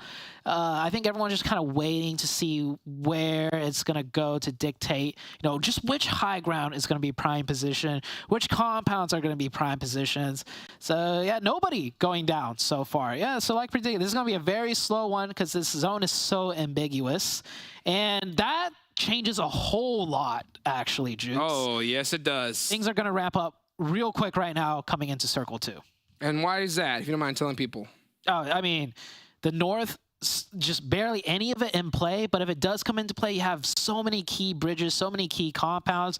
High ground-wise, there is one king of the hill right now, and that is that Mount Everest that Intense Game is on right now. That is the only high ground left, and that's the best spot, hands down. So everything that, you know, was in play earlier, so many positions have suddenly shrunken down to a little bit, and you can see it's already happening. Juancho goes down, Valak goes down. It's all up to Zuko and Nate. Zuko getting a finish there. He's gonna hop in the vehicle. I think they're gonna try to go for these reses. Ooh, barely escaping those grenades. And Team QUESO, this is Team QUESO getting revenge on PASSIONFRUIT here. Yeah. Oh, Extreme Slayers! Alpha 7, bye-bye, Extreme Slayers. God, just like that. What I tell you, you don't want to let Alpha 7 heat up, because once they do, they're dangerous. And that's a very strong compound. I don't even mind that Extreme Slayers got taken out so early. That's a compound in a zone like this worth fighting for. I wouldn't be surprised if Alpha 7 end this match with a whole lot of points just because they secured this compound in Circle 2. Right you are. Right you are. I mean, this zone most likely going to head in this direction. So they're going to be sitting pretty. And look who got the high ground. Intense Game. I do like where Team QUESO is, though. That compound right there just south of Everest is very strong. I think that's why we're seeing so many teams try to get it. Yeah, like I said, there's suddenly, you know, from Circle 1 with so many potential strong positions, this shift in particular just narrowed things down drastically. That's why we have so many teams just going out or losing players already. Extreme Slayers out. PASSIONFRUIT down to 2. Things might slow down a little bit now since all the prime positions are either contested for or just secured now. Let's see what's going to happen here. BULUC, CHABTAN are on that east side. Oh, they need to bounce back too. They need to try to make their region proud, and they have a really rough start. Nice knock there on a Jaguar, but I don't see them leaving water towns by any means. So they are going to get that confirmation. Nope. Yeah. Nice taps. Yep. Beautifully done. Still looking at the map here. V2 going to be climbing up through the north. And meanwhile, INCO down south. Yeah, let's see here. We're going to start to see some of those rotations come out. This next zone is very important. Wherever it decides to go, it's going to be huge. I mean, if it decides to go a little bit north, and we're going to see a split between these two islands, that's going to make things so tough. I think a lot of these teams are hoping that we see a hard shift south. Yeah, it's something that just keeps standing out to me. And Hyper, they're not in center zone, circle 1 or 2 anymore. In NA, they were center zone, circle 1 and 2, 95% of the time. Like, I'm not even over exaggerating. They were just center zone that often, but now, yeah, this lobby's way tougher. No free rotations into middle now for Hyper. It's so fast, so fast. Like, if you even hesitate for a little bit, all the spots are taken up. Meanwhile, PASSIONFRUIT getting into it with Team QUESO. PASSIONFRUIT holding down the basement here of this. And that basement is really hard to attack. And PASSIONFRUIT realized this. So you can pre-fire all you want. Yeah, it's really difficult to press in here, even with nades. Oh, Zuko finds a knock. Oh, another one. And he got, yeah, that's what I'm saying. You can't go down there because all it does is expose your feet. Oh, it's an easy knock. Oh, the shots though. Reyes. His last one up. It's a 1v1. DBS gets the shot. DBS takes out the knees of Zuko. Yeah, just like that. Beautifully done. And no third party. But, I mean, for good reason, because if you third party, a fourth party is right around the corner. This is a prime position, especially with the circle shifting down this way. Absolutely. INCO is hanging by here, but yeah, no team looking to make that push just yet. So PASSIONFRUIT not able to go back to back. I mean, it's crazy. We see every team that has a chicken dinner, right? Usually next game, not able to replicate it in or even anything near it, except for Intense Game, right? Intense Game and having really good, solid games overall, at least elimination-wise, for sure. And like we heard the desk, more eliminations than every other team has points total. That is crazy. So basically, if you take away all their placement points, they're still in first. Correct. Blows my mind. Intense game. That's how insane they are right now. Yeah. Yep. YKG on the push here on the south side against Rise. That's a team that's been kind of looking a little bit shaky here and there. We'll see if YKG could get the better of them, as here, Loops versus All Glory Gaming. One of them gets naded. Loops starting off strong with a good knock on the defense. It looks like following right up. Oh, gets the confirmation. 4v3. And oh, got him. It's done. It's done. Just like that. Loops, Mythic. Uh-oh, making it happen with a DBS, but does get knocked in the process. And thirsted. That's gotta hurt. They do end up catching him, but man, it's little plays like that that crush your team. We've seen so many teams struggle, and the Intense Game immediately trying to capitalize on it. But I believe it's, yeah, Grellin by himself, and he says, you know what? I am out of here. Yeah, I mean, look at how fast Intense Game are just to try to take opportunity of things. They head in real quick, and they're like, oh, they're done fighting. We're out. Just like that. Let's see here. Oh, that circle. Look at that circle. Next circle shift. Oh, my goodness. So, Intense Game. Got to leave Everest. Got to head on down into Ruins. And Ruins is a toughie because it's so difficult to get in there with a vehicle. So we'll see how they decide to do it. Meanwhile, uh-oh. YKG! Oh. 7! Oh, my gosh! 1v3. Bye-bye. That is gotta hurt. Hey, Analyst desk, look away. Look away. Shut your eyes. This didn't even happen. Didn't even happen. 7 just demolishing YKG. The rest of Rise are still on the high ground, providing... Hey. Yeah. Speaking of that, 7 is gonna demolish YKG on the desk after this game. Oh. I could see that. Yep. That is brutal there. So YKG just 3v1 getting taken out. Unreal. So Joey just looking in the other direction now, just trying to make something happen. Is he gonna spot somebody? I think he put a gas can there, right there at the front of the door, to try to make something happen. And now Joey is just thinking, dang, what's the Seven Worlds Gaming gonna say about me? What's gonna happen? It's tough. It's tough out here for YKG. Sometimes you could argue like, oh, why aren't they closer together, pushing that one player? And that's why. Sometimes you do need to be spaced out and, you know, push kind of solo, because that one they caught 2. And Joey catches 1. Can he make more happen? He's got the DBS. It's possible. Oh, Rise actually lost 2 players on the way in. I didn't even realize that. This is doable for Joey. The nade tipped him up a little bit, though.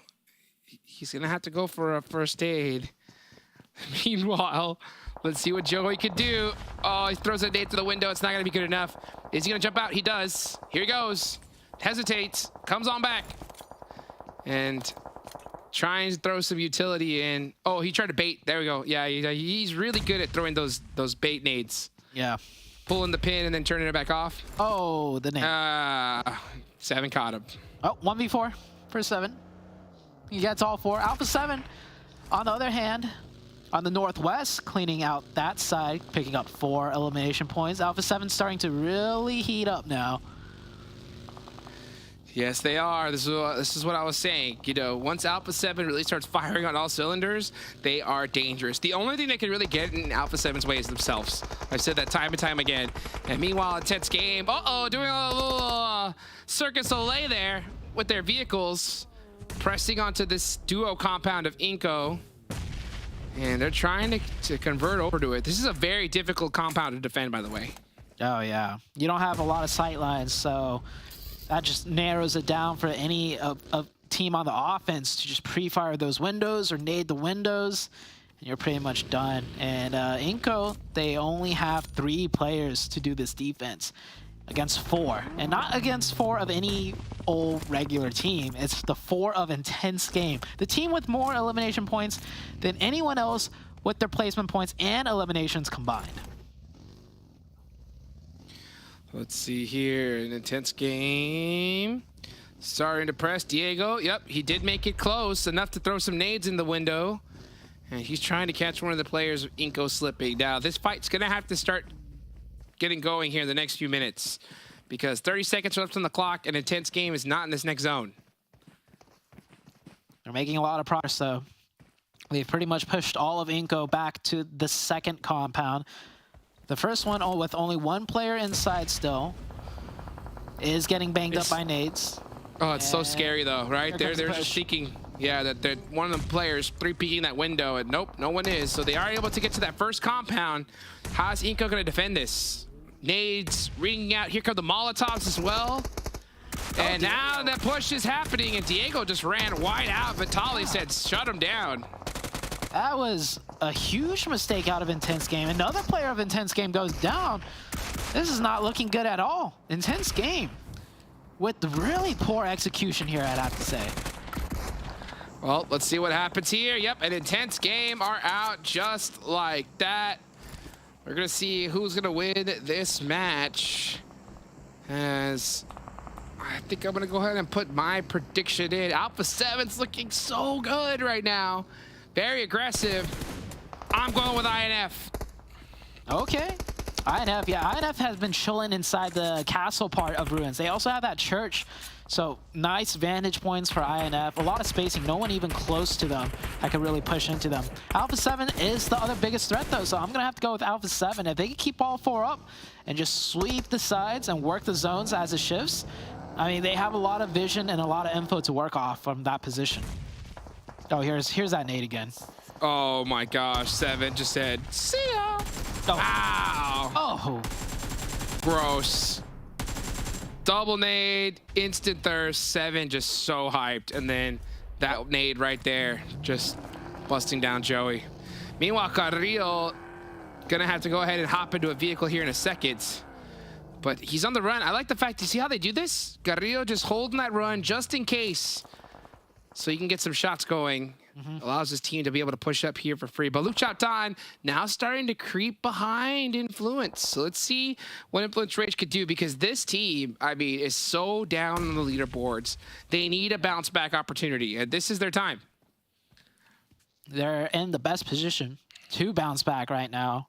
Center zone, full control of everything. I mean, they need to worry about BULUC, but this is not a push that a team can easily do, because the second they start cresting up like halfway on that little hilltop, other teams have full sight lines on them. So most likely BULUC's going to have to hunker down here for a couple more zones until everyone else starts fighting. Next zone, about to pop. Where is it going to go? You got Alpha 7 there, up on the high ground there. In the west side. Meanwhile, Rise, MEZEXIS. MEZEXIS still in this Jaguar. Okay, all right. And Hyper gonna have to push through V2 here, and the rest of Influence are gonna have to meet up with their squad. So let's see if they can go ahead and head on over to that church and get there safely. It looks like they are gonna be able to make that rotation.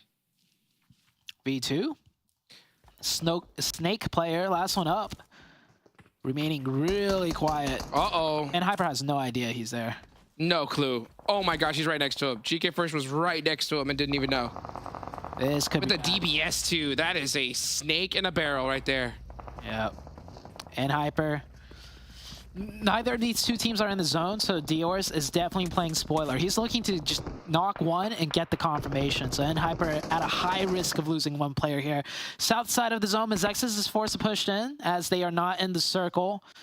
They have to decide, do they go north against BULUC or south against Jaguar? Not sure what to do. They're down to 3. Looks like they want to just cut straight down into the middle and just snake it out. Meanwhile, let's look at Jaguar. Throwing some smokes out, trying to push up on into this next zone. They should be able to make it safely for now. And Influence Rage still chilling there at that church. And INCO all the way at the edge, popping in a vehicle, buggy, trying to get some information, maybe bait out some shots, and now gonna try and go ahead and send it on, most likely near Rise. Yeah, that'd be the closest team to them and the closest part that's in the zone with cover. And smoke's coming down. INCO laying down the smokes first for additional cover as they're about to crash in here. On the other side of things, MEZEXIS needs to make their play right next to the Jaguar team. Nade flies through, doesn't connect. And Active and Crow still have 2 more nades in each of their hands. That one almost gets a knock, but doesn't fully connect. Oh, that one flies too wide. Just a little too wide indeed. Jaguar. Then some shots on the Rise, and they do get the knock there onto Dudu. And Active goes down. And that's Rise eliminated. So MEZEXIS making the push now on to BULUC CHABTAN. Baton so lit. Tries to make something happen. He does it. Crow from the back line needs to come help him out. But it's a 2v2 and BULUC CHABTAN, I think, are going to be forced to leave this situation. Yeah, I think BULUC is fine. Yep. Just playing from inside the zone. MEZEXIS had too much to work with. I think MEZEXIS should have just committed to push either south or north, right? Into Jaguar or straight into BULUC. But they kind of hovered in the middle too long and felt the brunt of both of those teams. All the teams that are left, 6 teams left, are in this zone, so it's going to go to the next shift, and that shift will happen very soon. Oh, yes, it will, man. Ruins so much time just ticking on the clock here because of all the cover here. It's allowing these teams to live so much longer. So this is going to go down to the end circle, folks. We'll see who wins this one out. Influence definitely have the position advantage, being dead center. But we'll see. Where does the circle want to go? Will it center up? Head on south? You know, Alpha 7 wants it to come right towards them because this is where they are the most dangerous. It does lock onto Influence. So this is their time to shine. They need to bounce back here in a major way. They only have 4 eliminations so far.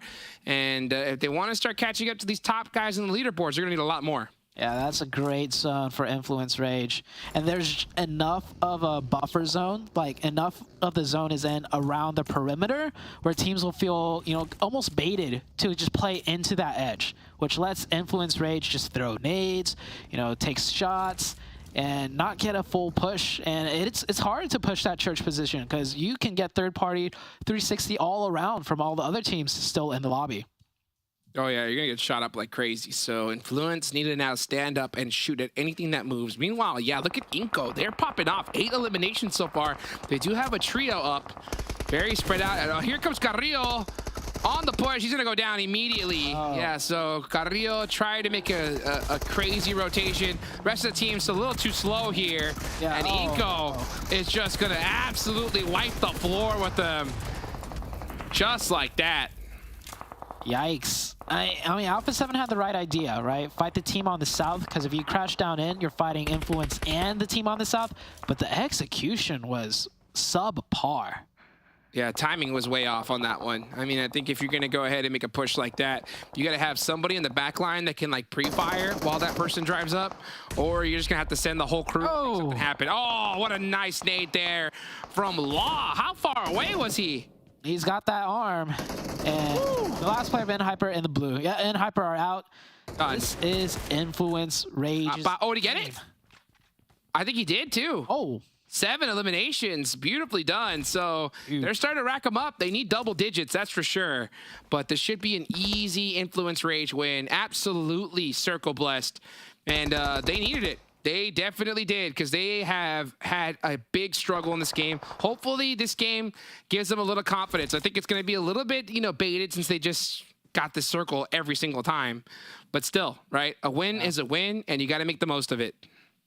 That is true. They haven't gotten the win. Okay, well, I'm pretty sure with that circle, the win is theirs. It could still go awry, as you know. Well, if they lose this, the faith that so many people are gonna have in them is gonna go down tremendously. All it's gonna take is Jaguar to get a knock from one side.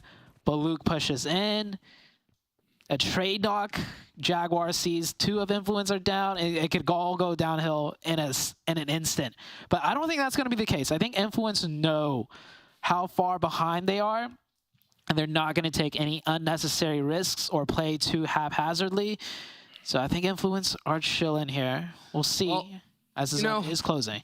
This is one of those positions where we talked about a little bit earlier, right? Where we saw 2 teams, right, kind of almost working together for a temporary time. This is one of those moments where BULUC CHABTAN needs to recognize that, hey, Jaguar's on the other side. We shouldn't even be looking this direction. We both need to push the main focus, which is Influence, together, you know? Yeah. And that would kind of make it a 5v4 situation, right? And if they're able to take out Influence, then they fight each other, and they're going to fight for first or second place. Yeah. You know what I'm saying? But if they decide, but then you could also have them both decide, hey, we're not winning this match. Let's just go for second, you know? Yeah. And it's those little decisions, right? Because both of those teams have to recognize the situation, you know, without having any idea and be able to execute on it. And if they're able to, I mean, you're talking about a big difference in points, but we'll see. And so far, with how they're moving, it's looking like they're just like, hey, it's second place. Who's going to get it? Yeah, it looks like both teams just trying to stay alive and get that second place, not be the third place team, which just gives more and more room for Influence Rage to control this small circle with. And yep, it will go down to the last zone. BULUC, yeah, they're not going to be able to do anything here. They're going to have to run out into the blue and push in and take a lot of damage. Yeah, just like that, the nades will come in. And BULUC is out 4v3. Jaguar against Influence Rage. Oh, Influence Rage just cleaning house right now. Double-digit eliminations there. Nice shot there from Simple. Simple will go down to the blue zone, though. Deny the point. And Influence Rage clutching up a chicken dinner right there. I will say, though, that was 100% very a fortune cookie finish right there with that zone just locking onto them. Yeah, great control, though, from the Ruins. So we do see a lot of teams sometime, you know, who play in Ruins, who let too many teams get too close, and then they lose all control. But they had great spacing. They had great use of util, like, you know, earlier in the circles to keep teams not too close to them. And at the very end, you know, they had the prime picking of shots to take. Yeah, to be fair, we shouldn't even be questioning it, right? I mean, Influence Rage, that's who they are, right? I mean, with this position like that, it should be an automatic dub. The fact that we're even kind of hesitating a little bit is definitely going to question, you know, just their performance so far. But you know what? they got a huge win. 20 points is massive, right? Wow. This could be that start. You know, all it took is one good solid game. Yeah, it was fortunate, but you know, after that, then they can finally be like, hey, all right, boys, you know what? Let's just start doing us and just start running over everybody in the lobby. Well, that was a game for them where they got circle blessed. Let's see if they can keep climbing that ladder. And we still got more games to go, guys, so don't go anywhere. We'll be right back after a break.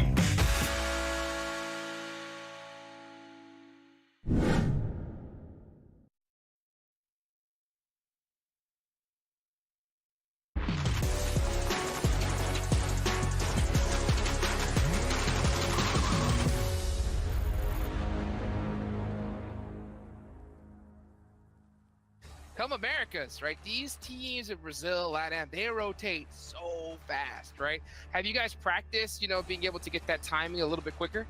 Yeah, we're practicing our timing. Like in finals, we did great on timing. Not on all the matches because of the plane path, but we fixed our timing and we fixed that. I think we can do pretty good on Americas on the timing because we've been fixing it.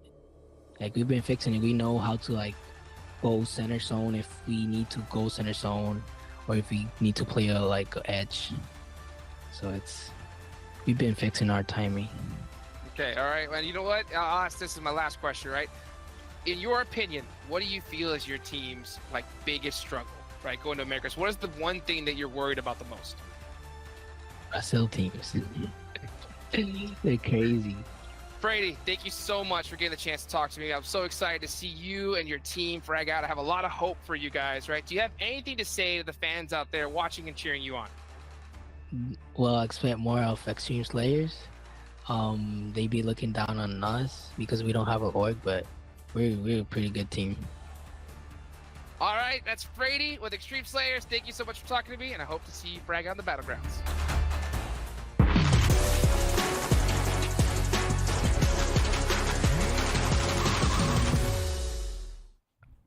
I feel like we have a habit.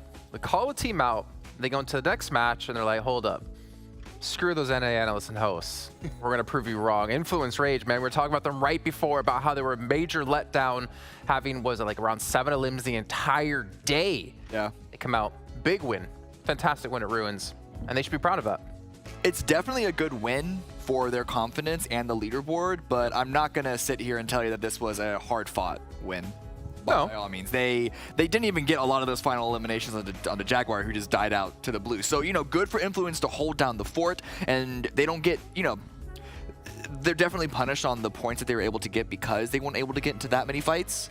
But this is nothing close to, well, I think, like a high-level victory. At least the important thing of this, though, is that it keeps them in the running, right? Yeah, they've had like a really kind of bad day, but the gap is so close between a lot of these teams that it really boosts them up the rankings. The big thing that'll be good for them is to allow them to reset their mental. We talk about this all the time, I know, but reset their mental and actually allow themselves to play their own game again, to untilt themselves, to be, you know, if we're expecting them to maintain themselves as good of a team as we expect them to be, then they should be able to perform off of the back of this. Well, I mean, Seven, we did get to hear from Cameron what he does to untilt himself when playing games. I'm not sure what Influence Rage did, but they definitely should be untilted from this here. I think they took some notes there from Cam, and they were able to do that before this last match because, boy, they were able to get that chicken there. And like you were saying, right, working their mental, being able to do that. I think they did that by being able to get this chicken dinner too. And kind of what you guys were alluding to is going to be the confidence booster for this team too, because when you are a champion of a region, when you are a team that's expected to do really, really well here, and the first 3 matches, the first 4 matches don't go your way, for them to be able to come out and put up 20 points, 10 of those points being eliminations, that's a good bounce back. Yeah, actually, I thought that their elimination count was lower than 10. I think they might have actually gotten a couple of those onto Jaguar at the end. I thought Jaguar denied most of those kills, but nope, I lied. Influence was able to clean it up. So yeah, it actually ended up being a lot better of a match than I thought. But either way, whether it was 17 points or 20 points, that's still a good step up from being in double digits on the overall leaderboard. And I'm actually surprised Alpha 7 didn't end up doing better with the push. We're talking about sloppiness for Alpha 7. I feel like we kind of saw that there in the push that they did on INCO Gaming. Carrillo goes first. With the player just holding a head glitch, they should have known better not to push that. I feel like they should have been better. They should have known better to just have somebody hold back, pre-fire, do some support fire or something, and try to set that up better and out of Alpha 7 just for them to completely push it over and over. It just made no sense for me. Got to give a shout out here to BULUC CHABTAN again, another 11 points out of the tally. I know after the first 2-3 matches of today, I messaged Daphne, who's one of the Latin American talent, and I was like, "Where's your team?" And she did the good, you know, Homer Simpson, you know, going into the bush backwards kind of gif. But hey, they've stepped up massively these last 3 games, and they've shown again that they are the team from Latin America, and you can't sleep on them. 100%. I feel like we have to wait and see if that's going to continue, though, with what we have seen, right? I mean, we're even joking, is this even the BULUC CHABTAN from LATAM? I feel like now we're starting to see the BULUC CHABTAN from LATAM. Yeah. Honestly, I mean, it's just day 1. I think the real test of teams comes into day 2. How have they slept on it? What have they done to prepare for day 2? What kind of mod review have they done? And obviously, I feel like a lot of the Brazilian and Latin American teams have that support staff way more than North America has. Yeah, but even that's helpful, and it's definitely helpful in terms of getting a team figured out on what the meta of the tournament is. Scrims can help teams figure out like how teams are going to play, but scrims can only take you so far. It's inherent to the fact that there's nothing on the line for scrims. Teams will approach it, players will approach it differently. There is always going to be a set, unique meta for every collection of 16 teams that you see at any tournament. And so the first day here, for a lot of these teams, is going to be about figuring out what is the meta of this tournament. Do we succeed if we play fast? Do we succeed if we play slow? Like, what's that balance going to be? And so that's what a lot of today is. And I'm gonna have to go back. I can't tell you the answer to that right now. I'm gonna have to go and rewatch all these games back to back and see what patterns I'm able to pick up. But that's the same thing that all of these teams are going to be able to do, because while they will have their own experience of the fights that they took, watching the map of the games back to back, where you can see the entire thing and really see the butterfly effect and the domino effect that every thing has occurred to them, is going to be really helpful preparing going into tomorrow, which you could argue is when the real game actually starts. Yeah, and going back on what you were saying, since some Brazilian teams and some Latin teams do have that support, I mean, I'm thinking Team QUESO, Alpha 7 too, some of these teams also were able to set up a gaming house for their players too, where they're able to work on their synergy. And after being able to VOD review what happened here today, I feel like tomorrow I'm expecting some of those teams to be able to actually come back and show improvements and be able to counter what some of the big teams have been able to do in TENS. I mean, not that I expected them to continue on the path that they were continuing, but I feel like some teams are now finally starting to readjust to them of how they were playing the first 3 matches. Yeah, maybe run a little bit of steam for them, but one team who's maybe just starting to cook with steam, it's Influence Rage. We've really talked not bad about them, but gave them some words. Kayovsky over doubling his eliminations. Federal, I think, only added 1 to the tally. But for this team, as we mentioned before, it's a very important match for them. It's important for their confidence, important to show the lobby that, yeah, we're still the most dominating team in Brazil. I mean, you know, coming into this winning Brazil, they deserve to be here. I think this is an important stepping stone for them to bounce into day 2, and obviously still with 1 match left to go today. Yeah, it is, because with this team, we're waiting to see if it was going to wait until tomorrow for them to get a chicken dinner, and I feel like this is a great response, and they kind of set themselves up now to hopefully on this last match push towards that first page. And once you're a team that's within that first page, you get not only the confidence boost, but now you're like, okay, we're here, especially the current champions out of the PMPL Brazil, like, okay, we can definitely push for this first place. First of all, let's start working on little goals, top 5, top 3, and then that first place. Yeah. Okay. Well, you know, another team that we've kind of slept on a little bit, though, we're going to get into this one. I know Cameron wanted to talk about them in particular. Let's talk about your favorite player, Seven from Rise. Let's take a look once again here at a clip he pulled off up against YKG. It was just him and a grenade.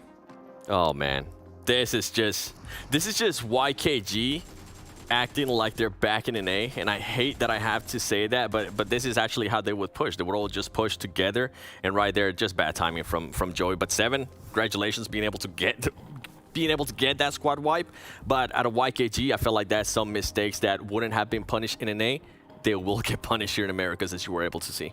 Yeah, and Rise, like, again, we haven't talked too much about them. We did want to touch them a couple of times, but we ran out of time, unfortunately. But let's take a look at their stats here over the course of today, because we need to focus in on this team. Because from what Kaya, one of the Brazilian talents, told us, this team is very strategic in their play. And I think as we look at their eliminations, like, they can hold when it comes to combat, but the strategy they've been running with has been working out for them. Yeah, what I love about this team and why we're talking about them now, why they're so high on the leaderboard despite not ever really hitting a podium position on each game, is that when they're in the mid game, they're taking their fights very, very well.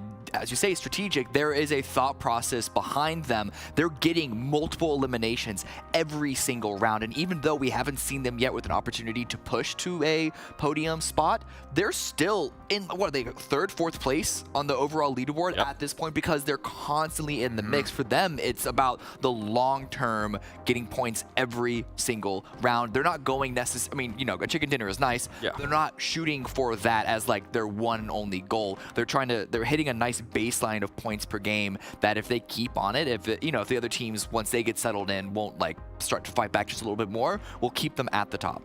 Okay, well, if you guys are getting the competitive itch as well, the PUBG Mobile Campus Championship is going to be going on yet again here for the season of fall, with $15,000 in scholarship money that you can win as long as you are in college, university in either US or Canada. You can be enrolled in this, like that, school enrolled. I thought as well. But also, the top 2 teams get to skip PMCO and get straight into the pro season qualifiers. So who knows? Maybe next year we're going to be talking about you.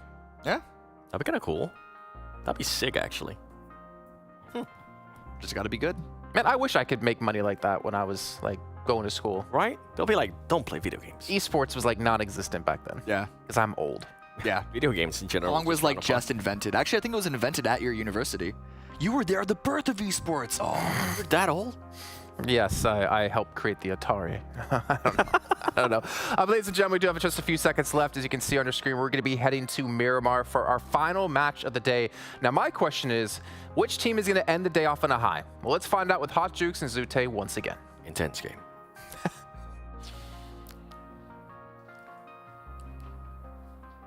Passion fruit. Why not? Why not? So? What do you think, Zoo? Man, it's so hard to say. It's been a roller coaster. Like this whole day. I would say I would say intense game, right? But that last game, we saw they're not perfect. They really slipped up on that one push 4v3. So it's in the air for me. I'm not gonna pick one. Oh, how dare you? How dare you? It's Miramar, though. Wait. Actually, I got one. Okay, go ahead. And Hyper. Let's go. All right. Let's go. They need it. They need it. Because honestly, we need to see it. Because they are doing what I have been afraid of, Zoo, right? Is getting a little scared. You know what I'm saying? The nerves getting to them a little bit. You know, I got to talk to some of them. I talked to GK first, you know. Kindness didn't want to do the interview because he was a little too shy. You know what I'm saying? Okay. And you want to do an interview, then come clutch time, even those nerves might start attacking you. They said they're starting to get used to it, Zoo, and they're at the middle of the pack right now. They're not in a danger spot just yet, right? Yeah. If they do get this chicken dinner here, they're going to be good going into the next 2 days. But I want to see them start ramping things up sooner rather than later because, I mean, we've seen some dominant signs of life from almost every North American team so far, right? Yeah. But Hyper have been still just quiet, not able to really see them make it into those nice end game situations. But I think a lot of it has to do with Zoo, their play style, right? There's not being able to get into that center zone fast enough. Yeah, I will say this, you know, thinking back to the games, we've had a lot of first circles where it's a little bit like, well, this is a perfect one for Hyper. If they're going to win the game off of the first circle zone, it's this one. So we'll see. But as for the other games so far for Hyper, we have been getting a lot of those first circles that are like question marks, right? That's true. That's you think about it. Point. There's a lot of 50-50s, or even like not even a 50-50. The zone's like split into 4 quadrants, where if it goes this way, it's a whole different type of game. If it goes that way, it's a whole different type of game. So that's why maybe we haven't seen InHyper, play their rotational positional game, because they're waiting for that second circle to see exactly, what kind of game are we in for. And it happens from time to time, and I think it happened a lot today, where you get those, question mark first circle. So maybe that's why InHyper has been struggling and not getting the prime position that they're comfortable with, that they're used to. But this game, they have 0 excuse. So this is a great game to see just what kind of InHyper we're dealing with in the Americas stage. Yeah, let's see. This is their zone. This is their zone. So let's see if they can clutch it up here. I don't know, man. I mean, this is an opportunity for them. That's for sure. So my eyes are going to be locked on them. Who else am I going to be keeping an eye on? You got PASSIONFRUIT down south. You got YKG near Los Leones. Alpha 7 all the way up in El Pozo. That's their place. So they were able to make it there. So they're going to be looting up like crazy. Let's see if they're going to be able to make it into this next zone safely. And, Zute, I have to agree with you, man. You know what? If I were to rechange my pick, I think it's got to be InHyper, because I want to see them go into tomorrow with a lot more confidence than we saw here at the start. Mm-hmm. And are you sure you're rechanging your pick because you saw that first circle, or... a little bit of both. A little both. Okay. You know what I'm saying? I'm not saying it didn't have 100% to do with my decision, but you know what? What can I say? I like a good underdog story, and InHyper, they shouldn't be an underdog story, in my opinion. At the same time, I think that the Americas Championship has been just like a hump they have not been able to get over. Mm-hmm. Yeah, they've always struggled when it came to this stage. And, just going to throw some... I'm going to throw something out there, because we talked a lot about it during the NA stage, right? Do you think that NA as a region, right, is a little bit too easy for InHyper, so that they don't get the correct practice in, lobby challenge when we get to Americas? So when we do get to Americas, it's like a whole different game for them, and they can't play their typical style. That's 100% been a factor. 100%. Okay. Okay. I've been saying this from the beginning. It's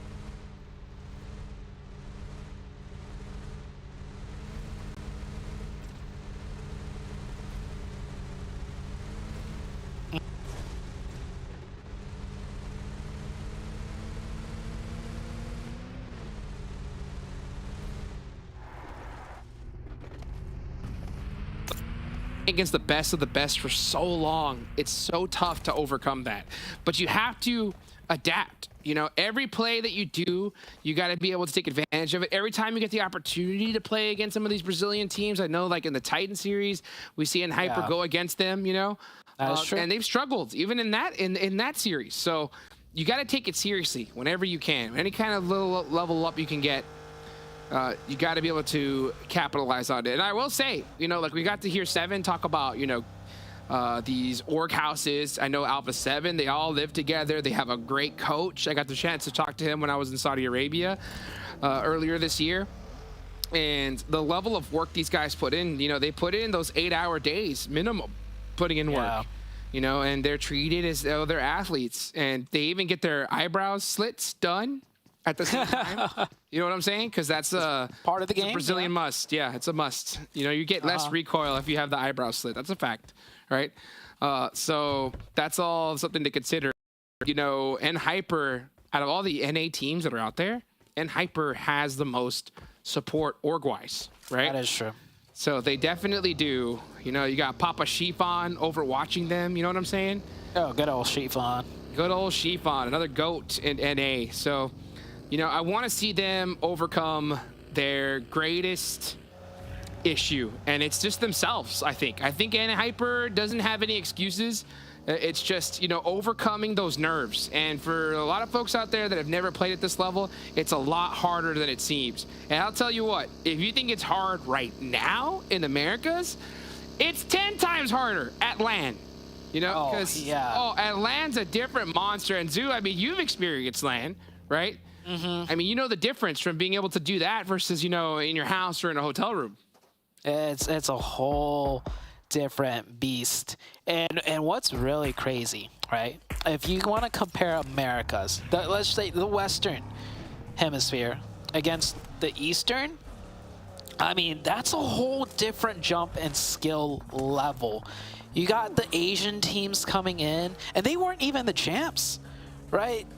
The EU region, I think of S2G, correct me if I'm mistaken. Yeah, like, it is just a whole another beast when you get to the PMGC stage, as Jaguar will take the first point onto Team QUESO. Man, Team QUESO, I hate to say it, man, but they used to be such a dominant team, like a staple, but year after year, it just seems like they've been falling a little bit behind.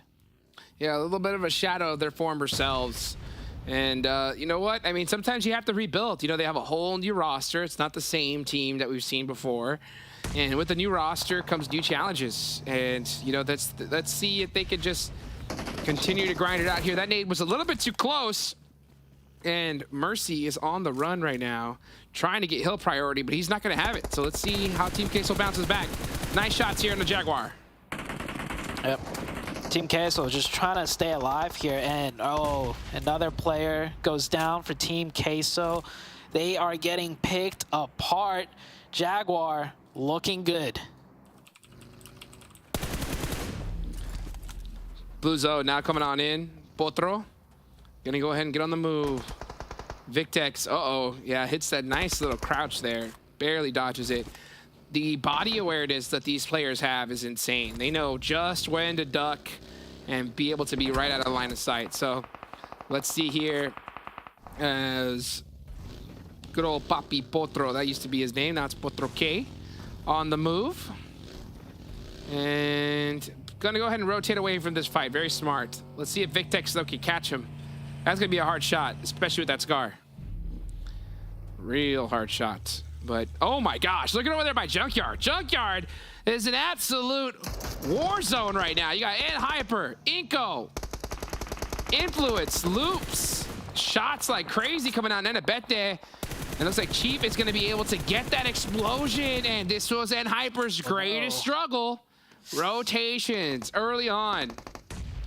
Man, that was a hard shift, and a lot of these teams instantly sought for that prime position, and Hyper getting cut down. INCO getting the best of Loops right now. The hustle is real. These teams do not mess around when it comes to those fast rotations, and with a hard shift like that, everybody just went for it. Fight's not done yet, though. INCO still finishing things up. They did lose a player. Squash is down and out. But 5 elimination points for INCO, and they will stabilize here with a nice spot in the zone. And yeah, you can see Alpha 7 setting things up here. Let's see where they decide to go. Alpha 7 definitely starting to ramp things up. You can see them popping some shots off. Ready to get it going here. And meanwhile, Kaovsky from long range with that 4x scar. Uh-oh, is that an M24 I see? Yeah, absolutely right there. Let's see some bolt actions, please. Influence Rage here, coming off hot of the previous game. Cameron did say, you know, it wasn't a hard-fought victory. So we'll see what Influence Rage is really made out of. They're not zone blessed this time around. They're going to be fighting in from the eastern side. So now's a good time for them to prove themselves. Let's see here. Extreme Slayers holding down Hacienda del Patron. INCO right next to them. Yeah, here come these rotations. These are the most difficult part of Miramar, just even getting to that zone for now. Baton getting some shots onto All Glory Gaming. Gonna survive for now. And man, MEZEXIS, very fortunate in that first game, but you know, rather quiet here for the rest of day one. Let's see how they're going to be able to bounce back. And Skyline trying to get some cheeky shots out there in the back of the buggy. He's not going to be able to hit it. But oh, 24K, and YKG was just waiting for Rojas, and they catch him slipping. So that's All Glory Gaming, not able to make that rotation with everybody on. Yeah, Good pickup for YKG, but they need to get a move on now. That zone shift going once again hard to the northwest. Extreme Slayers dead center, and I know that one compound they're in is very nice in a circle like this. MEZEXIS fighting in from the edge side against Rise Gaming now. Oh, Baton getting 2v1. The rest of the team is just not there in time to support. And down goes MEZEXIS. So MEZEXIS definitely going to have to make some big adjustments going into tomorrow. Yeah, they are gone. They are out of there. YKG looking to third party. Okay, I like this. They don't got the zone, so they'll look for the fights. Let's see if they can clean this one out. BULUC working into the edge of circle right now against a team. And Fear's going down in the elimination feed. Looks like that third party is not working entirely in their favor. But Rise is down to 1. YKG have the upper hand. Nunez going down just like that. YKG clutching it up. So beautifully done. And let's see them hop in the vehicle. Yeah, you should be able to get that res off. I wonder why they're not utilizing that new feature. Because I think it's safer. I think it's safer to get the res out here where the fight is done than driving into zone with a knock teammate. But yeah, in certain situations, for sure, more teams need to take advantage of that feature. Let's see. Huacho gets knocked to InHyper. So PASSIONFRUIT and InHyper getting into it. And I think VALIC is down as well. Yep. Yeah, it's just Zuko up. So PASSIONFRUIT not going to have that bounce back game here in this one. And let's see. InHyper's down to 1. Extreme Slayers have all 4. So that's going to be the chance for NA at least. But actually, no, YKG with 5 eliminations. They're doing great this game. So far, if they go out now, that's only 5 points, and they have a tough way into the zone from what I could see. So we'll see if they can break in here. It'll be great if they do. BULUC looking to add more points onto the table now, taking some shots. Rods over the top with the UMP. Oh, forced the fall back. Victex. Oh, man, he hops in the buggy. And yeah, that's what I've been waiting to see, is tire shot. He does bust down those tires. Looks for some toes there. Lays down. Got him. The angle's disgusting from Victex. I like that. I like that. He hit him once underneath, and I thought he was going to give it up when he pushed it over in the open, but he was like, wait, let me try that again real quick. And he gets it. Nade's being tossed in. 3 up for the side of BULUC. Oh, he's got to be careful. DBS. Baby. Oh my goodness, shots back and forth. Simple, gonna go ahead and throw a nade out. And oh, wow, Simple just on another level here. Last one up for Jaguar and just on a rampage. Yeah, I don't know why he pushed by himself there. His teammate far away going for, you know, a revive. So a lot of mistakes. Oh, they did. Simple gets that first aid off. Oh, here comes a tense game. Intense game right on time. That is going to be brutal for both of these squads. This is easy points for intense game. Yeah, it's something I'm noticing. It's so many, and the fight's done. So many of the Brazilian teams are capable of just leaving the safety of the circle, going out of zone to take third-party fights. They're so good at recognizing that. I remember a time where I saw do that. Oh, that's a finish too. That is InHyper out of there to the full action. But what I was saying earlier is I remember years back, the only region I would ever see do that would be Chinese teams when they were miles ahead of everyone else. But man, times have changed. Regions have caught up, and you love to see things like that. Caught up in a major way. I think the whole lobby of every single region has leveled up in one way or another, and it's crazy for the teams that have always been on top. Oh, we got the replay. Oh, we got it. Let's see. Oh, it was a moving target. Oh, see ya. Oh, sweet bolt action. If I can finally mark that off on my bingo card, Zute. Yeah. Whoever was the cameraman in charge of catching that and recording that, props to you. Way to go, production. Way to go. I'm proud of you. You know how hard it is to catch bolt action shots these days? They're so fast. Yeah. They're so fast. We rarely get to see one. So when we do, oh, just a little tear of joy. Thank you, Diabolic. You're incredible. Meanwhile, let's look at Alpha 7 here on the edge. Looking down here, Alpha 7 with 5 eliminations, YKG with 6, but yeah, they lose 2 players in the process, and they are right in the lion's den that is Alpha 7. Yeah, it's Alpha 7 right now. Oh, look at that. Just waiting like, to pounce. Oh, literally. Ooh, and the like a bolt mustache action. lion in the tundra. And the bolt action too. Oh, YKG can't peek anything right now. Oh, this is scary. They are toast. All their vehicles are shot up. Fears is looking. He's like, my tires. I just got new ones. Oof. That's going to be rough. So, yeah, YKG pretty much done and dusted here. Extreme Slayers have a really good spot in this next circle, though. They're dead center. So they're dead center. Everybody up. So we'll see what how they can finish out. But meanwhile, Alpha 7 are starting to turn things up a notch here at the end. Circle is about to shift once more, and I'm sure YKG is going to go down. I think Alpha 7 is just waiting to see the circle shift before really committing. And where is that circle going to go? Influence, look at that. On the northwest, full coverage. If they don't get the zone, though, it's going to be a tough task for them because there is just like fortresses ahead of them. All these compounds that are occupied right now, really hard to breach. Okay, northeastern shift, and you know, Extreme Slayers, All Glory Gaming are in a good spot here, so let's see how All Glory Gaming can really bounce back. Meanwhile, you got Influence, Rage, very split up, rocking a full 4-man split. That's gonna be interesting to watch. And then, of course, you always have to worry about Intense Game. Oh yeah, and brutal squad, so brutal. I think we might see Intense Game versus Alpha 7 here. They're both. If you were to pick right now. If you were to pick right now, who do you think is going to win? Who would you pick? Oh, shoot. That's... well, and Hyper's gone. Just, yeah. We had our hopes and dreams for them. But, man, and I can't pick between Intense Game Alpha 7 or Extreme Slayers. The NA pride in me wants to pick Extreme Slayers.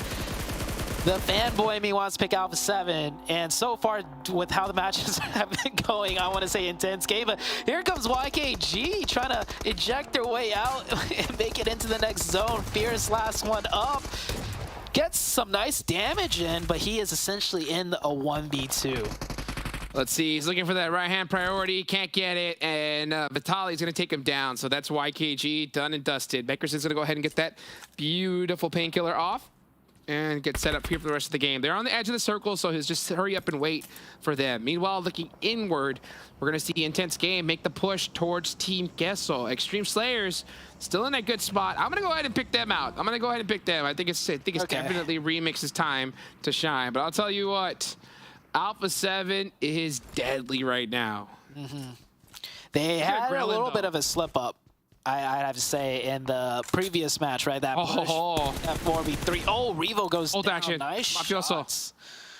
If Vitaly picks one more time, he's going down. Guarantee you. Yeah, you think so? You think he hit it? Yep, right there. And, no. Not fast enough. Oh, he's scanning. That's why. He's scanning. Oh, okay. Hold on. Got him. That should have been a knock, dude. Come on. Through the window? That should have been a knock. PUBG Mobile. Bop the bolt. Bop the bolt. That should have been it. Okay, Nanabete. The pre-fire action. Oh, he's feeling it. This is what we want to see, baby. One more shot. One more chance. Yeah, that's when you have the time. Yeah, he was hoping to see you just catch a peek. I think that those shots are warning shots too. It's like, hey, I can hit these, and I've got more ammo. Sometimes you have to feel it too. Like you have to just feel it. Like you have to predict when they're gonna just do that real tiny peek. Yeah. If you time it perfectly, you got them. There is bullet travel, so it's not like instant, right? So sometimes you can only do that pre-fire. Nanabete's got to be super careful. Alpha 7, I like how they're playing this. They're just getting a lot of info, getting all the angles here.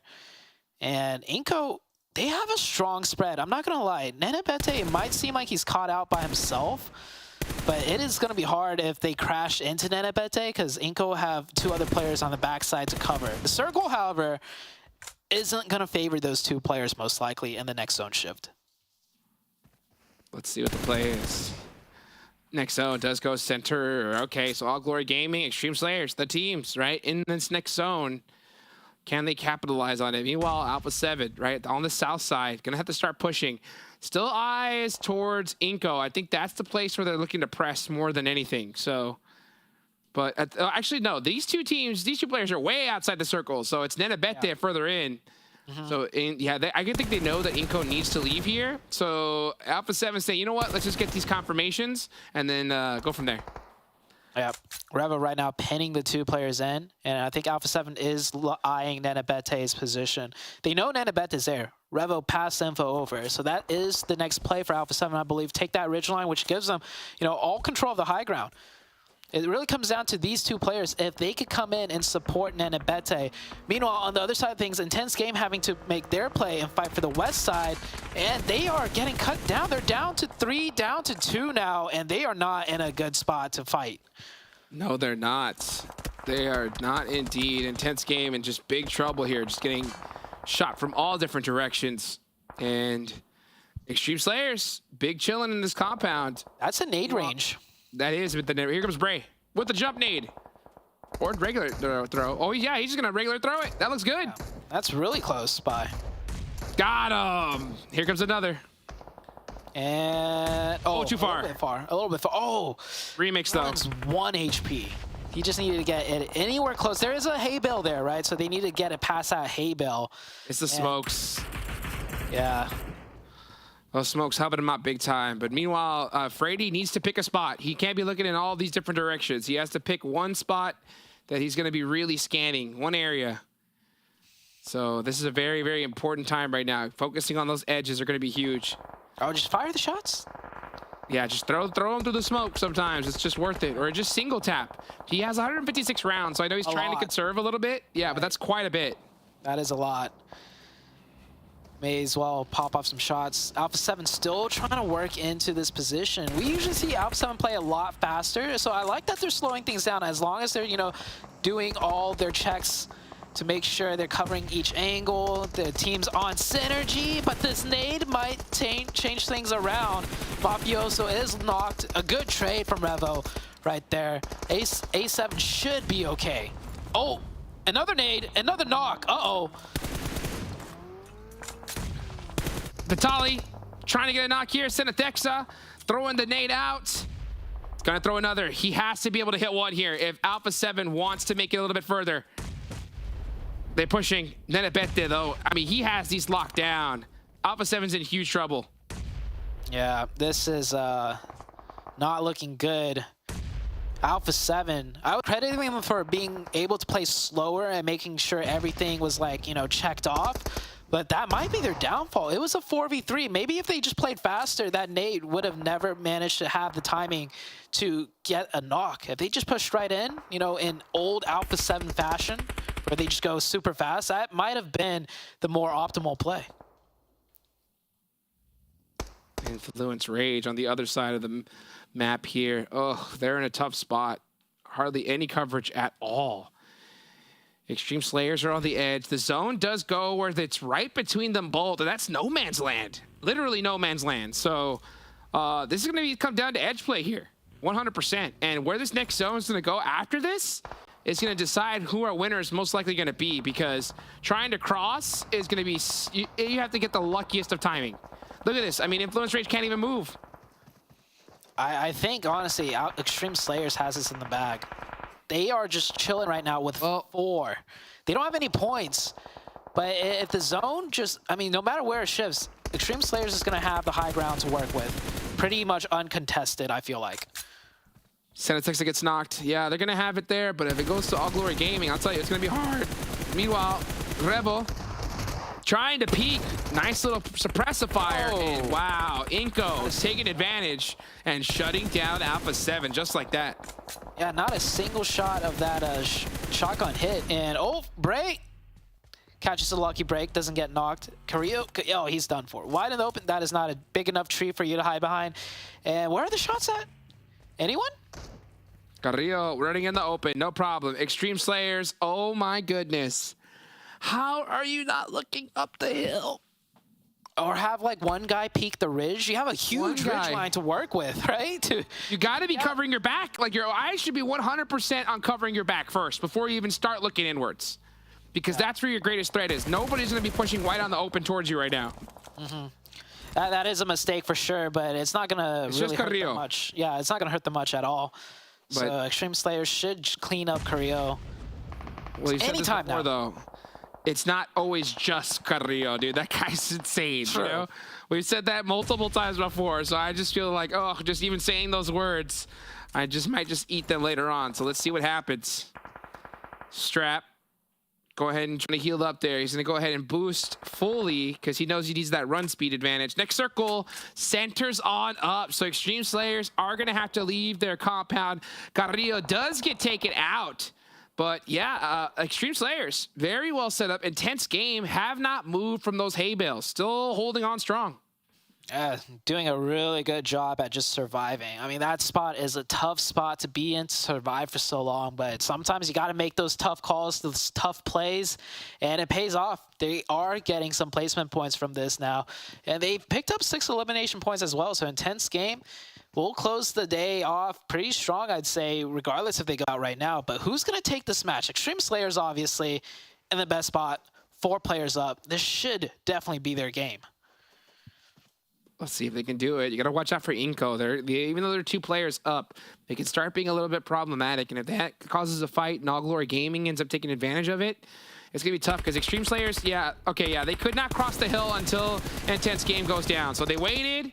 Down goes one of their players. It's just a Grelin up left, but a Grelin is pretty insane, but I think he's going to go out to blue zone and deny the point. That's what he's going to do. Yep. So now finally, that's done. They see the smoke, and they're off to the races to try to get this chicken dinner. Yeah, this should be their chicken dinner. 4 up. They're peeking up over. All Glory Gaming trying to get as many points as they can. They only have 3 elimination points. They're hustling. They're trying to get more territory before Extreme Slayers could take everything up. That player will get to the tree side. Extreme Slayers kind of pinned into a corner, but they have a lot of ridge lines to work with. And you can see All Glory Gaming doesn't have a lot of cover. Nades will definitely come into play here.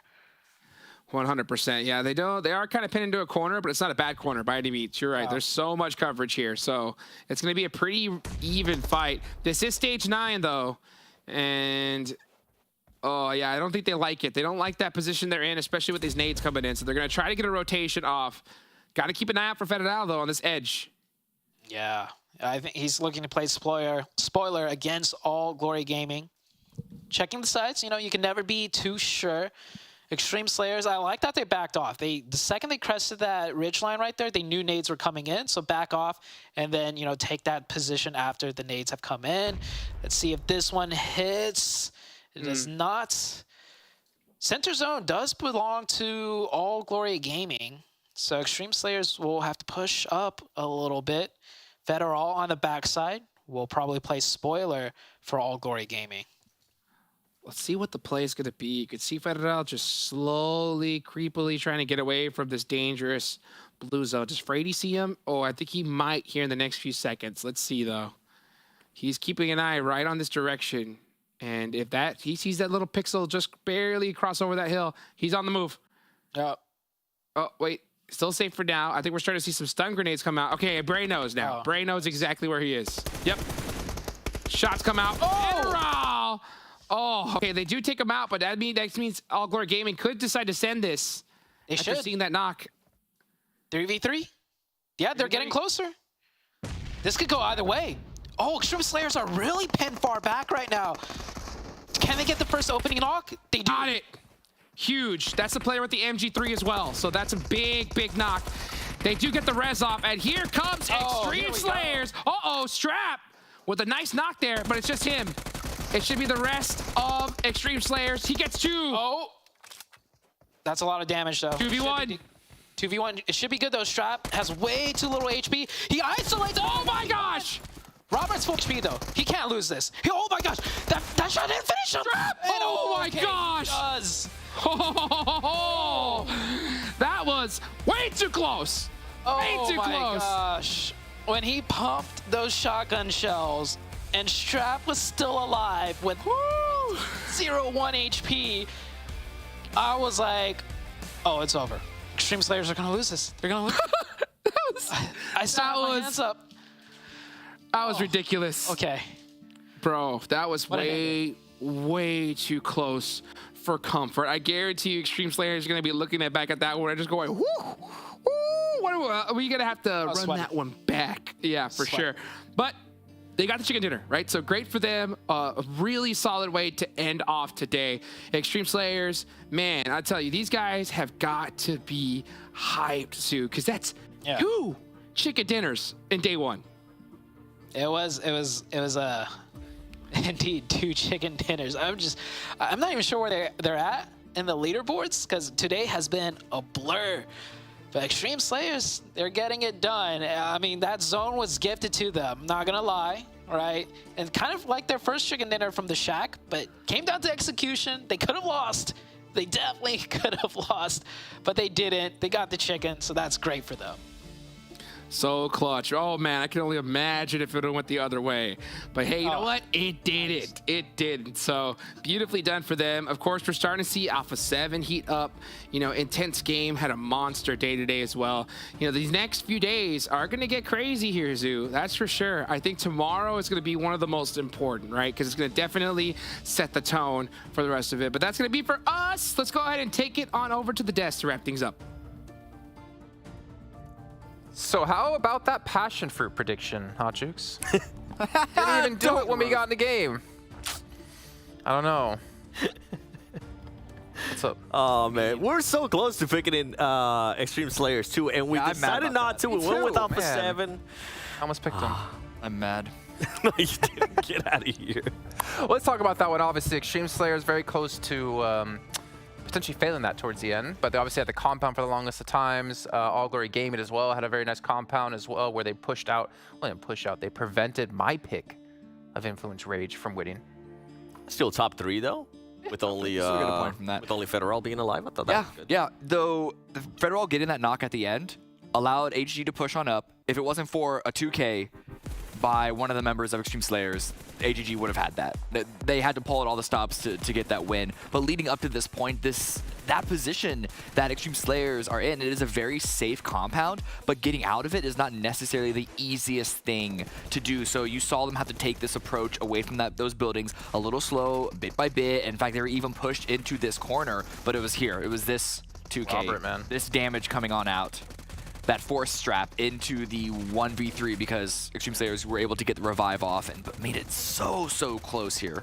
What can I help strap here too, and I don't know if we're gonna be able to see it here, is the last player right there, Robert GG. He was actually trying to shoot him earlier, and he was shooting out a player that was knocked, and it was blocking the shots from actually going through. So, nonetheless though, Extreme Slayers, 2 chicken dinners, they're not gonna be mad at that, considering that nobody, I think nobody picked this team to even be in the top 3. Except Jukes, I think. One team picked him. Yeah, it's either Jukes or Zute picked him to win this one. But INCO as well, Vitali, man, he had over 1,100 damage in this match. I'm actually really curious to see what he had overall in the day, because he really stepped up for him and, of course, his team. But Influence Rage, 9 points. They get themselves off the bottom of the leaderboard, obviously, with the victory they had in match 5 and the results here. But Intense Game, I mean, obviously, we haven't been able to talk too much about them as of late, but they are still putting up limbs constantly. That's what I'm happy to see there, those elims, because, I mean, at one point they were averaging more than 10 elims a match, too, and for them to be able to finish off the day here on a good note, that's going to be positive moving into tomorrow, and hopefully we'll get another chicken dinner out of them. And then Alpha 7, too. Even though they didn't get any placement points, good to see that they were still able to do what Alpha 7 is known for, which is getting those eliminations, and a big surprise for me of actually how they've been performing today.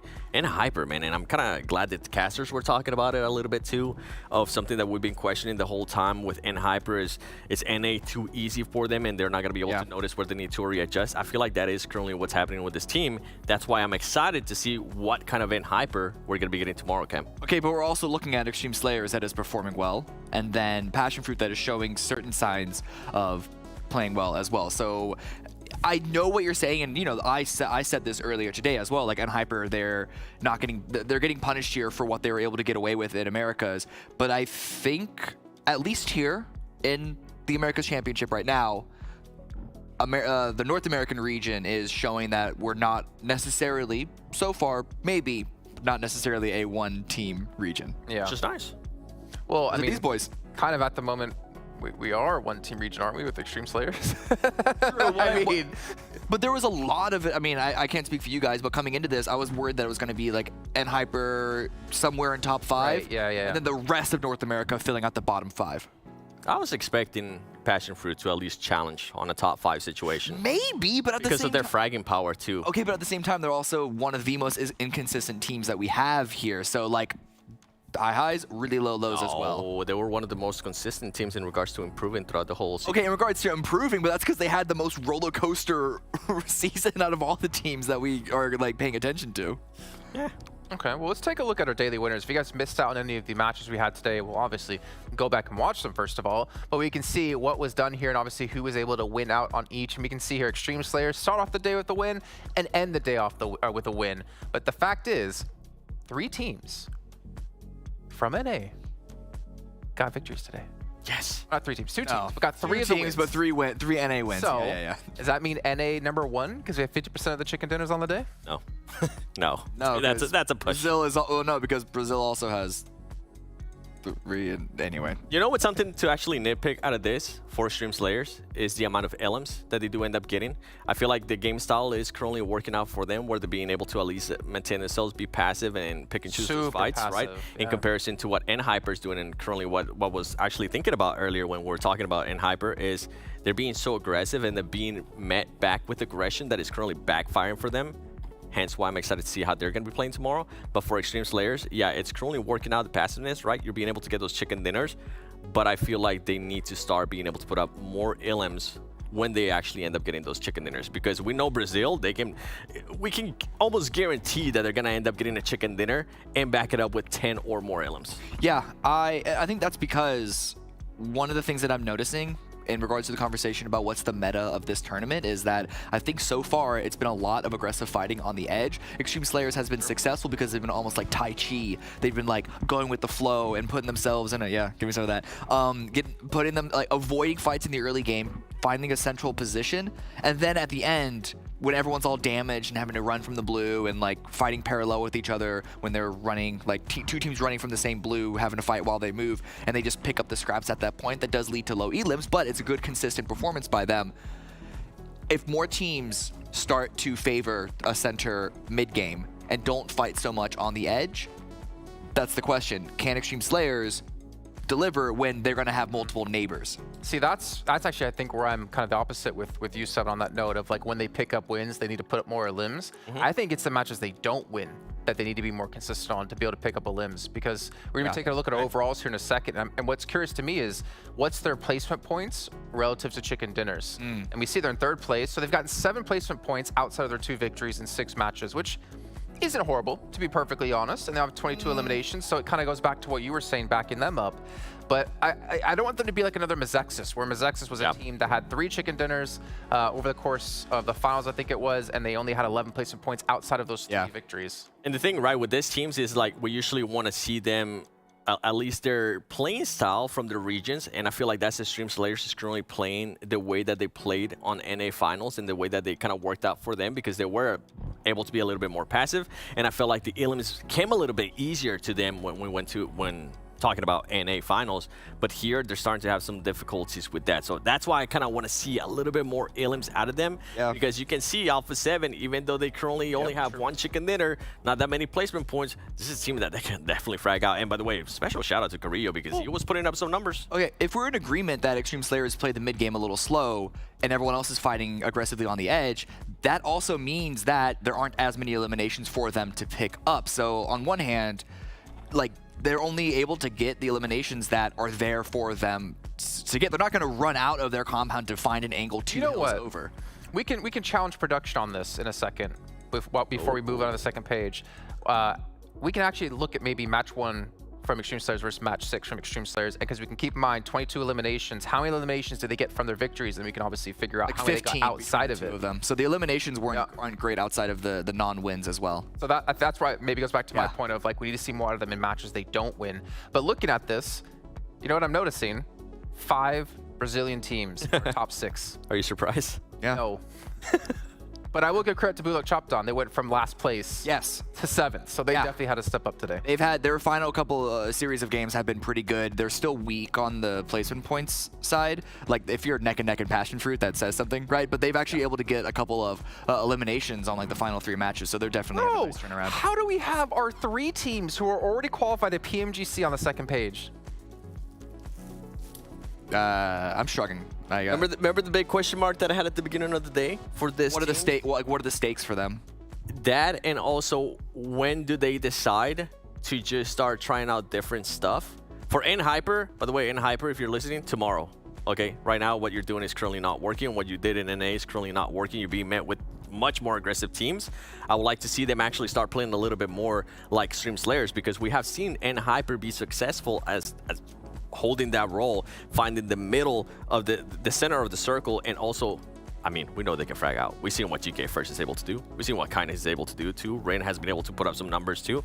I want to see N-Hyper in a bit of a more passive role, centering more on the circles.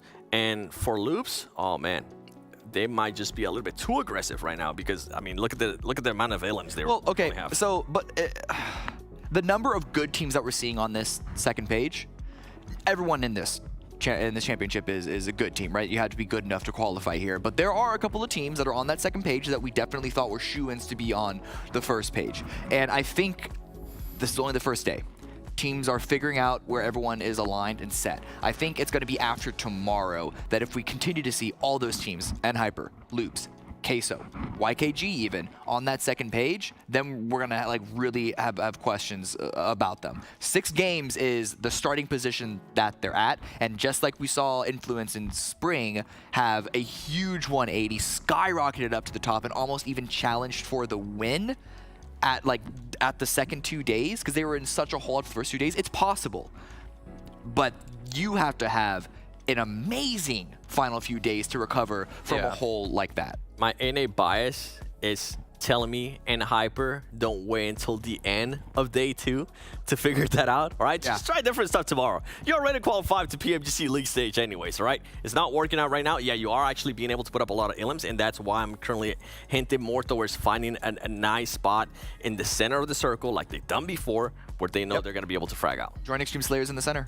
Yep. I think for N-Hyper in particular, really quickly as well, is that this is such a good learning opportunity because they're testing their ability to adapt mid-tournament. Yeah. And when they get to PMGC, obviously it becomes much more difficult than what we currently have. They have to then, again, learn to adapt. So I think this is a really good training process for them to be able to come into day 2 with a completely different style, or a different style, and obviously adaptations. But we were talking about Extreme Slayers. I want to bring us back to that really quickly. Okay. We do have a head-to-head of match 1, which they won, versus match 6, which they won, and we can count up their eliminations. So you can see here 15 eliminations outside of their 22 totals. So they have 7 elims in 4 matches. Yeah. And what was that? Only like 11 placement points or something, or 7 placement points in 4 matches? 7 and 7, 7/7 in 4. Yeah, that's not great. Yeah, so it's the games outside of wins that they need to be a little bit more consistent on. But obviously, when they do win, we need to see them be able to put up numbers like IG's been able to do. I feel like it's a mixture of what we're saying too, the placement points and those LMs. A little bit column A, a little bit column B. Yeah. Okay. So it does settle though. I really do think that those lack of points is due in part defined by what everyone else is doing. That's such an obvious statement that I just said. But like, you get limbs, you get more points. Shut up. That's not whatever. Whatever. Thanks, Gav. That's a little. It's hey, late. hey, I'm thinking back to PMWI out of you, all right? Let's take a look. We have our MVP of the day. I don't think any of us are in disagreement about who the MVP is going to be. We'll say it on 3. So like 1, 2, 3, go. Okay. 1, 2, 3. McGrellan. Yeah, it's got to be McGrellan, man. He put up ridiculous eliminations. 24. That's good. He got more than half of his team's illims? Damn. Yeah. Nice. Listen, IG, when they put up numbers, they put up really big numbers. Like, even when they're not winning the game, if they're in the end game, if they're in, like, podium position, they're getting the eliminations for it. It's insane. These guys, oh, man, I'm worried that they're going to go a little bit feast famine on us. Yes. But it's still I mean, this is such a good starting position. That's the main thing too, right? If we're gonna nitpick on them a little bit, it has to be their placement points. They ended up with what, 20 placement points. One of them, 10 of those were just from one chicken dinner. Yeah. They're very good at fragging. If they can just narrow down the placement points a little bit, especially considering, I feel like tomorrow is going to be a different story. A lot of teams are actually going to start performing even better than what we saw today. At least I'm expecting it, especially from championship caliber teams. And they need to narrow down those placement points a little bit more. See, That's nitpicking, though. That's nitpicking. I don't know if I agree with it, because I feel like that's the way the cookie crumbles with this point system. Like, how many times, if you look back to finals of PMPL, or you look to the league stage of PMPL, that eliminations was always a leading number? Well, yeah. I feel like that's where teams get always a majority. No, it's the leading number, but what Seven is saying is that the dramatic difference between placement points from the win, this one win, versus placement points of everything else. Kind of like what we were nitpicking there with Extreme Slayers, too. Yeah. The difference is that IG has the numbers to back it up, not only on their wins, but also on some of their high placement but no wins. Yeah, they make it up with those elims that they're getting, so they're not really having to worry about it. But if those teams... Yeah, sorry. I'm talking about IG. Yeah. No, I was going to say, like, the fact that 14 eliminations, which is a good number of eliminations, is the highest that we have so far, there's definitely room for even bigger games. Oh, yeah. Yeah, for sure. 100%. Well, speaking of wins, though, it's time to take a look at our wins in our prediction game, which I don't care about at all, as I said to you guys many times off air. Unless I'm winning, let's take a look at actually currently in the lead right now with our prediction. He admits it! Hey, I'm on brand. Let's go, baby. What? I hate predictions. Oh, man. I'm on brand. Let's go. I like it. Caster's wait. right? Zute, like the ex-pro player, I know Hot is ex-pro player, but Zute, the ex-pro player with 4? I'll give him a break. I'll give him a break. He's doing his picks as he's casting too, so he has to be on. So is Hot Jukes. Well, no, I'll give Zute a break because he's giving a pick on what he would do from their situation, which 100% would allow him to win those games. But he's so much better than all these players that are currently in the lobby. They're just doing so stupid. Like, they're making the wrong moves. Zute totally would have clutched all of those games out, and he'd be a 6 for 6 if he were playing. See, Zute, what we need to find out, which I found out halfway through the day, through this point, is they're actually picking for top 3 because yes, you get point, no, 3 points. Wait, hold on. 3 points if they win. Yeah. 2 points second place. 1 point third place. I've been picking for the actual win. I thought only winners were gonna be getting. It's points. the same system that we had in spring, and it's the exact same way that I won. I don't like it. Spring. That I won in spring is you pick to guarantee third place any time that goes for a win is the cherry on top. That's the strategy. That's the winning strategy, guys. I pick to win. I've been picking to win the whole day. I don't pick for top 3. Okay. He's been picking for top 3. Yeah. I've been picking for win halfway through. I was like, oh wait, I gotta pick for top 3 instead. Okay. I mean, you don't get glory. I want to start picking for those other random questions. Remember, like most elims. That was fun. I want that again. You're just mad that you're half-hour points.